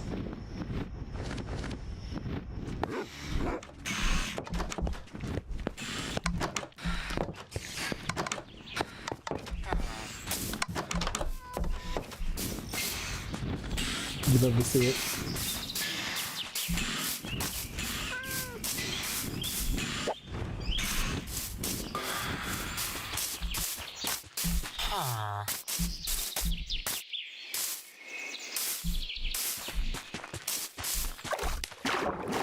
At some point I might end up making gates if people actually want to go down here. But this is just way too dangerous to have laymen, like, look at all these guys. Like, no.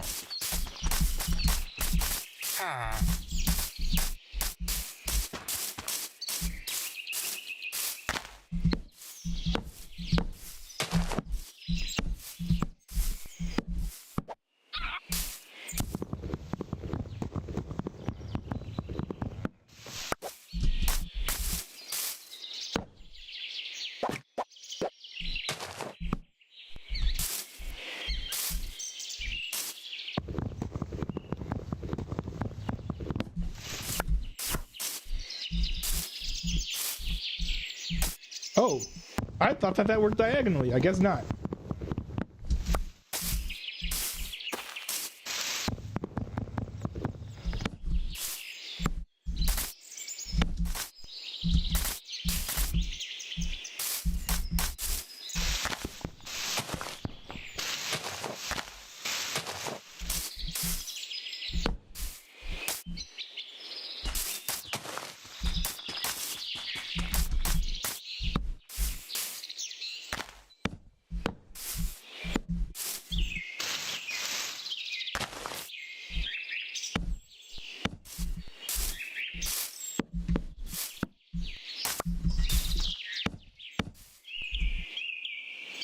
Yeah, let me move this over here.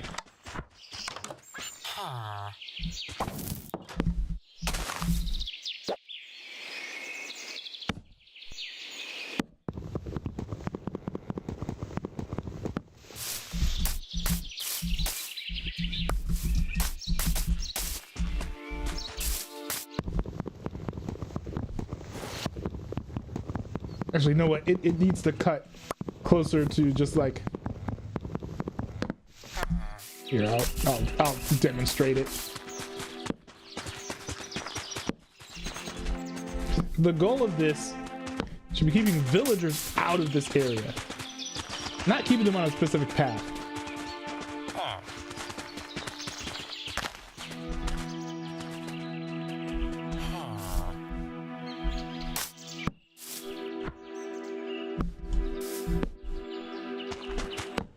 Yeah, sorry, dude. You might be exiled if you keep standing over there.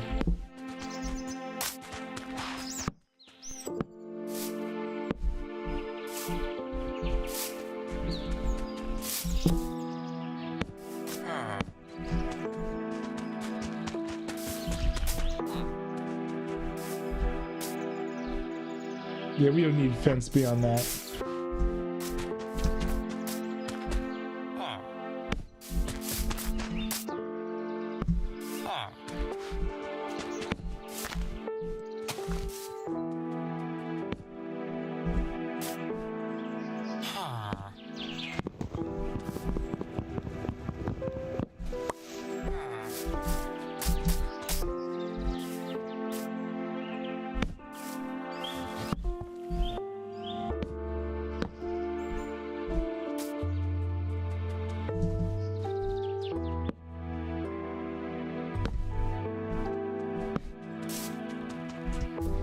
There we go, that should keep villagers out from over there.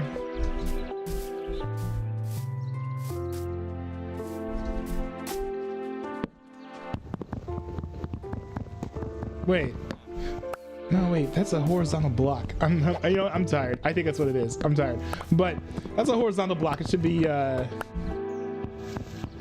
shouldn't end over here. It should continue to wrap all the way around.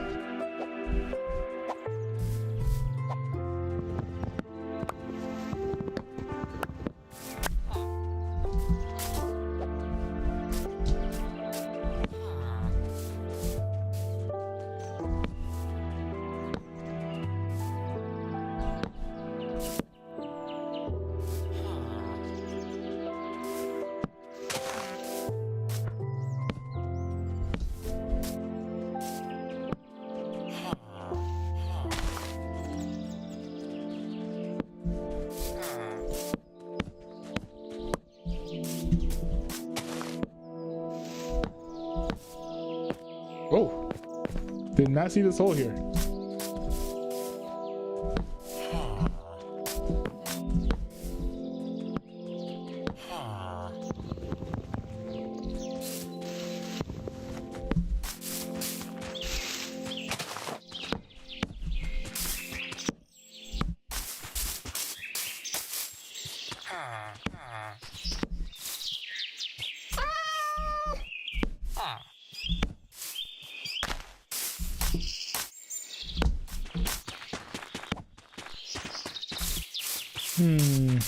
I need more fence.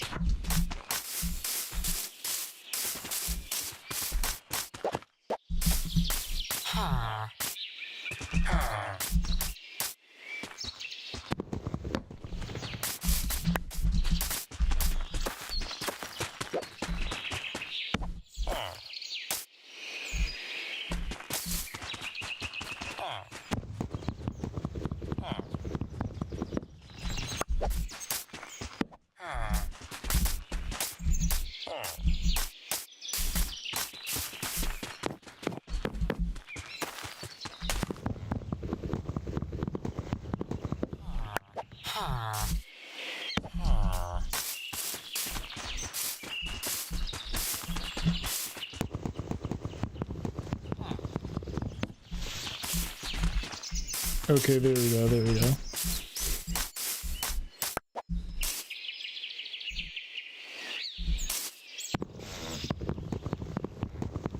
I think I saved some fence by doing this.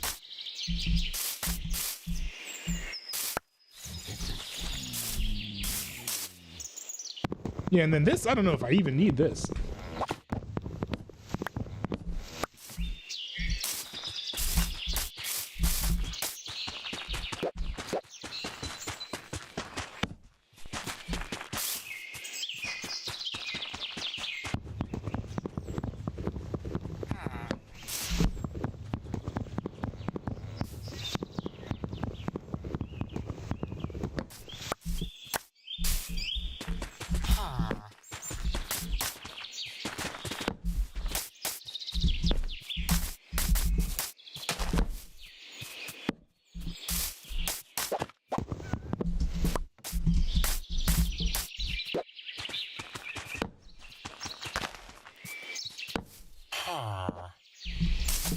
All right.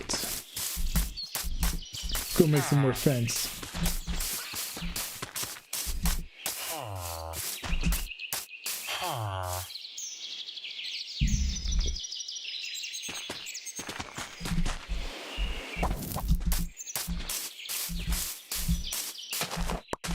And I've got to reap all this because otherwise it'll go unreaped.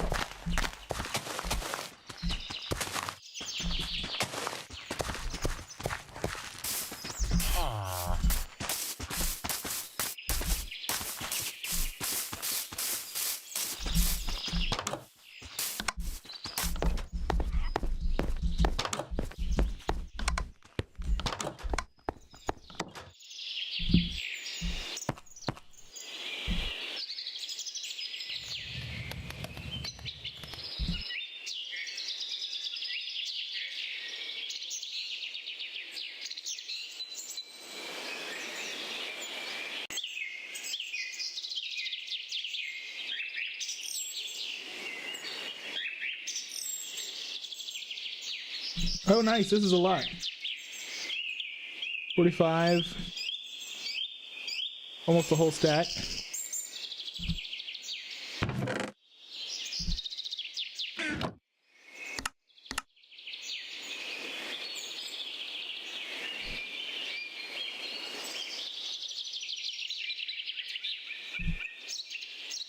All right, let's see. How many more fences can we build now? Dude, it's a lot.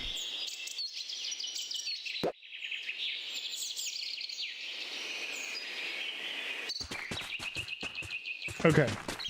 Hopefully this is enough for what we need to prevent accidental drownings and other things. Wanderings.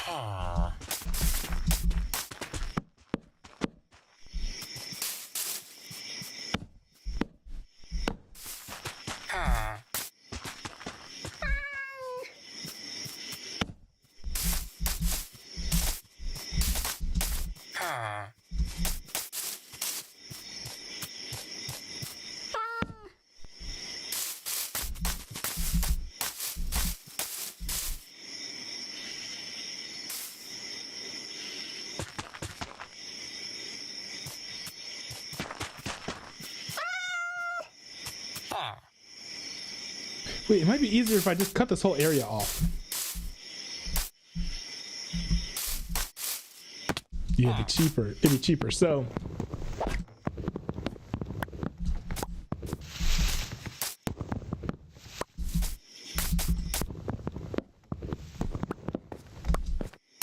here's what I'll do.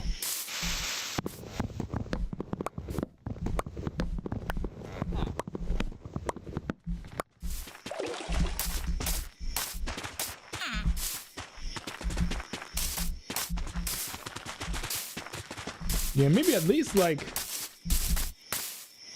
make the fence run farther back.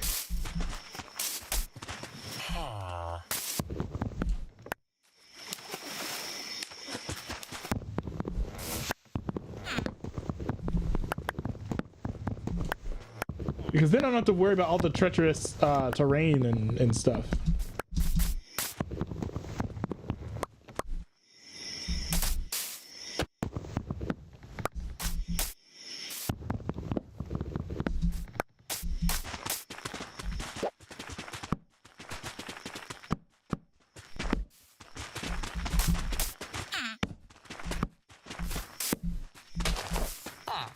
Yeah, straight back like this.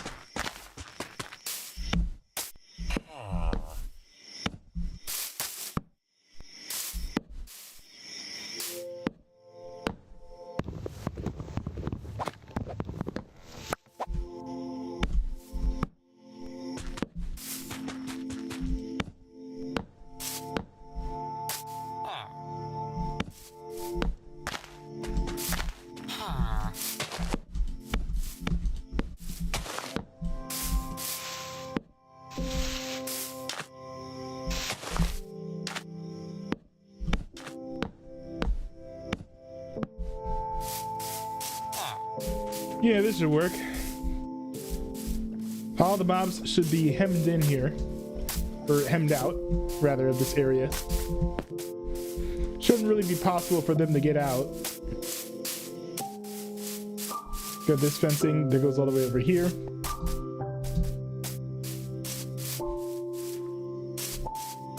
I guess, oh, I did not mean to hit the mic. I guess I need fencing on this end too, right?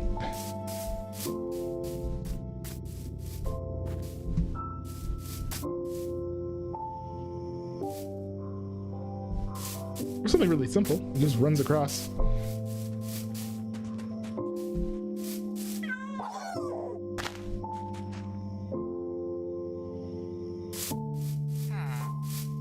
I don't know. I think that with the fencing I have now, what it will do is it will prevent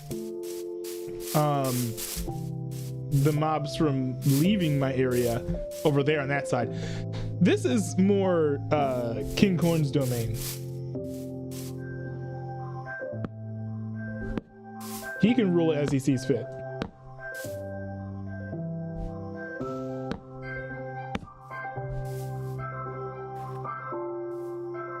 Yeah, I mean, I could extend it, but it's really up to him what he wants to do.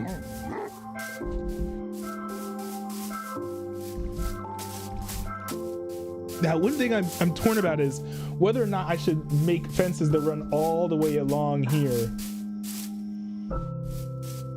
The only thing is it sort of keeps them from like moving about as freely, so I'm not sure how I feel about that. You know, regardless of all this stuff, I still can't get them to live in the house. There's just nothing I can do.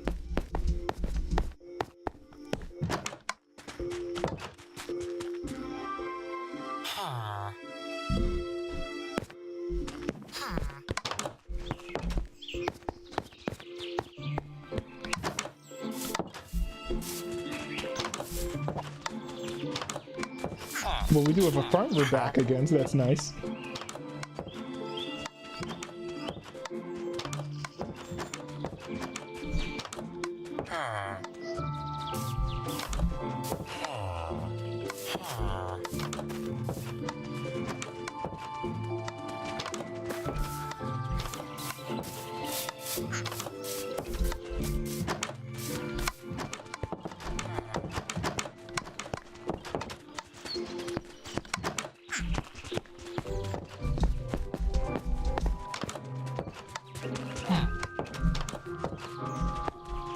Let's go! We've got babies here. Oh, this is awesome. Oh, this is perfect. Finally, we get some villagers up in here. Perfect. Okay. Now, I do want to sell some wheat to a farmer.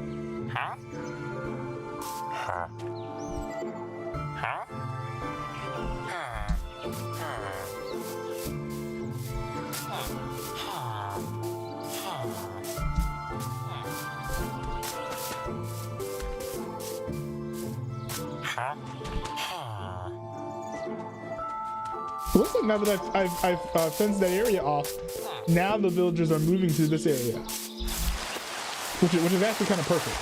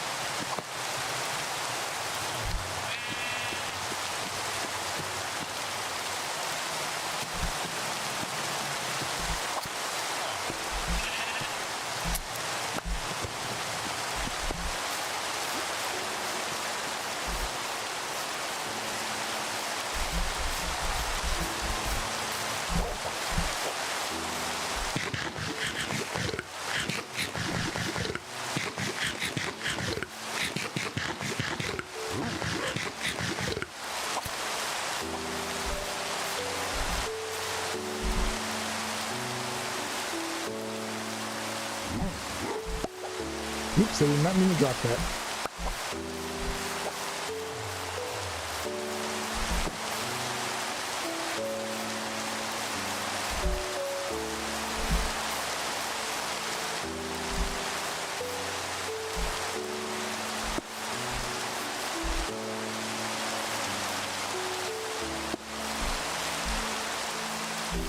Is it a 4x4x5? Yeah, 4x4x5.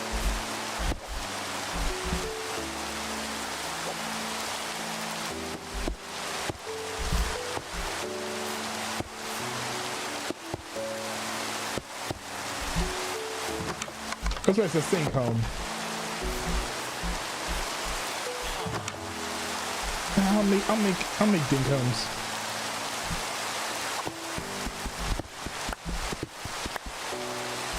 Well, let's make the other homes dink homes. I do want the houses to line up after all.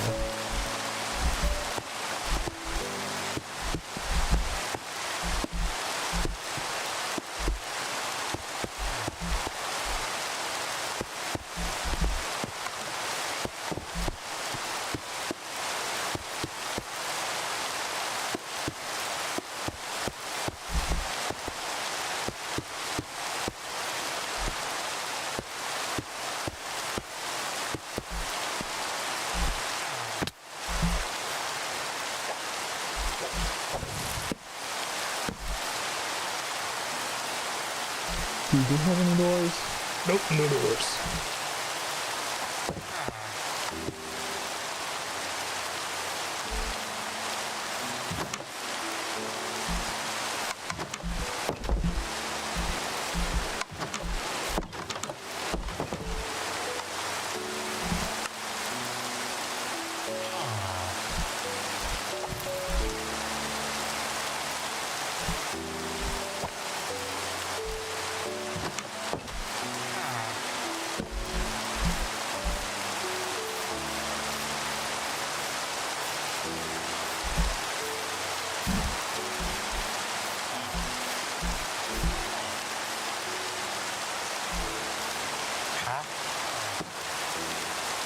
I just need 2 more wheat to sell.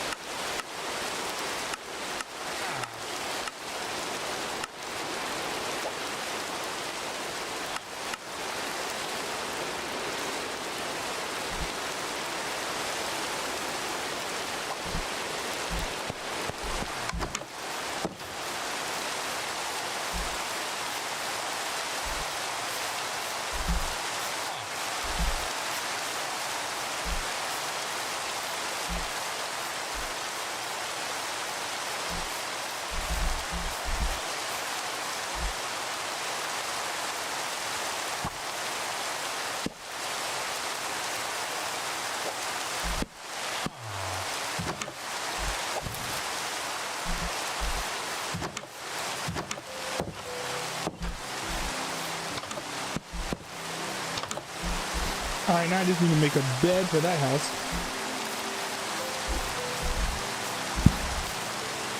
And then it's on to the big homes.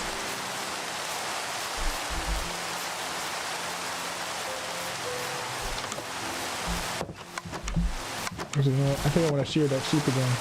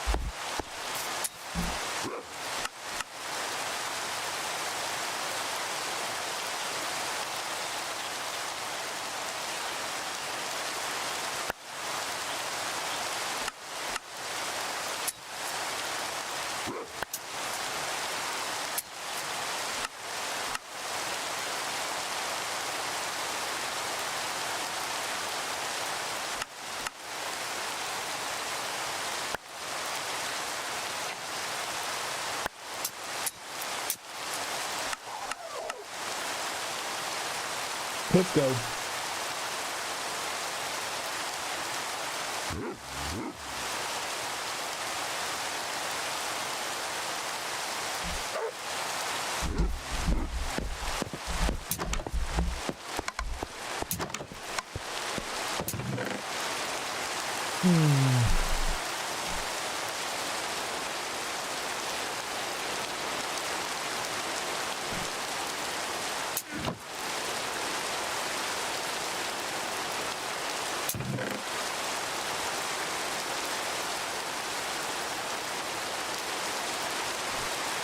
Alright, and I guess I'll throw the stick away for now.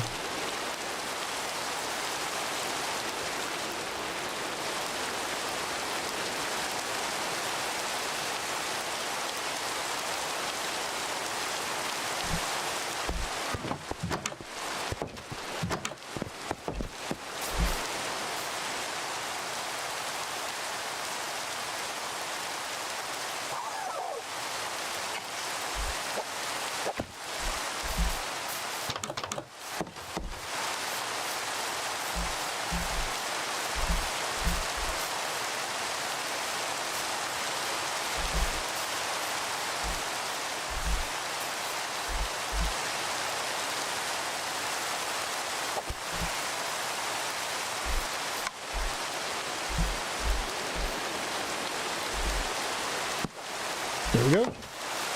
Nice, a new bed.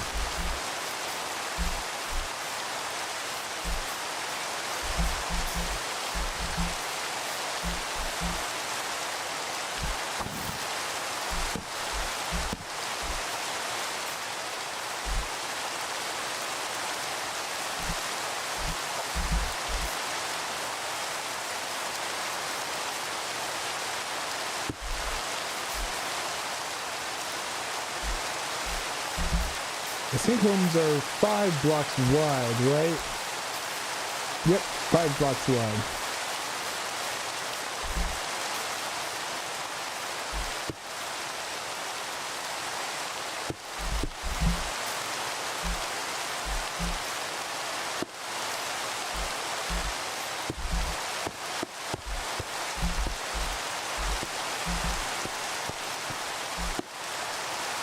It's really ridiculous how economical these homes are.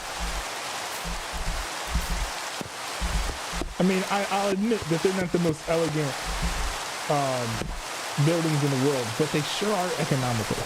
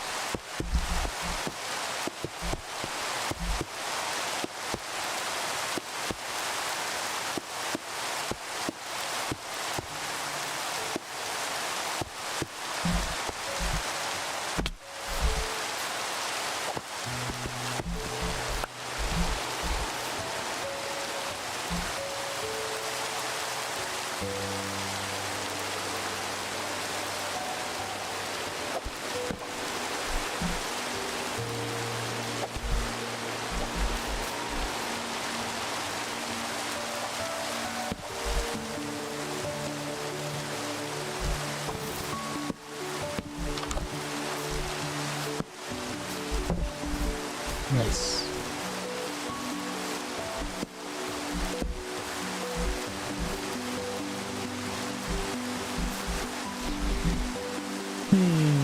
Okay, I think I could make one more zinc home.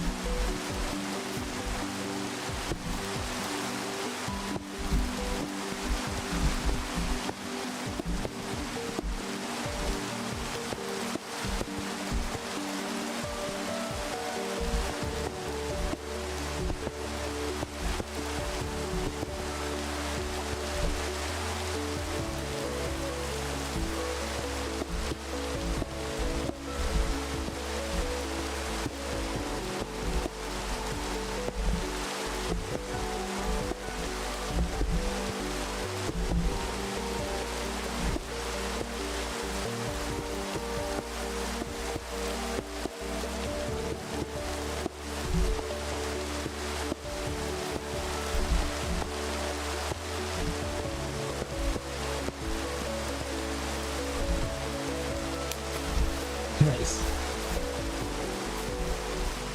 Oh, I need water. I mean, sorry, door.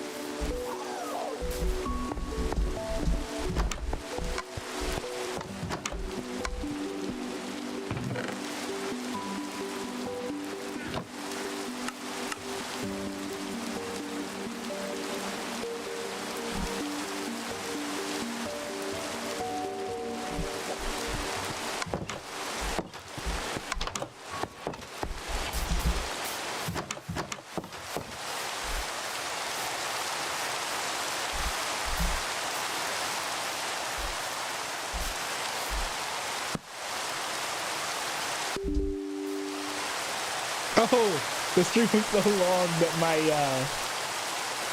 hold on, the stream was so long that my computer ran out of space. Hold on. Completely forgot that happens sometimes.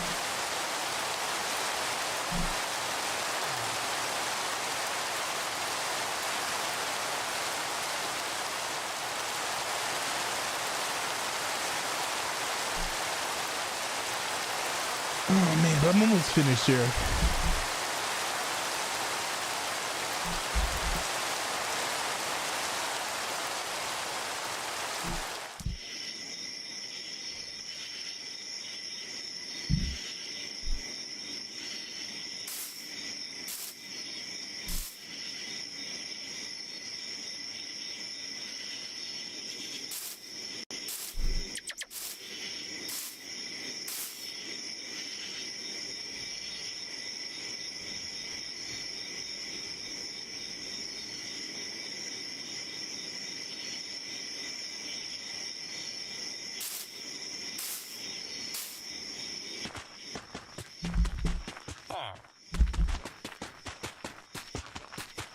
Moving. Okay, perfect. There we go.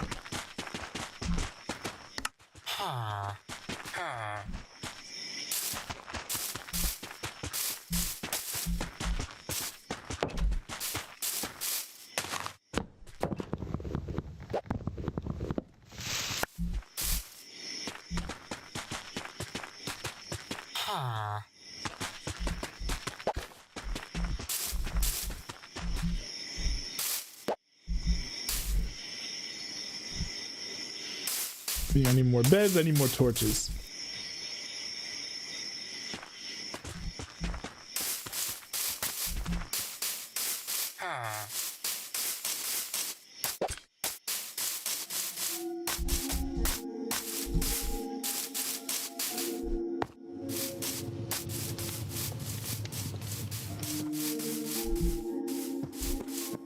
Oh yeah, the sunlight was the key. The sunlight is why that sheep farm died, because look, remember last time we were here, there were 3 grass blocks that were taken up that had been like basically chomped on. Now there's only 1, but there's nothing like above the grass. So I guess all we need to do is move those sheep somewhere else.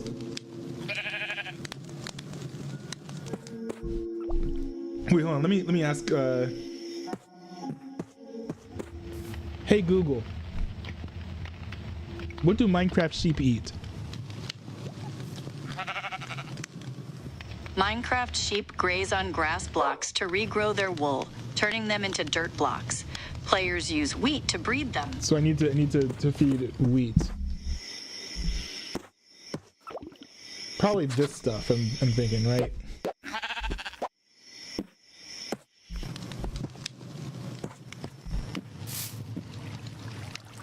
Nice.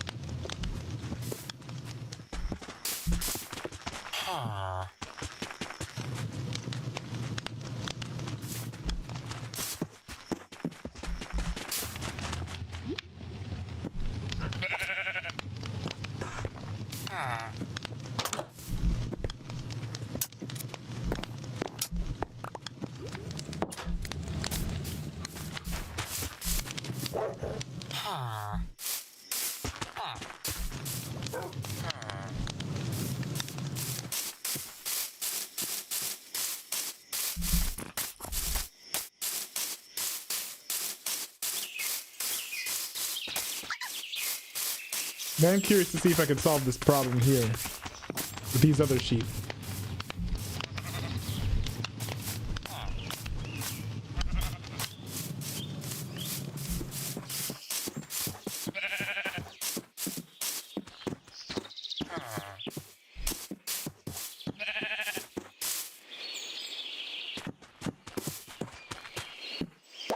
Okay, I've got an idea.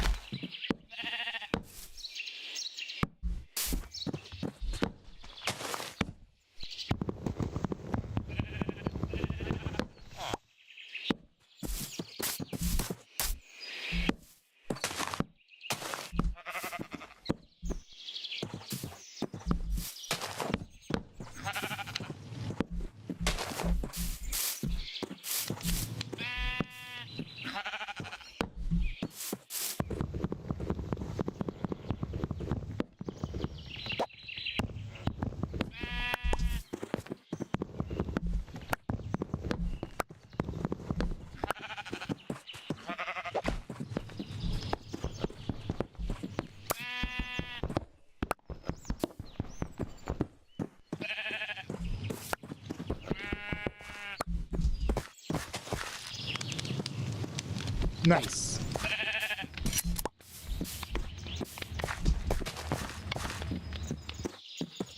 Hopefully they don't they don't eat the grass so much that it doesn't grow back here either. I wonder if this will spread over. Like I wonder if the grass gets contagious to the point where it'll spread like diagonally.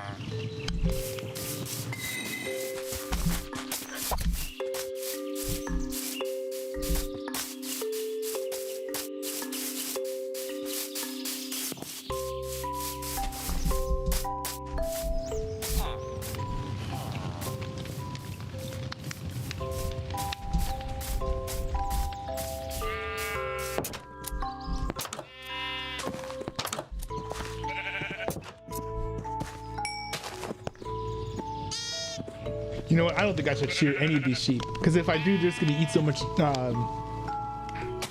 dirt that it just all disappears. But now I'm sort of stuck with not nearly enough wool to make a bed.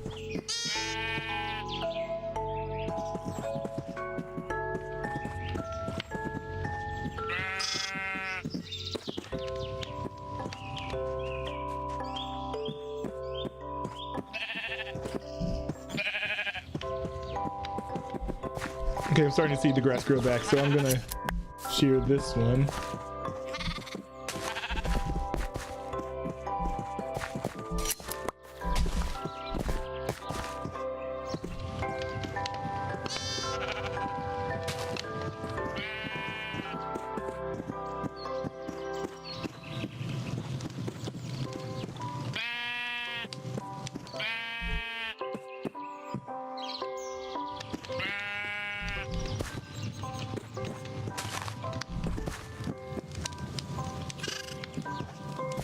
Yeah, I'm gonna have to slow down on this. They are quickly eating up all that grass.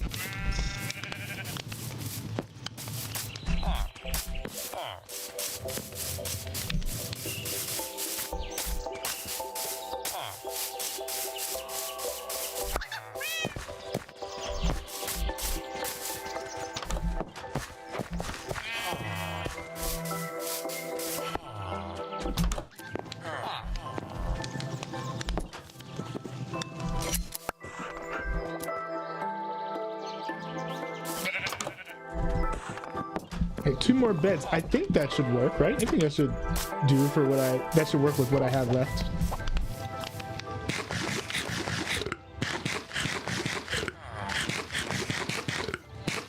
As far as cobblestone is concerned.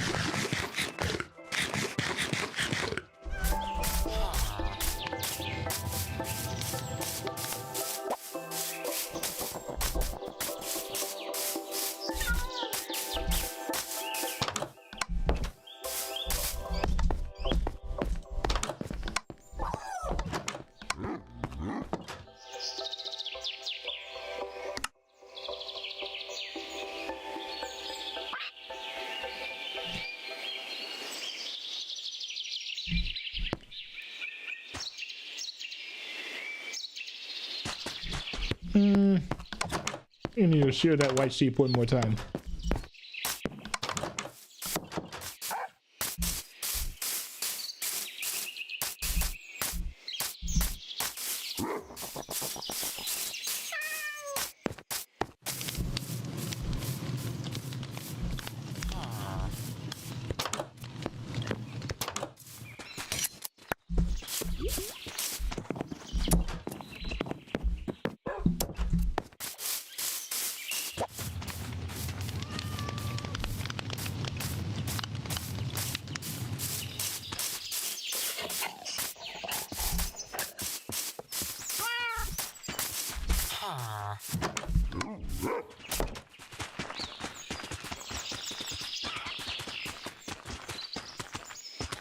Nice.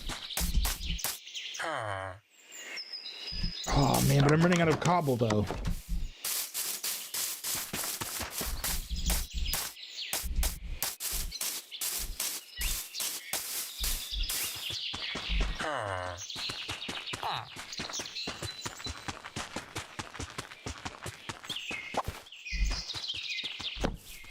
Yeah, I definitely thought I had more wool than I do.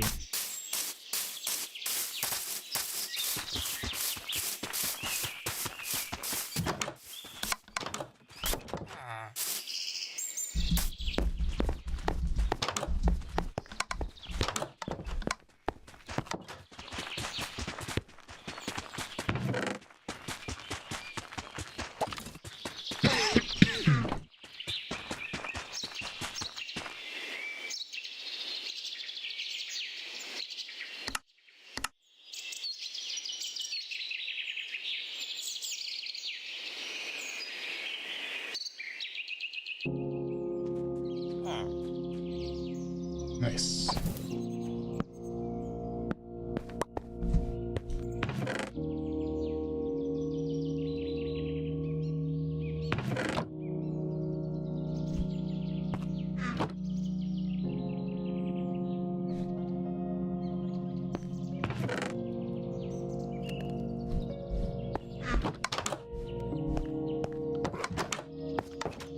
So I think this will have to be it for the night, because it's getting kind of late and I don't really have the time needed to dig up all the cobble that I want. Yep. So the one more thing I'm going to do is harvest more wheat, and then that'll be it for the stream today. We got a lot done, I think, and we you know, I think that the stuff I've done on this stream should allow this village to grow in a better and more in a quicker way. So like, for example, we've got at least one villager up there now. So hopefully we've got pathfinding to where this house will eventually be full with villagers. We've got the fence, which is keeping some villagers from running away. It's also nice.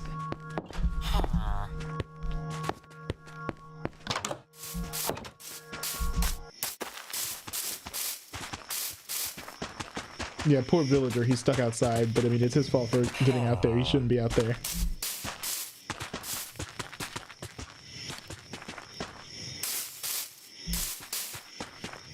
Actually, you know what? Let me see if I can push these villagers inside.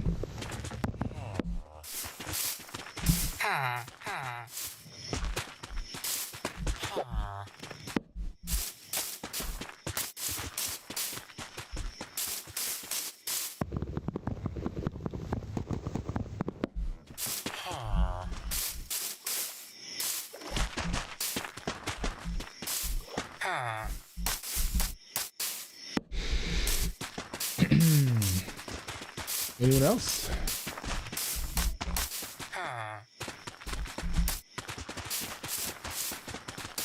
Who's that dude?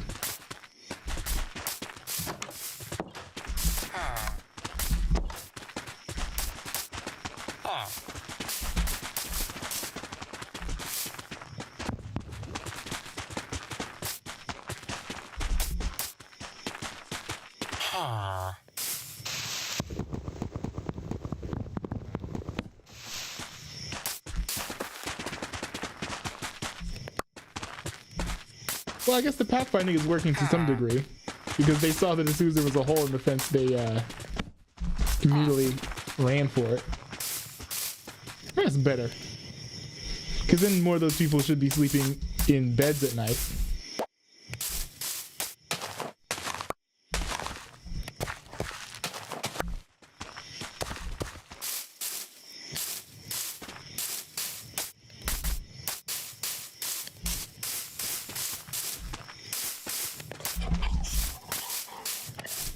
Oh wait, I should sell this wheat to a farmer. The farmer's still awake.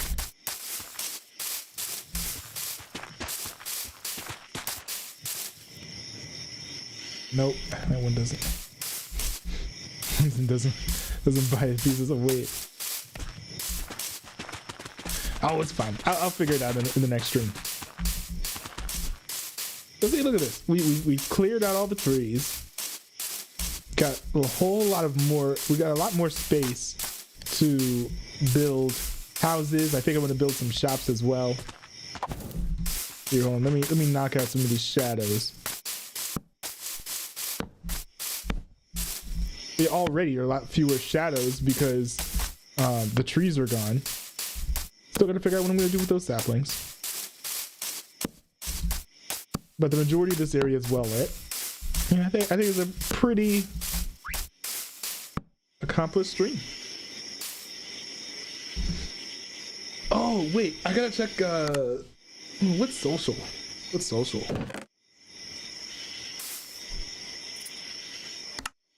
Oh, interesting. Okay. There are realm stories. I know that King Corn left some. Let's see. Dreaming of their beds. Yeah. Spelled there wrong. It's funny. Enter person discovered enchanting. So we created a portal to the nether. Nice. Alright, well I think I'll wrap the stream up though. Oh man. I am tired, but I mean I've been on for a while, so.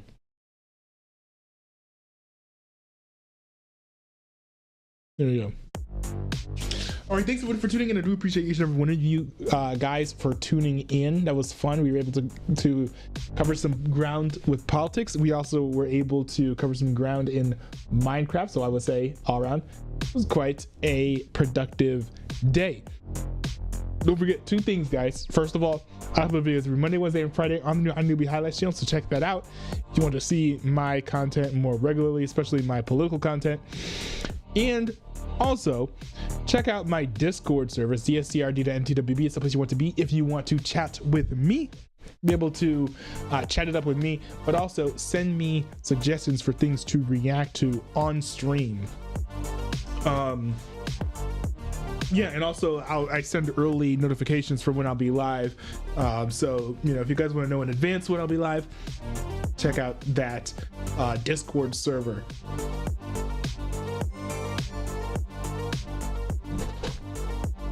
Of course, as usual, I have to shout out everyone who sent messages into the chat. I do appreciate you guys for sending messages into the chat as well.